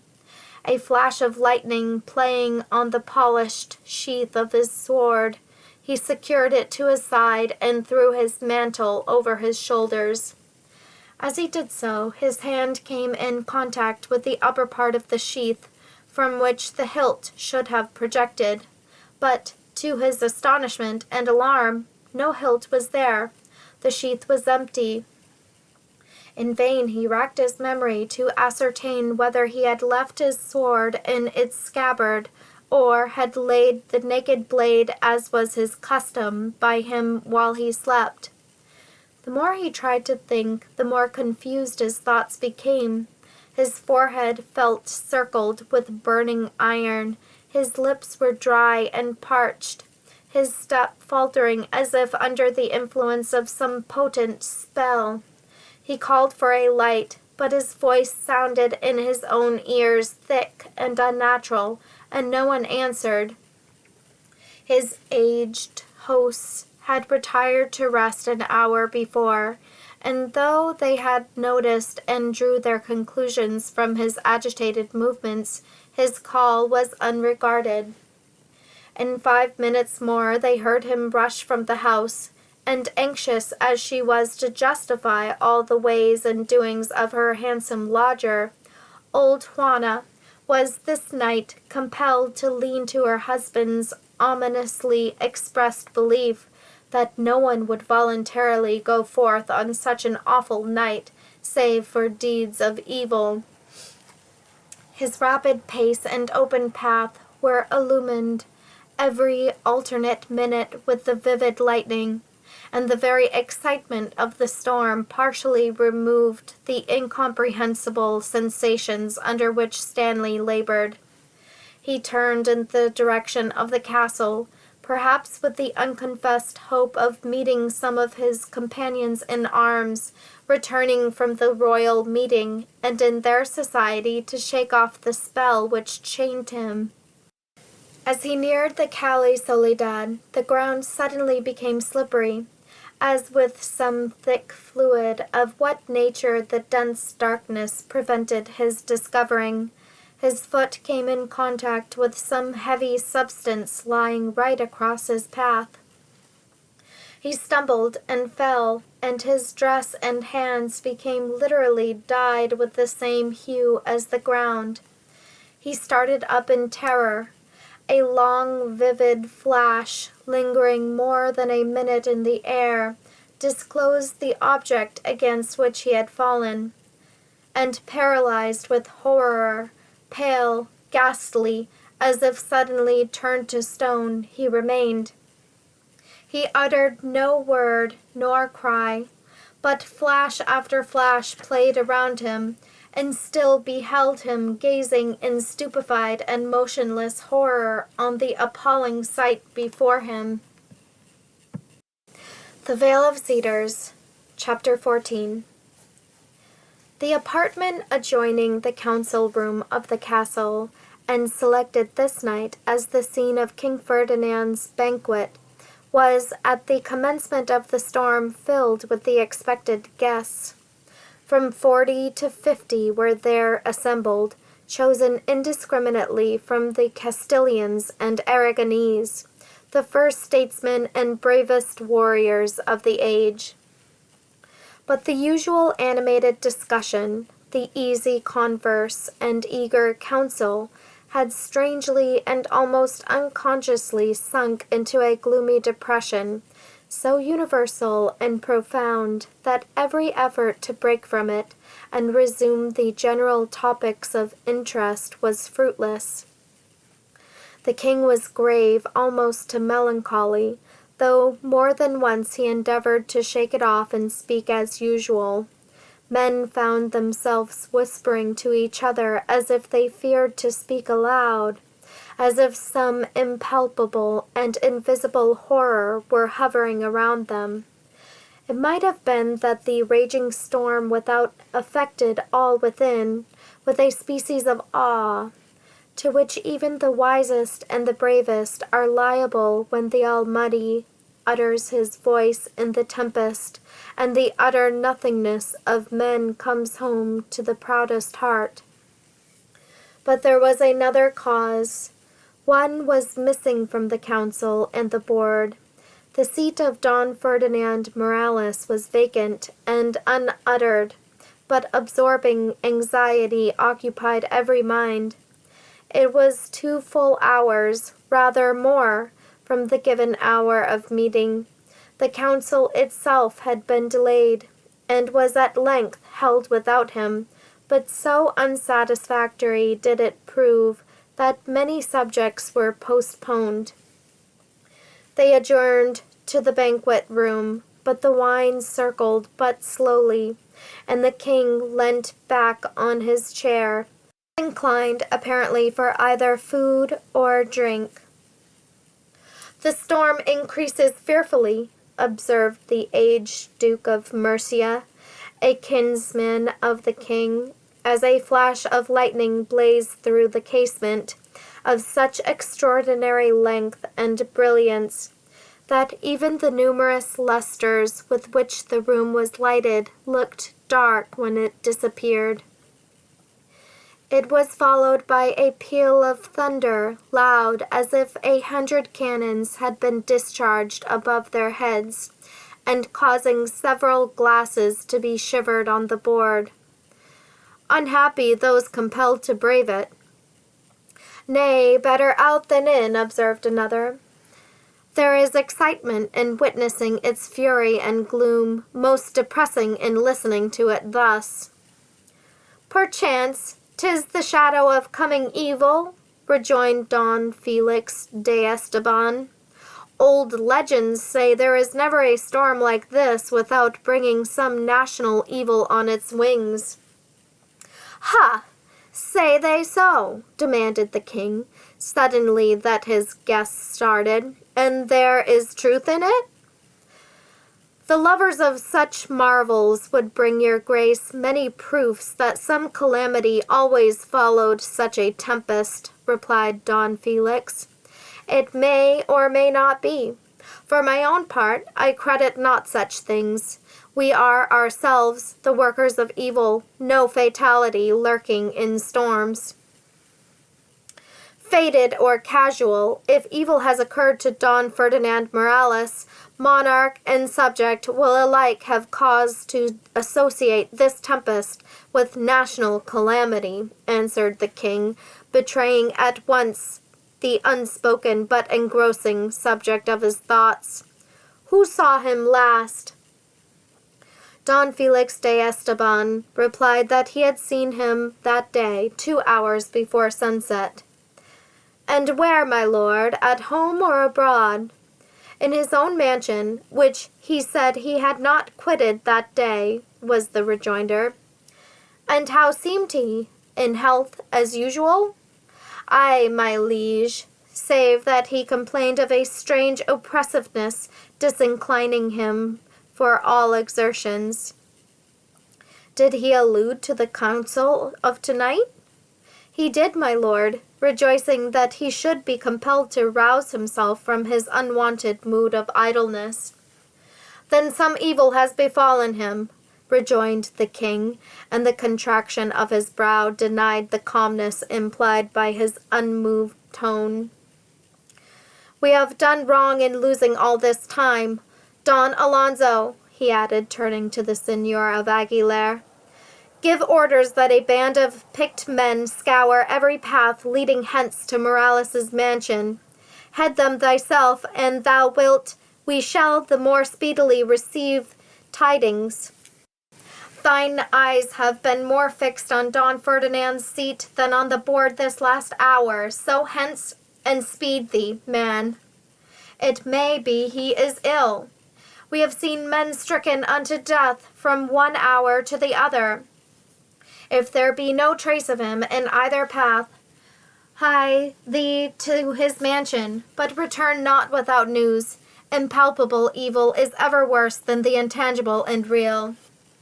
Don Alonso scarcely waited the conclusion of the king's speech, so eager was he to depart, and the longing looks cast after him betrayed how many would have willingly joined him in his search.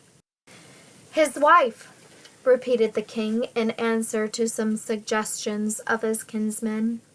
"Nay, man, hast thou yet to learn that Morales's heart would break ere he would neglect his duty?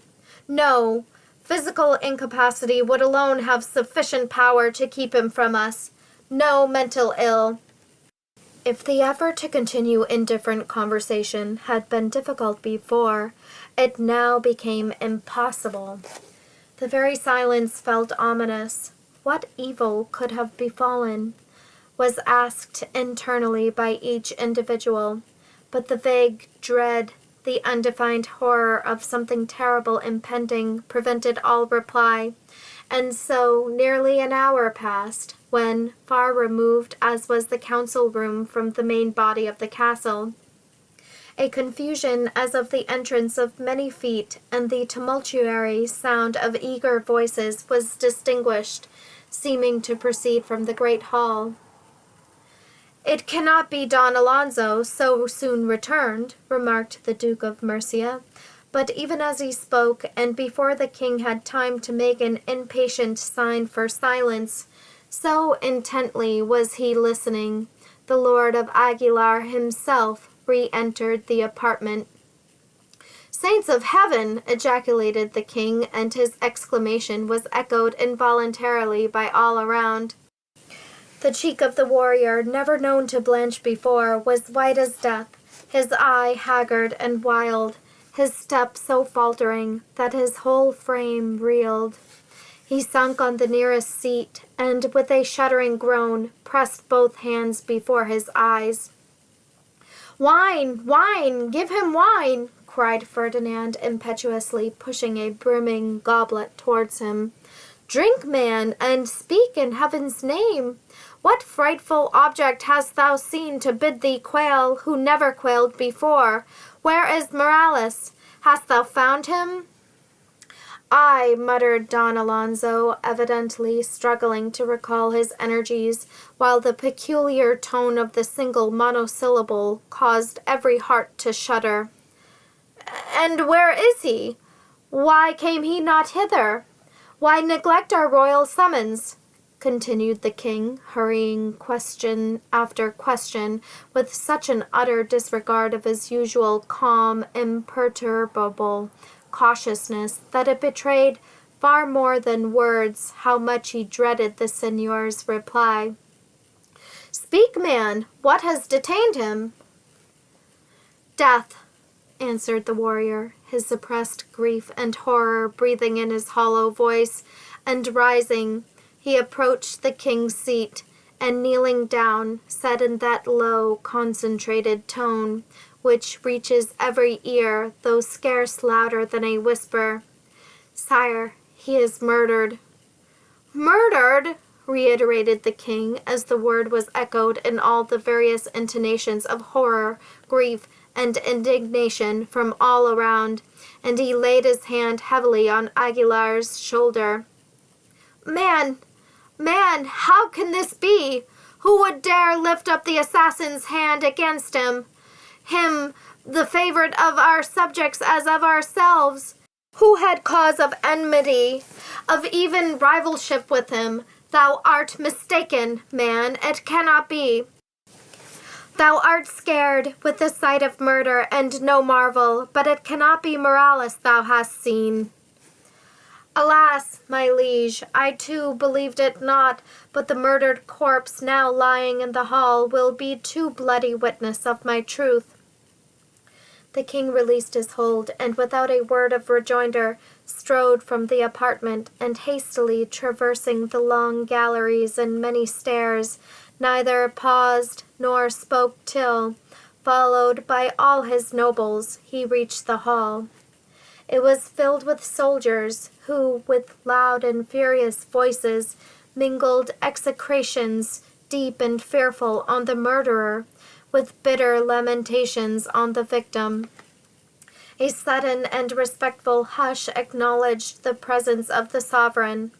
Ferdinand's brows were darkly knit, his lip compressed, his eyes flashing sternly over the dense crowd.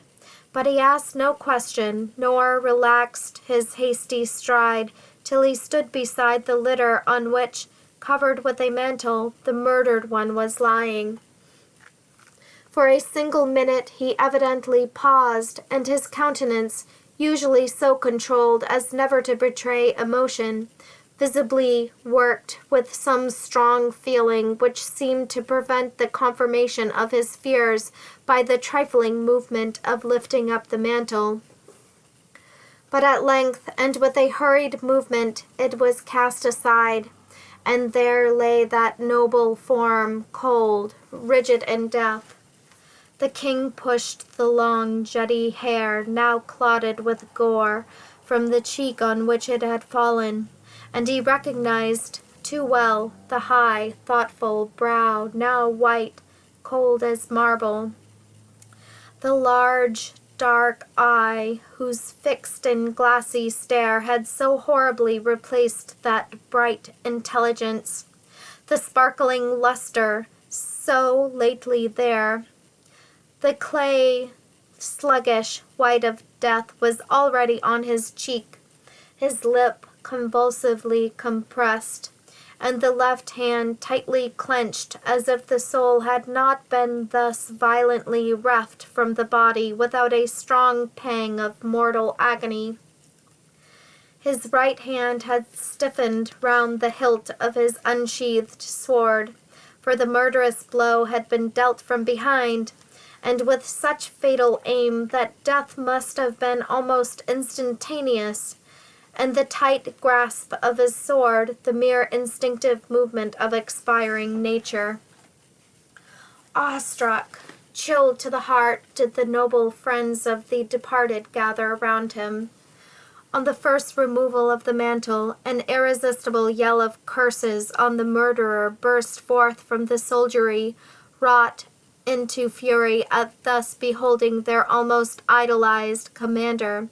But the stern woe on the sovereign's face hushed them into silence, and the groan of grief and horror which escaped involuntarily from Ferdinand's lips was heard throughout the hall.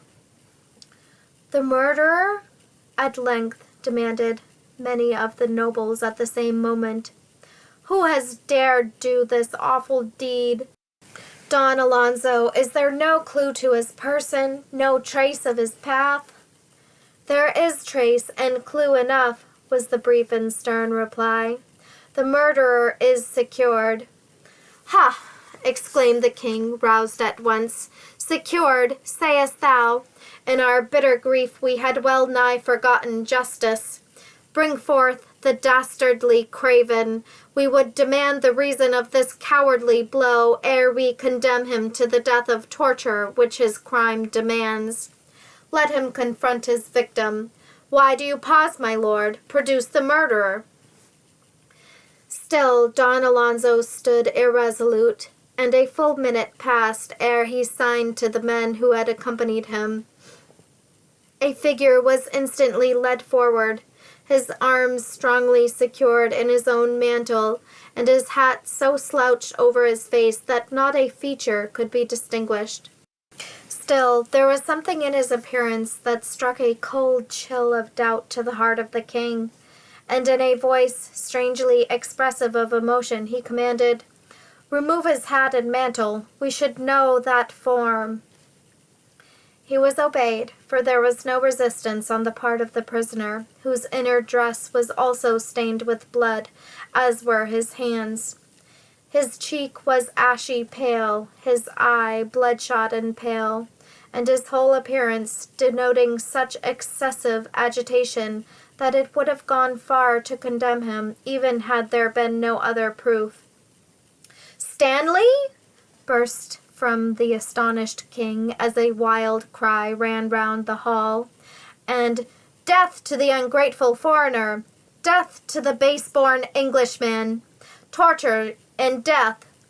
escaped in every variety of intonation from the fierce soldiery, who, regardless even of their sovereign's presence, drew closer and closer round, clashing their weapons, and with difficulty restrained from tearing him to pieces where he stood.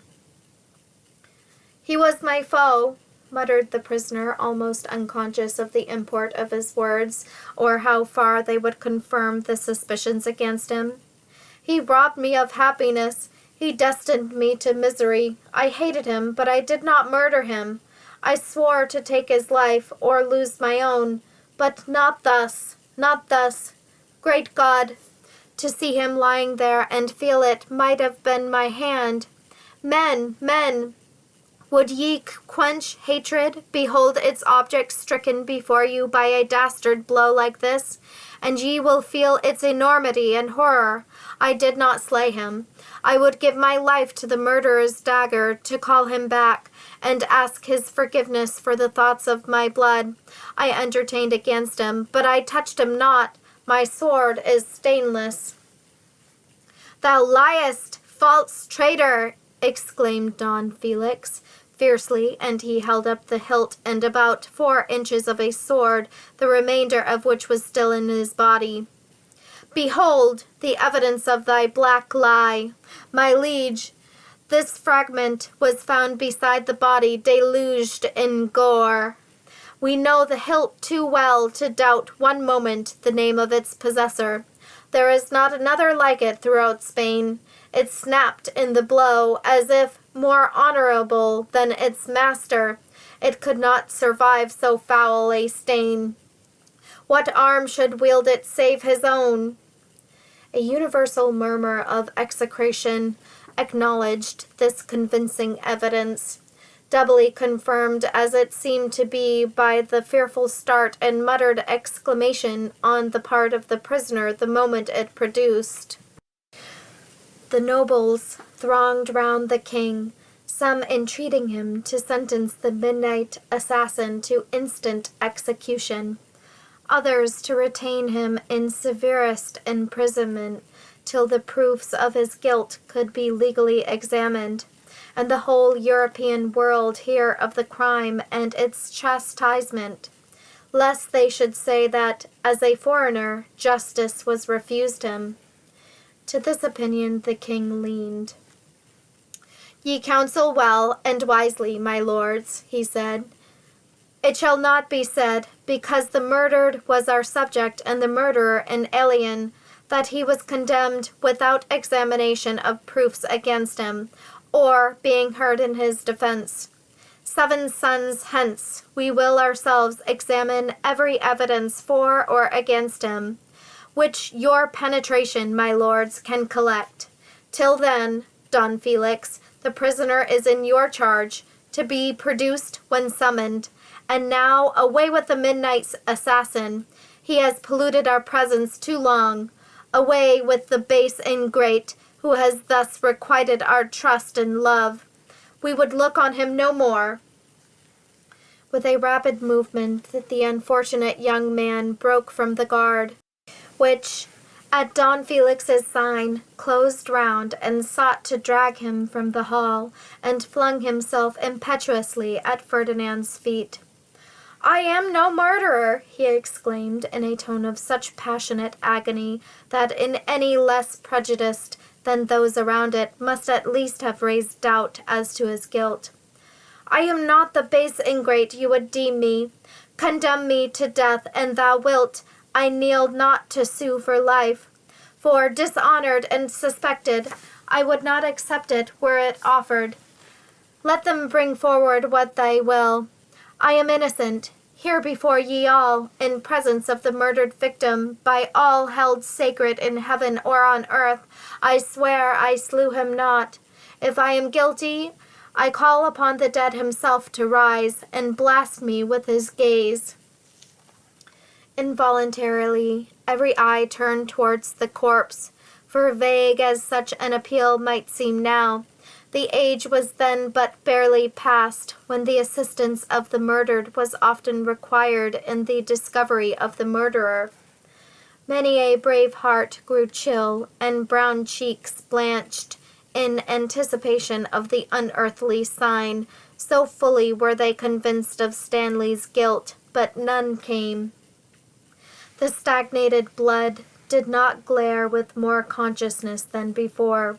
The cold hand did not move to point its finger at the prisoner, and Don Felix, fearing the effect of Stanley's appeal upon the king, signed to the guards, who rudely raised and bore him from the hall. The tumults of these events had naturally spread far and wide over the castle, reaching the apartments of the queen, who, perceiving the awe and terror which the raging tempest had excited in her attendants, though incapable of aught like fear herself, had refrained from dismissing them as usual.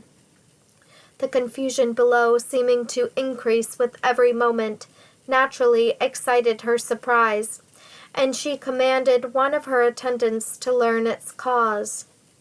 Already terrified, none seemed inclined to obey, till a young girl, high-spirited and dauntless almost as Isabella herself, departed of her own free will, and in a few minutes returned, pale and trembling, with the dread intelligence that Don Ferdinand Morales lay murdered in the hall, and that Arthur Stanley was his murderer.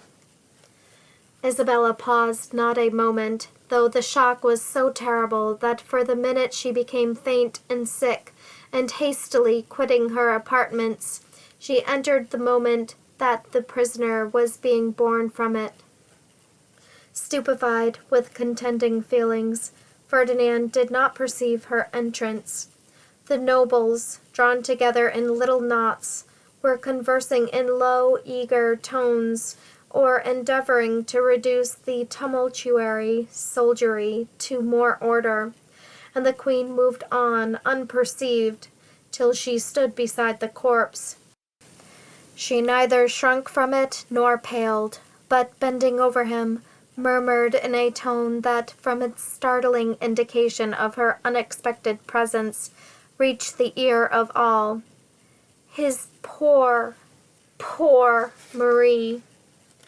The effect was electric.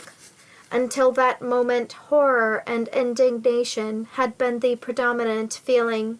But with those words came the thought of his young, his beautiful, his treasured wife, the utter desolation which that fearful death would bring to her, the contrast between her present position and that in which they had so lately beheld her, and there was scarcely a manly spirit there that did not feel unwonted moisture gather in his eyes, or his heart swell with an emotion never felt before. "Now, blessings on thy true woman heart, my Isabel," exclaimed the king, tenderly drawing her from the couch of the dead. "I dare vouch not one of us, mourning the noble dead, has till now cast a thought upon the living. And who shall breathe these fearful tidings? Who prepare the unfortunate Marie for the loss awaiting her, and yet tarry to behold and soothe her anguish?" "That will I do," replied the queen instantly. "None else will prepare her so gently, so kindly, for none knew her husband's worth so well, or can mourn his loss more deeply. She shall come hither. And the murderer," she continued after a brief pause, and the change was almost startling, from the tender sympathy of the woman to the indignant majesty of the queen. "Ferdinand, have they told me true as to his person? Is he secured?" "Aye," answered the king, briefly and bitterly, and from respect to his feelings, Isabella asked no more. Orders were issued for the body to be laid in one of the state apartments, a guard to be stationed at the entrance of the chamber, and measures taken to keep the events of that fatal night profoundly secret, lest confusion should be aroused in the easily excited populace, or her terrible loss so rudely reach the ears of the most painfully bereaved. These orders were punctually obeyed. The Vale of Cedars, Chapter 15. Long did Marie Morales linger where her husband had left her after his strangely passionate farewell. His tone, his look, his embrace haunted her almost to pain. All were so unlike his wonted calmness. Her full heart so yearned towards him that she would have given worlds, if she had had them, to call him to her side once more, to conjure him again to forgive and assure her of his continued trust, to tell him she was happy and asked no other love than his. Why had he left her so early? When she felt as if she had so much to say, so much to confide, and then her eye caught the same ominous cloud which had so strangely riveted Don Ferdinand's gaze, and a sensation of awe stole over her, retaining her by the casement as by some spell which she vainly strove to resist, until the forked lightnings began to illumine the murky gloom, and the thunder rolled awfully long. Determined not to give way to the heavy depression creeping over her, Marie summoned her attendants and strenuously sought to keep up an animated conversation as they worked. Not expecting to see her husband till the ensuing morning, she retired to rest at the first partial lull of the storm, and slept calmly for many hours. A morning of transcendent loveliness followed the awful horrors of the night. The sun seemed higher in the heavens than usual. When Marie started from a profound sleep with a vague sensation that something terrible had occurred. Every pulse was throbbing, though her heart felt stagnant within her. For some minutes she could not frame a distinct thought, and then her husband's fond farewell flashed back. But what had that to do with the gloom? Ringing a little silver bell beside her, Manuela answered the summons, and Marie anxiously inquired for Don Ferdinand. Had he not yet returned? A sensation of sickness, the deadly sickness of indefinable dread, seemed to stupefy every faculty as Manuela answered in the negative, adding it was much beyond his usual hour. "Send to the castle and inquire if aught has detained him," she exclaimed, hastily rising as she spoke and commencing a rapid toilette. She was scarcely attired before Alberic, with a pale cheek and voice of alarm, brought information that a messenger and litter from the palace were in the court, bringing the Queen's mandate for the instant attendance of Donna Marie. "Oh, lady, dearest lady, let me go with thee," continued the boy, suddenly clasping her robe and bursting into tears. "My master, my good noble master, something horrible has occurred, and they will not tell me what. Every face I see is full of horror, every voice seems suppressed, every—" "Hush!"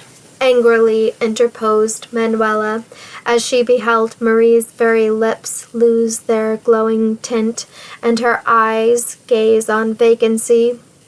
"For God's sake, still thine imprudent tongue. Thou'lt kill her with thy rashness." "Kill? Who is killed?" gasped Marie. "What did he say? Where is my husband?"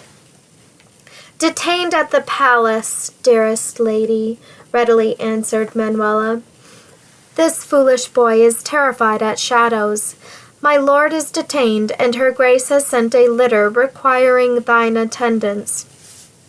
We must haste, for she wills no delay. Carlotta, my lady's mantilla. Quick, girl. Alberic, go if thou wilt. My lord may be glad of thee. Ay, go," she continued some little time afterward, as her rapid movements speedily placed her passive, almost senseless mistress in the litter, and she caught hold of the page's hand with a sudden change of tone. "Go and return speedily, in mercy, Alberic. Some horror is impending. Better know it than this terrible suspense." How long an interval elapsed ere she stood in Isabella's presence, Marie knew not. The most incongruous thoughts floated, one after another, through her bewildered brain. Most vivid amongst them all, hers and her husband's fatal secret. Had it transpired? Was he sentenced, and she thus summoned to share his fate? And then, when partially relieved by the thought that such a discovery had never taken place in Spanish annals, why should she dread an impossibility? Flashed back, clear, ringing, as if that moment spoken, Stanley's fatal threat, and the cold shuddering of every limb betrayed the aggravated agony of the thought. With her husband, she could speak of Arthur calmly. To herself, she would not even think his name. Not merely lest she should unwittingly deceive again, but that the recollection of his suffering, and caused by her, ever created anew thoughts and feelings which she had vowed unto herself to bury and forever. Gloom was on every face she encountered in the castle. The very soldiers, as they saluted her as the wife of their general, appeared to gaze upon her with rude yet earnest commiseration. But neither word nor rumor reached her ear. Several times she essayed to ask of her husband, but the words died in a soundless quiver on her lip. Yet, if it were what she dreaded, that Stanley had fulfilled his threat, and they had fought, and one had fallen, why was she thus summoned? And had not Morales resolved to avoid him, for her sake, not to avenge Arthur's insulting words? And again the thought of their fatal secret obtained ascendancy. 5 minutes more, and she stood alone in the presence of her sovereign. It was told, and with such deep sympathy, so gently, so cautiously, that all of rude and stunning shock was averted. But alas, who could breathe of consolation at such a moment? Isabella did not attempt it, but permitted the burst of agony full vent. She had so completely merged all of dignity, all of the sovereign into the woman and friend, that Marie neither felt nor exercised restraint, and words mingled with her broken sobs and wild lament, utterly incomprehensible to the noble heart that heard. The awful nature of Don Ferdinand's death Isabella had still in some measure concealed, but it seemed as if Marie had strangely connected it with violence and blood, and in fearful and disjointed words accused herself as its miserable cause. "Why did not death come to me?" she reiterated. "Why take him, my husband, my noble husband? Oh, Ferdinand, Ferdinand, to go now when I have so learned to love thee, now when I looked to years of faithful devotion to prove how wholly I was thine alone, to atone for hours of suffering by years of love. Oh, how couldst thou leave me friendless, desolate?" "Not friendless, not desolate, whilst Isabella lives," replied the queen, painfully affected and drawing Marie closer to her, till her throbbing brow rested on her bosom. "Weep, my poor girl. Tears must flow for a loss like this, and long, long weeks must pass ere we may hope for resignation. But harrow not thyself by thoughts of more fearful ill than the reality, my child. Do not look on what might be, but what has been, on the comfort, the treasure thou wert to the beloved, one we have lost. How devotedly he loved thee, and thou. And I so treasured, so loved, O gracious sovereign." And Marie sunk down at her feet, clasping her robe in supplication. "Say but I may see him in life once more, that life still lingers, if it be but to tell me once more he forgives me. Oh, let me but hear his voice, but once, only once, and I will be calm, quite calm. I will try to bear this bitter agony. Only let me see him, hear him speak again. Thou knowest not, thou canst not know how my heart yearns for this. See him thou shalt, my poor girl, if it will give thee aught of comfort. But hear him, alas, alas, my child, would that it might be. Would, for Spain and her sovereign's sake, then how much more for thine that voice could be recalled, and life, if but for the briefest space, return. Alas, the blow was but too well aimed." "The blow? What blow? How did he die? Who slew him?" gasped Marie, her look of wild and tearless agony terrifying Isabella, whose last words had escaped unintentionally. "Speak, speak, in mercy, let me know the truth. Hast thou not thyself alluded to violence and wrath and hatred, Marie? Answer me, my child. Didst thou know anyone regarding the generous Moraleses with such feelings? Could there be one to regard him as foe?" Crouching lower and lower at Isabella's feet, her face half buried in her robe, Marie's reply was scarcely audible, but the queen's brow contracted. "None?" she repeated almost sternly. "Wouldst thou deceive at such a moment, contradict thyself? And yet I am wrong to be thus harsh. Poor sufferer," she added tenderly as she vainly tried to raise Marie from the ground. "Thou hast all enough to bear, and if, indeed, the base wretch who has dared thus to trample on the laws alike of God and man, and stain his own soul with the foul blot of midnight assassination, him whom we have secured. Thou couldst not know him as thy husband's foe. It is all mystery, thine own words not least, but this murder shall be avenged. I, had mine own kinsman been the hand to do the dastard deed. Murder? Who was his murderer? Repeated Marie, the horror of such a fate apparently lost in other and more terrible emotion. Who could have raised his sword against my husband?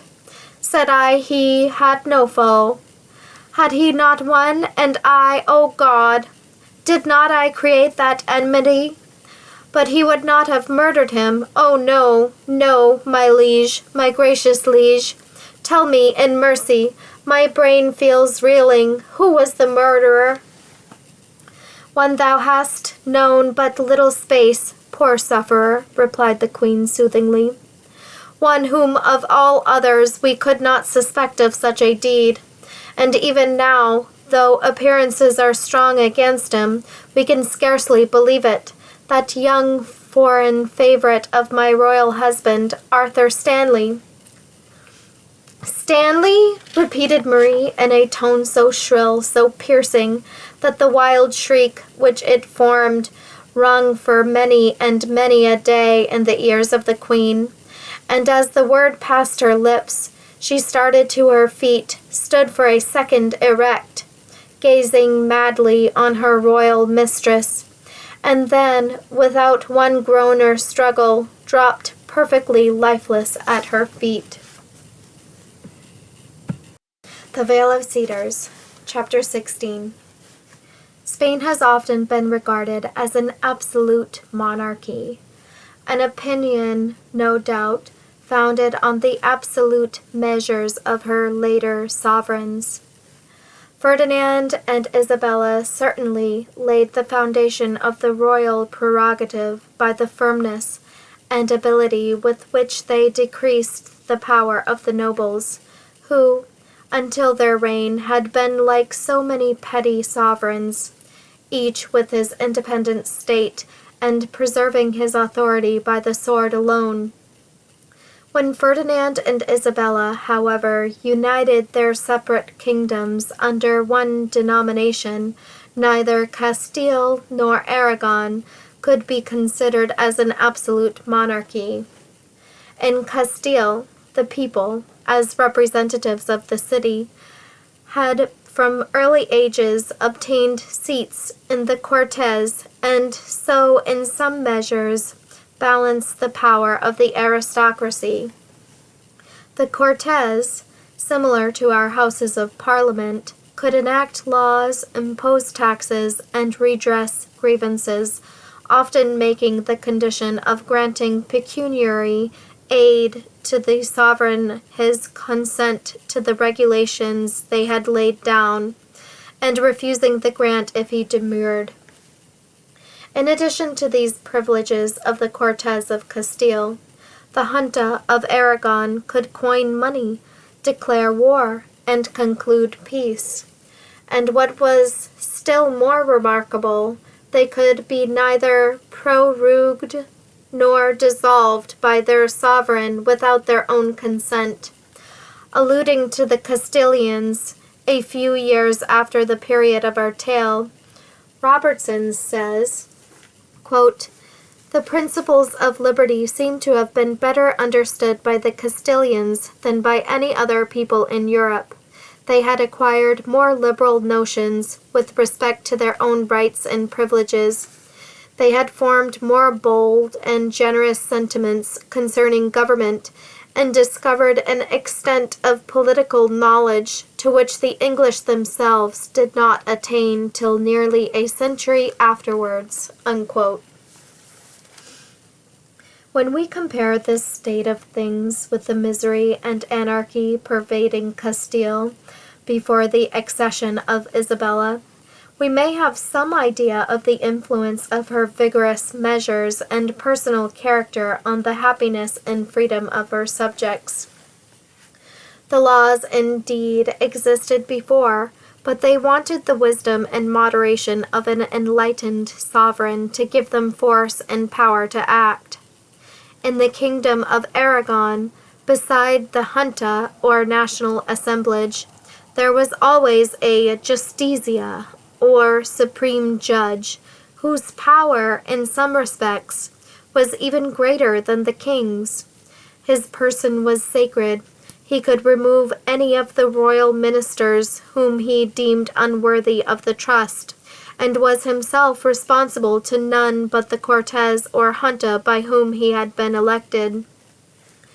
The personal as well as the national rights of the Aragonese were also more accurately defined than was usual in that age.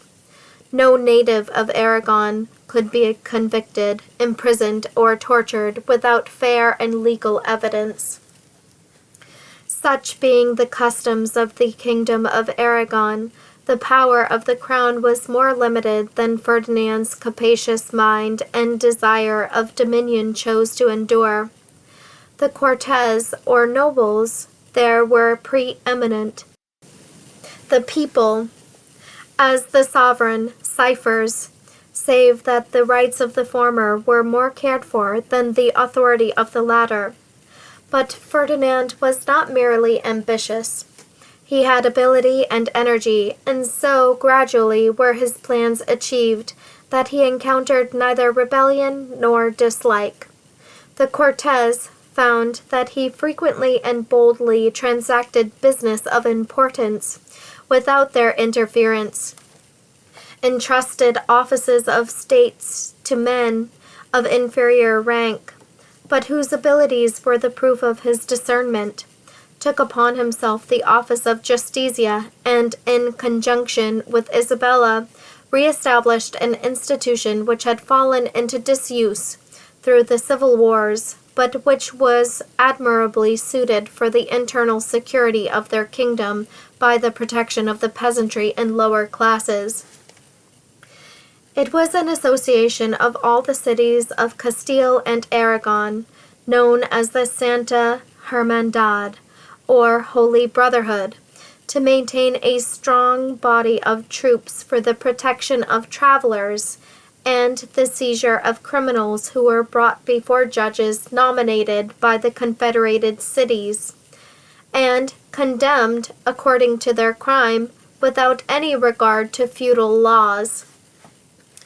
Against this institution the nobles of both kingdoms were most violently opposed, regarding it as the complete destroyer, which in reality it was, of all their feudal privileges, and taking from them the long-possessed right of trying their own fiefs, and the mischievous facility of concealing their own criminals.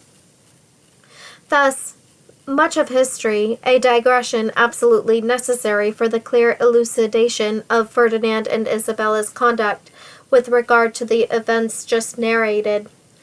The trial of Arthur Stanley, they had resolved, should be conducted with all the formula of justice, the more especially that the fact of his being a foreigner had prejudiced many minds against him.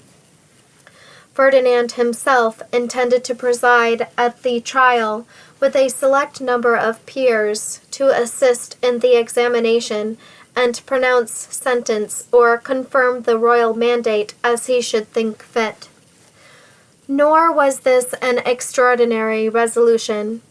Neither the victim nor the supposed criminal was of a rank which allowed a jury of an inferior grade.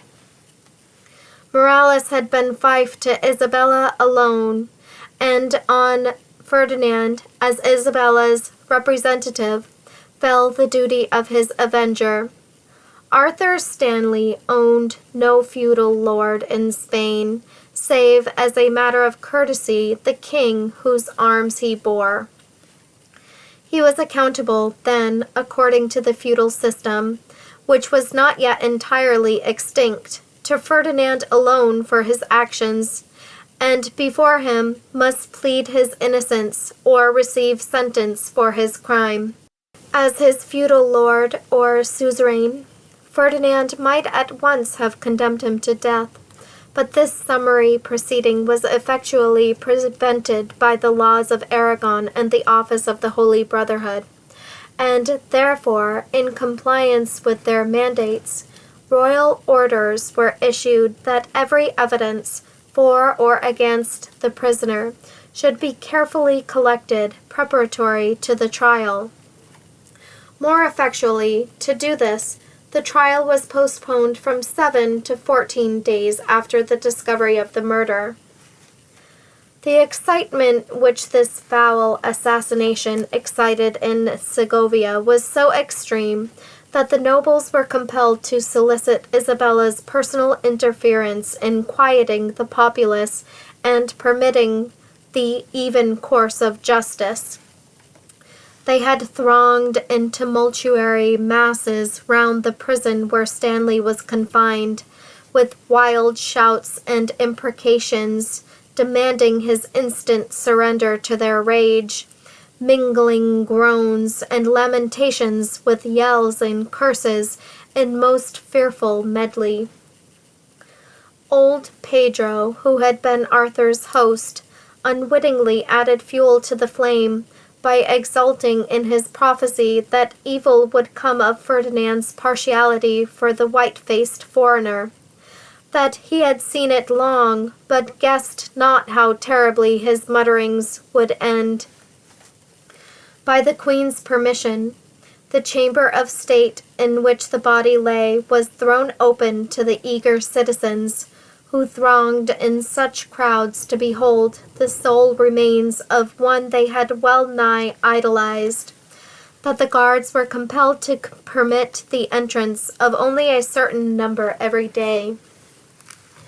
Here was neither state nor pomp to arrest the attention of the sight-loving populace, not of royalty or gorgeous symbols. No, men came to pay the last tribute of admiring love and sorrow to one who had ever, noble as he was by birth, made himself one with them, cheering their sorrows, sharing their joys, treating age, however poor or lowly, with the reverence springing from the heart, inspiring youth to deeds of worth and honor, and by his own example, far more eloquently than by his words, teaching all and every age the duties demanded by their country and their homes, to their families and themselves. And this man was snatched from them not alone by the ruthless hand of death, but by midnight murder. Was it marvel the very grief his loss occasioned should rouse to wildest fury men's passions against his murderer? It was the evening of the 5th day after the murder that, with a degree of splendor and of universal mourning, unrivaled before in the interment of any subject, the body of Ferdinand Morales was committed to the tomb. The king himself, divested of all insignia of royalty, bareheaded and in a long mourning cloak, headed the train of chief mourners, which, though they counted no immediate kindred, numbered 20 or 30 of the highest nobles, both of Aragon and Castile. The gentlemen, esquires, and pages of Morales' own household followed, and then came on horse and on foot, with arms reversed and lowered heads, the gallant troops who had so often followed Morales to victory, and under him had so ably aided in placing Isabella on her throne. An immense body of citizens, all in mourning, closed the procession. Every shop had been closed, every flag half-masted, and every balcony by which the body passed hung with black. The cathedral church was thronged, and holy and thrilling the service which consigned dust to dust, and hid forever from the eyes of his fellow men the last decaying remains of one so universally beloved. The coffin of ebony and silver, partly open so as to disclose the face of the corpse, as was customary with Catholic burials of those of high or priestly rank, and the lower part covered with a superb velvet pall, rested before the high altar during the chanted service, at the conclusion of which the coffin was closed, the lid screwed down and lowered with slow solemnity into the vault beneath. A requiem, chanted by above 100 of the sweetest and richest voices, sounded in thrilling unison with the deep bass and swelling notes of the organ, had concluded the solemn rite, and the procession departed as it came. But for some days the gloom in the city continued. The realization of the public loss seemed only beginning to be fully felt as excitement subsided. Masses for the soul of the Catholic warrior were of course sung for many succeeding days. It was at midnight, a very short time after this public interment, that a strange group was assembled within the cathedral vaults at the very hour that Mass for the departed was being chanted in the church above their heads. It consisted of monks and traveling friars, accompanied by 5 or 6 of the highest nobility, their persons concealed in coarse mantles and shrouding hoods. They had borne with them, through the subterranean passages of the crypt leading to the vaults, a coffin so exactly similar in workmanship and inscription to that which contained the remains of their late companion, that to distinguish the one from the other was impossible. The real one, moved with awe and solemnity, was conveyed to a secret recess close to the entrance of the crypt, and replaced in the vault by the one they had brought with them. As silently, as voicelessly as they had entered and done their work, so they departed. The following night, at the same hour, the coffin of Morales, over which had been nailed a thick black pall, so that neither name, inscription, nor ornament could be perceived, was conveyed from Segovia in a covered cart belonging, it appeared, to the monastery of St. Francis, situated some leagues southward, and attended by 1 or 2 monks and friars of the same order. The party proceeded leisurely, traveling more by night than by day, diminishing gradually in number till, at the entrance of a broad and desolate plain, only 4 remained with the cart. Over this plain they hastened, then wound round a circuitous path concealed in prickly brushwood, and paused before a huge, misshapen crag, seemingly half buried in the earth.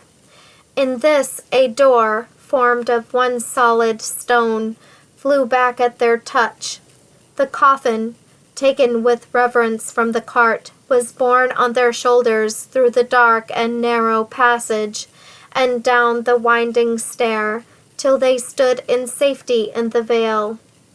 In the secret entrance by which they entered, the lock closed as they passed, and was apparently lost in the solid wall. 3 or 4 awaited them, nobles who had craved leave of absence for a brief interval from the court, had come by different paths to the secret retreat. No doubt, already recognized by our readers as the Vale of Cedars, to lay Morales with his fathers, with the simple form, yet solemn service peculiar to the burials of their darkly hidden race. The grave was already dug beside that of Manuel Enrique. The coffin, resting during the continuance of a brief prayer and psalm in the little temple, was then borne to the ground marked out, which, concealed by a thick hedge of cypress and cedar, lay some little distance from the temple. For in their secret race it was not permitted for the house destined to the worship of the Most High to be surrounded by the homes of the dead. A slow and solemn hymn accompanied the lowering of the coffin, a prayer in the same unknown language, a brief address, and the grave was filled up. The noble dead left with his kindred alike in blood as faith. And ere the morning rose, the living had all departed save the few retainers of the house of Enrique and Morales, to whose faithful charge the retreat had been entrusted. No proud effigy marked those simple graves. The monuments of the dead were in the hearts of the living. But in the Cathedral of Segovia, a lordly monument arose to the memory of Ferdinand Morales, erected not indeed merely for idle pomp, but as a tribute from the gratitude of a sovereign and a nation's love. The Vale of Cedars, Chapter 17.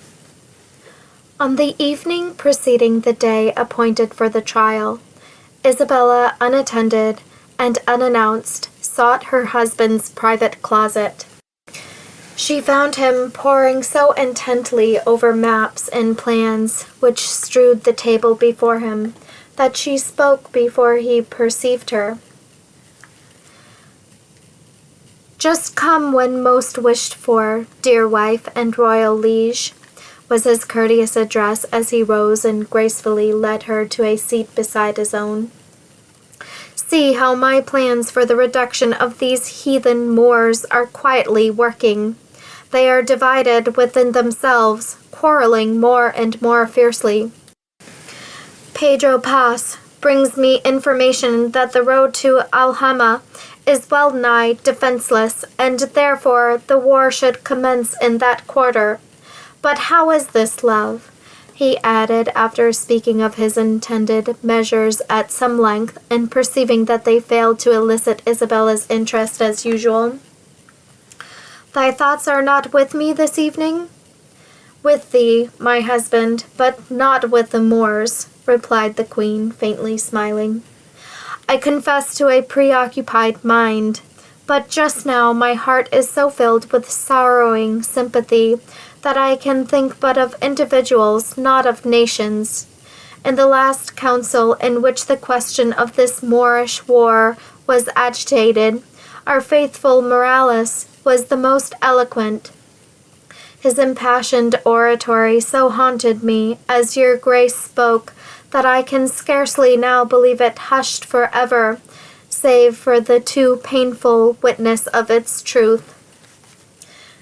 His lovely wife thou meanest, Isabel.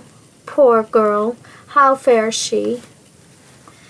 As she has been since that long faint, which even I believed was death, pale, tearless, silent. Even the seeing her husband's body, which I permitted, hoping the sight would break that marble calm, has had no effect, save to increase, if possible, the rigidity of suffering. It is for her my present errand." "For her?" replied the king, surprised. "What can I do for her apart from thee?" "I will answer the question by another, Ferdinand. Is it true that she must appear as evidence against the murderer in tomorrow's trial?" "Isabella, this must be," answered the king earnestly. "There seems to me no alternative, and yet surely this cannot be so repugnant to her feelings. Would it not be more injustice both to her and to the dead to withhold any evidence likely to assist in the discovery of the murderer? But why lay so much stress on her appearance? Is there not sufficient evidence without her?" "Not to satisfy me as to Stanley's guilt," replied the king. "I have heard indeed from Don Luis Garcia quite enough, if it be true evidence to condemn him. But I like not this Garcia. It is useless now to examine wherefore. I doubt him so much, I would not, if possible, lay any stress upon his words. He has declared on oath that he saw Stanley draw his sword upon Morales, proclaim aloud his undying hatred, and swear that he would take his life or lose his own. But that, if I were not satisfied with his assurance, Donna Marie herself had been present, had seen and heard all, and could no doubt give a very efficient reason in her own beautiful person for Stanley's hatred to her husband, as such matters were but too common in Spain. I checked him with a stern rebuke, for if ever there were a double-meaning hypocrite, this Don Luis is one. Besides, I cannot penetrate how he came to be present at this stormy interview. He has evaded, he thinks successfully, my questions on this head. But if, as I believe, it was dishonorably obtained, I am the less inclined to trust either him or his intelligence. If Marie were indeed present, which he insists she was, her testimony is the most important of any. She confirms Don Luis' statement, the same account of the interview between her husband and Stanley, and a reason for this suddenly proclaimed enmity. If she swear that he did utter such threatening words, I will neither hope nor try to save him. He is guilty and must die.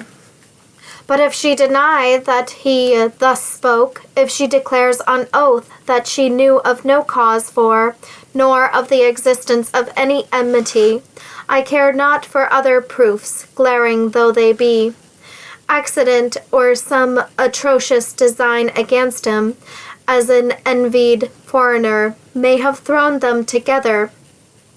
Let Marie swear that this Garcia has spoken falsely, and Stanley shall live, were my whole kingdom to implore his death.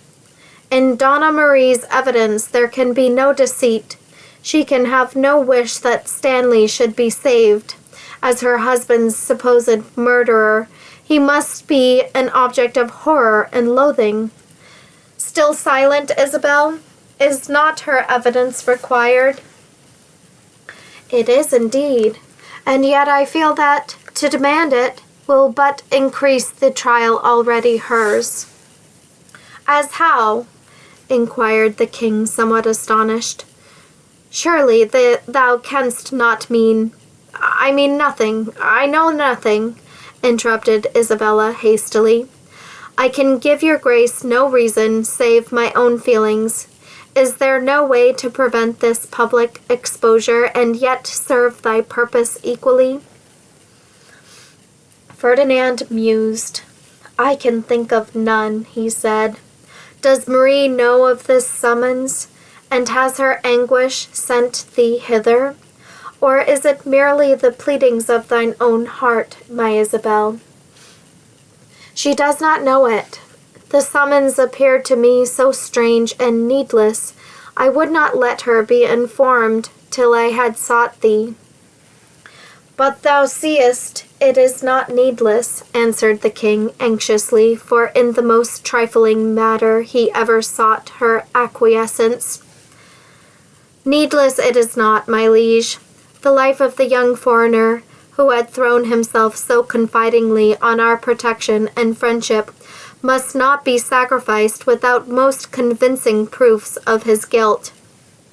Marie's evidence is indeed important, but would not your grace's purpose be equally attained if that evidence be given to me, her native sovereign, in private, without the dread formula which, if summoned before a court of justice, may have fatal effects on a mind and frame already so severely tried?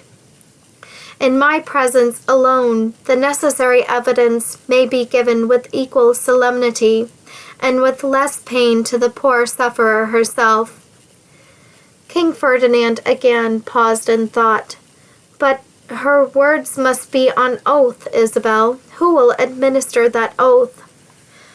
Father Francis, if required, but it will surely be enough if she swear the truth to me. She cannot deceive me, even if she were so inclined. I can mark a quivering lip or changing color which others might pass unnoticed. But how will this secret examination satisfy the friends of the murdered? Again urged the cautious king. How will they be satisfied? If I acquit Stanley from Donna Marie's evidence, and that evidence be kept from them, is not the word of their sovereign enough? If Isabella say so, it is. What noble of Castile would disgrace himself or her by a doubt as to its truth? Replied the queen proudly. Let me clearly understand all your grace requires, and leave the rest to me. If Marie corroborates Garcia's words, why, on his evidence, sentence may be pronounced without her appearance in at all. But if she deny in the smallest title his report, in my presence they shall confront each other, and fear not the truth shall be elicited, and if possible, Stanley saved. I may be deceived, and Marie not refuse to appear as witness against him. If so, there needs not my interference. I would but spare her increase of pain, and bid her desolate heart cling to me as her mother and her friend. When my subjects look upon me thus, my husband, then and then only, is Isabella what she would be. And do not they already thus regard thee, my own Isabel? Replied the king, gazing with actual reverence upon her. And as such will future ages reverence thy name, be it as thou wilt. Let Marie's own feelings decide the question. She must take part in this trial, either in public or private. She must speak on oath, for life and death hang on her words, and her decision must be speedy. It is sunset now, and ere tomorrow's noon she must have spoken, or be prepared to appear. Ere Queen Isabella reached her own apartment, her plan was formed. Don Luis' tale had confirmed her suspicions as to the double cause of Marie's wretchedness. She had herself administered to her while in that dead faint, herself bent over her, lest the words of returning consciousness should betray aught which the sufferer might wish concealed. But her care had been needless. No word passed those parched and ashy lips. The frame, indeed, for some days was powerless, and she acceded eagerly to Isabella's earnest proffer, for it was not command, to send for her attendants and occupy a suite of rooms in the castle, close to her royal mistress, in preference to returning to her own home, from which, in its desolate grandeur, she shrunk almost in loathing. For 7 days after her loss, she had not quitted her apartment, seen only by the queen and her own women. But after that interval, at Isabella's gently expressed wish, she joined her in her private hours amongst her most favored attendants, called upon indeed for nothing save her presence. And little did her preoccupied mind imagine how tenderly she was watched, and with what kindly sympathy her unexpressed thoughts were read. On the evening in question, Isabella was seated, as was her frequent custom, in a spacious chamber surrounded by her female attendants, with whom she was familiarly conversing, making them friends as well as subjects, yet so uniting dignity with kindness that her favor was far more valued and more eagerly sought than had there been no superiority. Yet still it was more for her perfect womanhood than her rank that she was so reverenced, so loved. At the farther end of the spacious chamber were several young girls, daughters of the nobles of Castile and Aragon, whom Isabella's maternal care for her subjects had collected around her, that their education might be carried on under her own eye, and so create for the future nobles of her country wives and mothers after her own exalted stamp. They were always encouraged to converse freely and gaily amongst each other, for thus she learned their several characters and guided them accordingly. There was neither restraint nor heaviness in her presence, for by a word, a smile, she could prove her interest in their simple pleasures, her sympathy in their eager youth. Apart from all, but nearest Isabella, silent and pale, shrouded in the sable robes of widowhood, that painful garb which, in its voiceless eloquence of desolation, ever calls for tears, more especially when it shrouds the young, her beautiful hair, save two thick braids, concealed under the linen coif, sat Marie, lovely indeed, still but looking like one whose heart was born to break, a face on which to gaze made every feeling ache. An embroidery frame was before her, but the flowers grew but slowly beneath her hand. About an hour after Isabella had joined her attendants, a light signal was heard at the tapestried door of the apartment. The queen was then sitting in a posture of deep meditation, but she looked up as a young girl answered the summons and then turned towards her sovereign. "Well, Catherine?" "Royal Madam, a page from His Grace the King craves speech of Donna Marie." "Admit him, then." The boy entered, and with a low reverence advanced towards Marie. She looked up in his face bewildered, a bewilderment which Isabella perceived changed to a strong expression of mental torture ere he ceased to speak. "Ferdinand, King of Aragon and Castile," he said, "sends, with all courtesy, his royal greeting to Donna Marie Enrique Morales, and forthwith commands her attendance at the solemn trial, which is held tomorrow's noon, by her evidence to confirm or refute the charge brought against the person of Arthur Stanley, as being and having been the acknowledged enemy of the deceased Don Ferdinand Morales, God assoilize his soul, and as having uttered words of murderous import in her hearing, resolved to the utmost of his power to do justice to the living as to avenge the dead. His Royal Highness is compelled thus to demand the testimony of Donna Marie, as she alone can confirm or refute this heavy and most solemn charge." There was no answer, but it seemed as if the messenger required none, imagining the royal command all sufficient for obedience, for he bowed respectfully as he concluded and withdrew. Marie gazed after him, and her lip quivered as if she would have spoken, would have recalled him. No word came, and she drooped her head on her hands, pressing her slender fingers strongly on her brow, as thus to bring back connected thought once more. What had he said? She must appear against Stanley. She must speak his doom. Why did those fatal words, which must condemn him, ring in her ears, as only that moment spoken?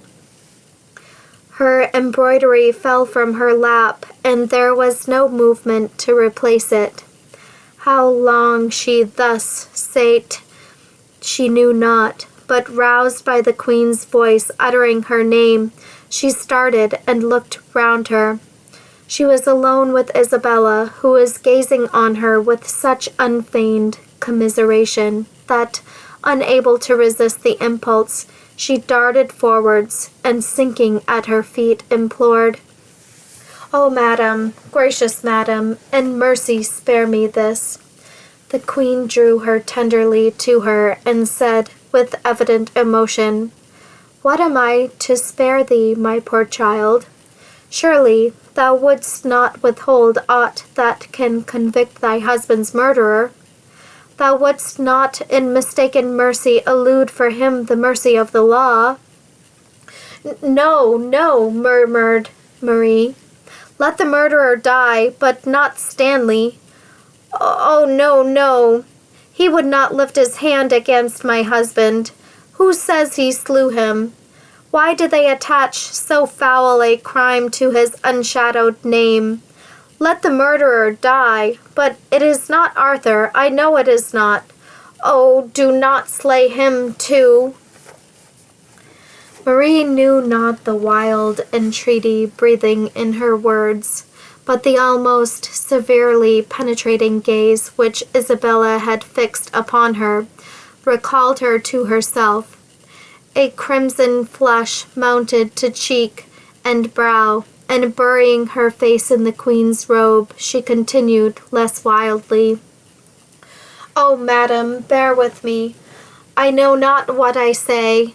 Think I am mad, but oh, in mercy ask me no question. Am I not mad to ask thee to spare him they call my husband's murderer? Let him die." And the wild tone returned, "If he indeed could strike the blow, but oh, let not my lips pronounce his death doom. Gracious sovereign, do not look upon me thus. I cannot bear that gaze." "Fear me not, poor sufferer," replied Isabella mildly. "I will ask no question, demand not that will give thee pain to answer, save that which justice compels me to require. That there is a double cause for all this wretchedness I cannot but perceive, and that I suspect its cause I may not deny, but guilty I will not believe thee, till thine own words or deeds proclaim it. Look up then, my poor child, unshrinkingly. I am no dread sovereign to thee, painful as is the trial to which I must subject thee. There are charges brought against young Stanley so startling in their nature that, much as we distrust his accuser, justice forbids our passing them unnoticed. On thy true testimony, his grace the king relies to confirm or refute them. Thy evidence must convict or save him." "My evidence," repeated Marie. "What can they ask of me of such weight? Save him?" She added, a sudden gleam of hope irradiating her pallid face like a sunbeam upon snow. "Did your grace say I could save him? Oh, speak in mercy." "Calm this emotion then, Marie, and thou shalt know all. It was for this I called thee hither. Sit thee on the settle at my feet, and listen to me patiently if thou canst. 'Tis a harsh word to use to grief such as thine, my child," she added caressingly as she laid her hand on Marie's drooping head. "And I fear I will nerve thee for a still harsher trial. Believe me, I would have spared thee if I could, but all I can do is to bid thee choose the lesser of two evils. Mark me well, for the sovereign of the murdered, the judge of the murderer, alike speak through me." And clearly and forcibly she narrated all with which our readers are already acquainted through her interview with the king. She spoke very slowly, as if to give Marie time to weigh well each sentence. She could not see her countenance. Nay, she purposely refrained from looking at her, lest she should increase the suffering she was so unwillingly inflicting. For some minutes she paused as she concluded. Then, as neither word nor sound escaped from Marie, she said with emphatic earnestness, "If it will be a lesser trial to give thine evidence on oath to thy queen alone, we are here to receive it. Our royal husband, our loyal subjects, will be satisfied with Isabella's report. Thy words will be as sacred, thy oath as valid, as if thy testimony were received in public. Thy oath, administered by one of the Holy Fathers, with all the dread formula of the Church. We have repeated all to which thy answers will be demanded. It remains for thee to decide whether thou wilt speak before His Grace the King and his assembled junta, or here and now before thy native sovereign. Pause ere thou dost answer. There is time enough. For a brief interval there was silence. The kind heart of the Queen throbbed painfully, so completely had her sympathy identified her with the beautiful being who had so irresistibly claimed her cherishing love. But ere she had time to satisfy herself as to the issue of the struggle so silently, yet so fearfully at work in her companion, Marie had risen, and with dignity and fearlessness, strangely at variance with the wild agony of her words and manner before, stood erect before her sovereign, and when she spoke, her voice was calm and firm. "Queen of Spain," she said, "my kind, gracious sovereign, would that words could speak one half the love, the devotion, all thy goodness has inspired. But they seem frozen, all frozen now, and it may be that I may never even prove them, that it will be my desolate fate to seem less and less worthy of an affection I value more than life. Royal Madam, I will appear at tomorrow's trial. Your Grace is startled, deeming it a resolve as strange as contradictory. Ask not the wherefore, gracious sovereign. It is fixed unalterably. I will obey His Grace's summons. Its unexpected suddenness startled me at first, but it is over. Oh, madam," she continued, tone, look, and manner becoming again those of the agitated suppliant, and she sunk once more at Isabella's feet. "In my wild agony I have forgotten the respect and deference due from a subject to her sovereign. I have poured forth my misery seemingly as regardless of kindness as insensible to the wide distance between us. Oh, forgive me, my gracious sovereign, and in token of thy pardon, grant me but one boon." "Naught have I to forgive, my suffering child," replied the Queen, powerfully affected, and passing her arm caressingly round her kneeling favourite. "What is rank, sovereignty itself, in hours of sorrow? If I were so tenacious of dignity as thou fearest, I should have shrunk from that awful presence. Affliction from a father's hand in which his children are all equals, Marie. And as for thy boon, be it what it may, I grant it." "Thou sayest so now, my liege, but when the hour to grant it comes, every feeling will revolt against it, even thine, my sovereign, kind, generous as thou art. O madam, thou wilt hear a strange tale tomorrow, one so fraught with mystery and marvel, thou wilt refuse to believe. But when the trial of tomorrow is past, then think on what I say now. What thou hearest will be true. True as there is a heaven above us, I swear it. Do not look on me thus, my sovereign. I am not mad. Oh, would that I were. Dark, meaningless as my words seem now, tomorrow they will be distinct and clear enough. And then if thou hast ever loved me, oh, grant the boon I implore thee now. Whatever thou mayest hear, do not condemn me. Do not wholly cast me from thee. More than ever, I shall need thy protecting care, O my sovereign, thou who hast taught me so to love thee, in pity love me still." "Strange wayward being," said Isabella, gazing doubtingly on the imploring face upturned to hers. Towards other than thyself, such mystery would banish love forever. But I will not doubt thee. Darkly as thou speakest, still I grant the boon. What can I hear of thee to cast thee from me? Thou wilt hear of deceit, my liege, replied Marie very slowly, and her eyes fell beneath the queen's gaze. Thou wilt hear of long years of deceit and fraud, and many, many tongues will speak their scorn and condemnation. Then wilt thou grant it then? Even then, replied Isabella fearlessly. And thou speakest truth at last? Deceit itself I will forgive. But thou art overwrought and anxious, and so layest more stress on some trivial fault than even I would demand.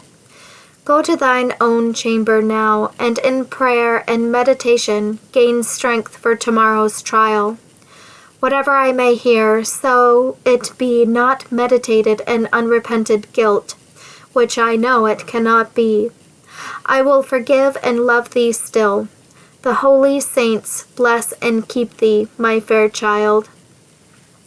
And as Marie bent to salute the kind hand extended to her, Isabella drew her towards her and fondly kissed her cheek. The unexpected caress or some other secret feeling subdued the overwrought energy at once, and for the first time since her husband's death, Marie burst into natural tears. But her purpose changed not, though Isabella's gentle and affectionate soothing rendered it tenfold more painful to accomplish. The Vale of Cedars, Chapter 18.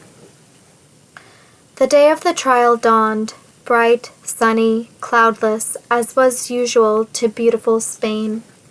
A joyous elasticity was in the atmosphere, a brilliance in the heavens, which thence reflected on the earth, so painfully contrasted with misery and death, that the bright sky seemed to strike a double chill on the hearts of those most deeply interested. Never had the solemn proceedings of justice created so great an excitement, not only in Segovia itself, but the towns and villages many miles round sent eager citizens and rustic countrymen to learn the issue and report it speedily to those compelled to stay at home. The universal mourning for Morales was one caused of the popular excitement and the supposition of the young foreigner being his murderer another. The hall of the castle was crowded at a very early hour. Isabella having signified not only permission, but her wish that as many of her citizen subjects as space would admit should be present, to witness the faithful course of justice. Nearest to the seat destined for the king at the upper end of the hall were ranged several fathers from an adjoining convent of Franciscans, by whom a special service had been impressively performed that morning in the cathedral, in which all who had been summoned to preside at the trial had solemnly joined. The monks of St. Francis were celebrated alike for their sterling piety, great learning, and general benevolence. Their fault, if such it could be termed in a holy Catholic community, was their rigid exclusiveness regarding religion, their uncompromising and strict love for and adherence to their own creed, and stern abhorrence towards the violent persecution of all who in the slightest degree departed from it, or failed to pay it the respect and obedience which they believed demanded. At their head was their sub-prior, a character whose influence on the after-position of Spain was so great that we may not pass it by without more notice than our tale itself perhaps would demand. To the world, as to his brethren and superiors in the monastery, a stern, unbending spirit, a rigid austerity, and unchanging severity of mental and physical discipline characterized his whole bearing and daily conduct. Yet his severity proceeded not from the superstition and bigotry of a weak mind or misanthropic feeling, though his whole time and thoughts appeared devoted to interest of his monastery, and thence to relieving and guiding the poor, and curbing and decreasing the intemperate follies and licentious conduct of the laymen in its immediate neighborhood. Yet his extraordinary knowledge, not merely of human nature, but of the world at large, his profound and extensive genius, which in after years was displayed in the prosecution of such vast schemes for Spain's advancement that they riveted the attention of all Europe upon him, naturally won him the respect and consideration of Ferdinand and Isabella, whose acute penetration easily traced the natural man, even through the thick veil of monkish austerity. They cherished and honored him, little thinking that had it not been for him, Spain would have sunk at their death into the same abyss of anarchy and misery from which their vigorous measures had so lately roused, and as they hoped, so effectually guarded her.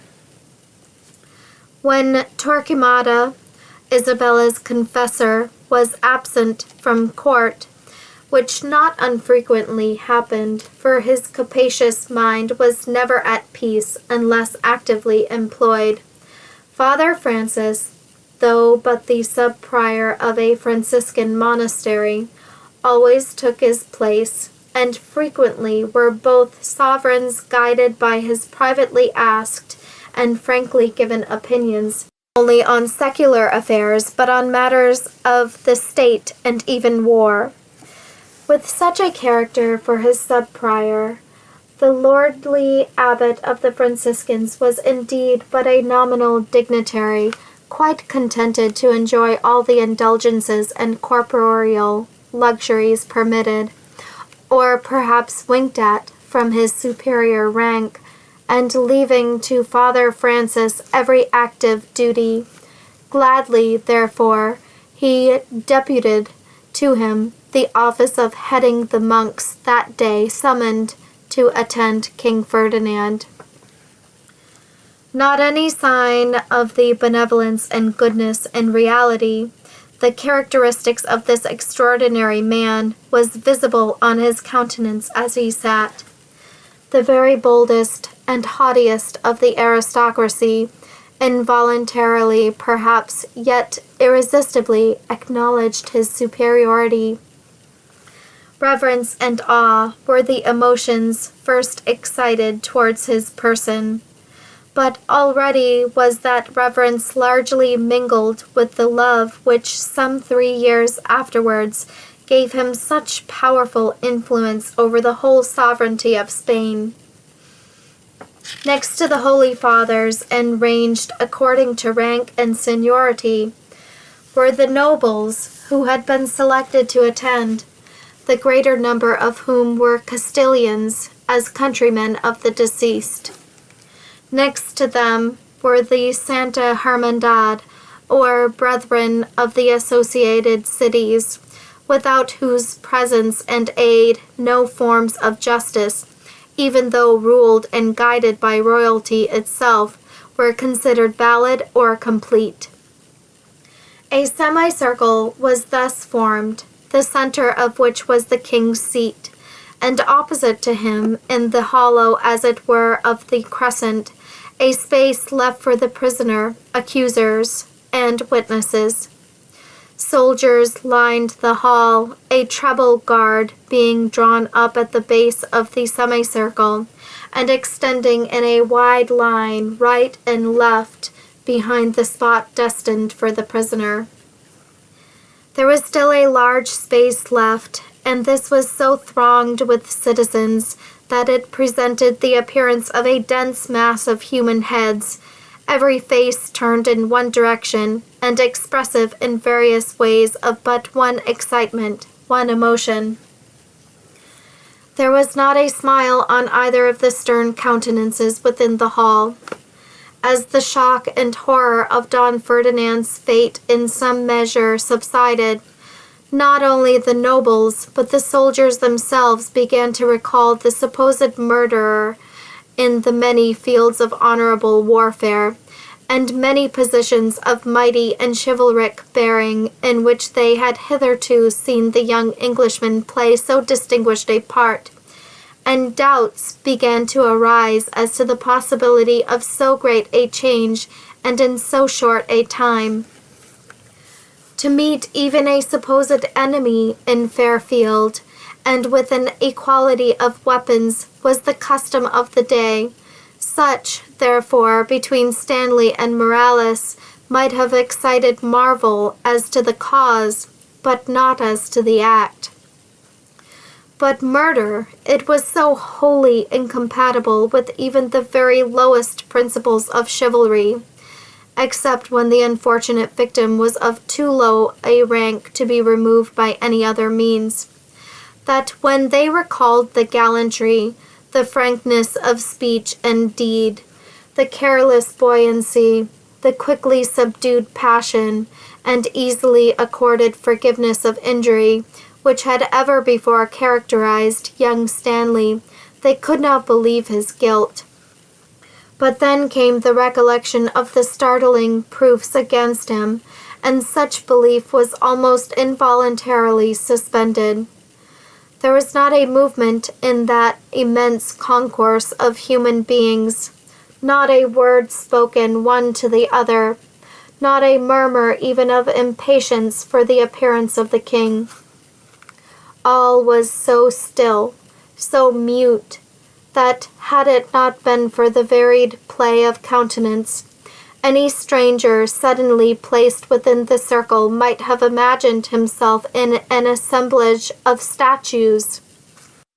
Precisely at noon, the folding doors at the upper end of the hall were thrown widely but noiselessly back, and King Ferdinand, attended by a few pages and gentlemen, slowly entered, and taking his seat, gazed a full minute inquiringly and penetratingly around him, and then, resting his head on his hand, remained plunged in earnest meditation some moments before he spoke. It was a strange sight, the noiseless yet universal rising of the assemblage in honor to their sovereign, changing their position as by one simultaneous movement. Many an eye turned towards him to read on his countenance the prisoner's doom, but its calm, almost stern expression baffled the most penetrating gaze. Some minutes passed ere Ferdinand, rousing himself from his abstraction, waved his hand, and every seat was instantaneously resumed. And so profound was the silence that every syllable the monarch spoke, though his voice was not raised one note above its usual pitch, was heard by every member of those immense crowds as individually addressing each. "My lords and holy fathers, and ye associated brethren," he said, "the cause of your present assemblage needs no repetition. Had the murdered and the supposed murderer been other than they, or we should have left the course of justice in the hands of those appointed to administer it, and interfered not ourselves, save to confirm or annul the sentence they should pronounce. As the case stands, we are deputed by our illustrious consort and sister sovereign Isabella of Castile to represent her as suzerain of the deceased, whom the saints assoilize, and so ourselves guide the proceedings of justice on his murderer. Our prerogative as suzerain and liege would permit us to condemn to death at once. But in this instance, my lords and holy fathers, we confess ourselves unwilling and incapable of pronouncing judgment solely on our own responsibility. The accused is a friendless foreigner to whom we have been enabled to show some kindness, and therefore one towards whom we cannot feel indifference. He has, moreover, done us such good service both in Spain and Sicily that even the grave charge brought against him now cannot blot out the memories of the past. We find it difficult to believe that a young, high-spirited, honorable warrior in whose heart every chivalric feeling appeared to beat could become, under any temptation, under any impulse, that base and loathsome coward, a midnight murderer. On your counsels, then, we implicitly depend. Examine impartially and deliberately the proofs for and against, which will be laid before you. But let one truth be ever present, lest justice herself be but a cover for prejudice and hate. Let not Europe have cause to say that he who, flying from the enemies and tyrants of his own land, took refuge on the hearths of our people, secure there of kindness and protection, has found them not. Were it a countryman we were about to judge, this charge were needless. Justice and mercy would, if it were possible, go hand in hand. The foreigner, who has voluntarily assumed the name and service of a son of Spain, demands yet more at our hands. My lords and holy fathers, and ye associated brethren, remember this important truth and act accordingly. But if, on a strict, unprejudiced examination of the evidence against the prisoner, ye pronounce him guilty, be it so. The Scripture saith, blood must flow for blood. A universal murmur of assent filled the hall as the king ceased. His words had thrilled reprovingly on many there present, particularly amongst the populace, who felt, even as the monarch spoke, the real cause of their violent wrath against the murderer. Ere, however, they had time to analyze why the violent abhorrence of Stanley should be so calmed merely at the king's words, the command, "Bring forth the prisoner," occasioned an intensity of interest and eager movement of the numerous heads towards the base of the hall, banishing every calmer thought. The treble line of soldiers, forming the base of the crescent, divided in the center and wheeling backwards, formed two files of dense thickness, leaving a lane between them, through which the prisoner and his guards were discerned advancing to the place assigned. He was still heavily fettered, and his dress, which he had not been permitted to change, covered with dark, lurid stains, hung so loosely upon him that his attenuated form bore witness, even as the white cheek and haggard eye, to the intense mental torture of the last fortnight. His fair hair lay damp and matted on his pale forehead, but still there was that in his bearing which, while it breathed of suffering, contradicted every thought of guilt. He looked round him steadily and calmly, lowered his head a moment in respectful deference to the king, and instantly resumed the lofty carriage which suffering itself seemed inadequate to bend. King Ferdinand fixed his eyes upon him with an expression before which the hardiest guilt must for the moment have quailed.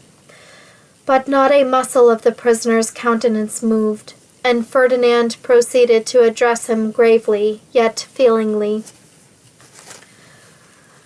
"Arthur Stanley," he said, "we have heard from Don Felix de Esteban that you have refused our proffered privilege of seeking and employing some friends, subtle in judgment and learned in all the technicalities of such proceedings as today will witness, to undertake your cause. Why is this? Is your honor of such small amount that you refuse even to accept the privilege of defense? Are you so well prepared yourself to refute the evidence which has been collected against you that you need no more? Or have we indeed heard aright that you have resolved to let the course of justice proceed, without one effort on your part to avert an inevitable doom? This would seem a tacit avowal of guilt. Else, wherefore call your doom inevitable? If conscious of innocence, have you no belief in the divine justice, which can as easily make manifest innocence as punish crime? Ere we depute to others the solemn task of examination and pronouncing sentence, we bid you speak, and answer as to the wherefore of this rash and contradictory determination, persisting in words that you are guiltless, yet refusing the privilege of defense. Is life so valueless that you cast it degraded from you? As sovereign and judge, we command you answer, lest by your own rash act the course of justice be impeded, and the sentence of the guilty awarded to the innocent. And to man, I charge thee, speak. Bring forward some proof of innocence. Let me not condemn to death as a coward and a murderer one whom I have loved and trusted as a friend.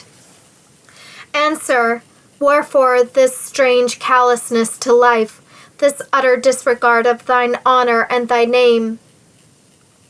For a moment, while the king addressed him, as man to man, the pallid cheek and brow of the prisoner flushed with painful emotion, and there was a scarcely audible tremulousness in his voice as he replied, "And how will defense avail me?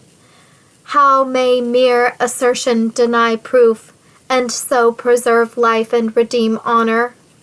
My liege, I had resolved to attempt no defense, because I would not unnecessarily prolong the torture of degradation. Had I one proof, the slightest proof to produce, which might in the faintest degree avail me, I would not withhold it. Justice to my father's name would be of itself sufficient to command defense. But I have none. I cannot so perjure myself as to deny one word of the charges brought against me, save that of murder. Of thoughts of hate and wrath, aye, and blood, but such blood as honorable men would shed, I am guilty. I now feel unredeemably guilty, but not of murder. Silent, because conscious of enacted guilt. I will not go down to the dishonored grave now yawning for me, permitting by silence, your highness, and these your subjects to believe me the monster of ingratitude, the treacherous coward which appearances pronounce me. No," he continued, raising his right hand as high as his fetters would permit, and speaking in a tone which fell with the eloquence of truth on every heart. "No, here as on the scaffold, now as with my dying breath, I will proclaim aloud my innocence. I call on the Almighty Judge himself, as on every saint in heaven, to attest it. And I believe it will be attested. When naught but my memory is left to be cleared from shame, I am not the murderer of Don Ferdinand Morales. Had he been in very deed my foe, had he given me cause for the indulgence of those ungovernable passions which I now feel were roused against him so causelessly and sinfully, I might have sought their gratification by honorable combat, but not by midnight murder. I speak not, I repeat, to save my life. It is justly forfeited for thoughts of crime. I speak that, when in after years my innocence will be made evident by the discovery of the real assassin, you will all remember what I now say, that I have not so basely requited the king and country who so generously and trustingly befriended me, that I am no murderer. Then if so convinced of innocence, young man, wherefore not attempt defense? Demanded the sub-prior of St. Francis. Knowest thou not that wilfully to throw away the life entrusted to you for some wise purpose is amenable before the throne of the Most High as self-committed murder? Proofs of this strongly asserted innocence thou must have. I have none, calmly answered the prisoner. I have but words, and who will believe them? Who here present will credit the strange tale that, tortured and restless from mental suffering, I courted the fury of the elements and rushed from my quarters on the night of the murder without my sword? That in securing the belt I missed the weapon, but still sought not for it as I ought? Who will believe that it was accident, not design, which took me to the Calle de Soledad, and that it was a fall over the murdered body of Don Ferdinand which deluged my hands and dress with the blood that dyed the ground? Who will credit that it was seeing him thus which chained me, paralyzed, horror-stricken to the spot? In the wild fury of my passions, I had believed him my enemy and sworn his death. Then was it marvel that thus beholding him turned me well nigh to stone, and that in my horror I had no power to call for aid, or raise the shout after the murderer. For my own thoughts arose as fiends to whisper such might have been my work, that I had wished his death. Great God, the awful wakening from the delusion of weeks, the dread recognition in that murdered course of my own thoughts of sin. He paused involuntarily, for his strong agitation completely choked his voice and shook his whole frame. After a brief silence, which none in the hall had heart to break, he continued calmly, Let the trial proceed, gracious sovereign. Your Highness's generous interest in one accused of a crime so awful, comprising the death not of a subject only, but of a friend, does but add to the heavy weight of obligation already mine, and would of itself excite the wish to live, to prove that I am not so utterly unworthy. But I feel that not to such as I may the divine mercy be so shown as to bring forward the real murderer. The misery of the last fortnight has shown me how deeply I have sinned in thought, though not in deed. And how dare I then indulge the wild dream that my innocence will be proved until too late, save for mine honor? My liege, I have trespassed too long on the time of this assemblage. Let the trial proceed. So powerful was the effect of his tone and words that the impulse was strong in every heart to strike off his fetters and give him life and freedom. The countenance of the sub-prior of St. Francis alone retained its unmoved calmness, and his tone, his unperturbable gravity, as he commanded Don Felix de Esteban to produce the witnesses, and on their appearance desired one of the fathers to administer the oath.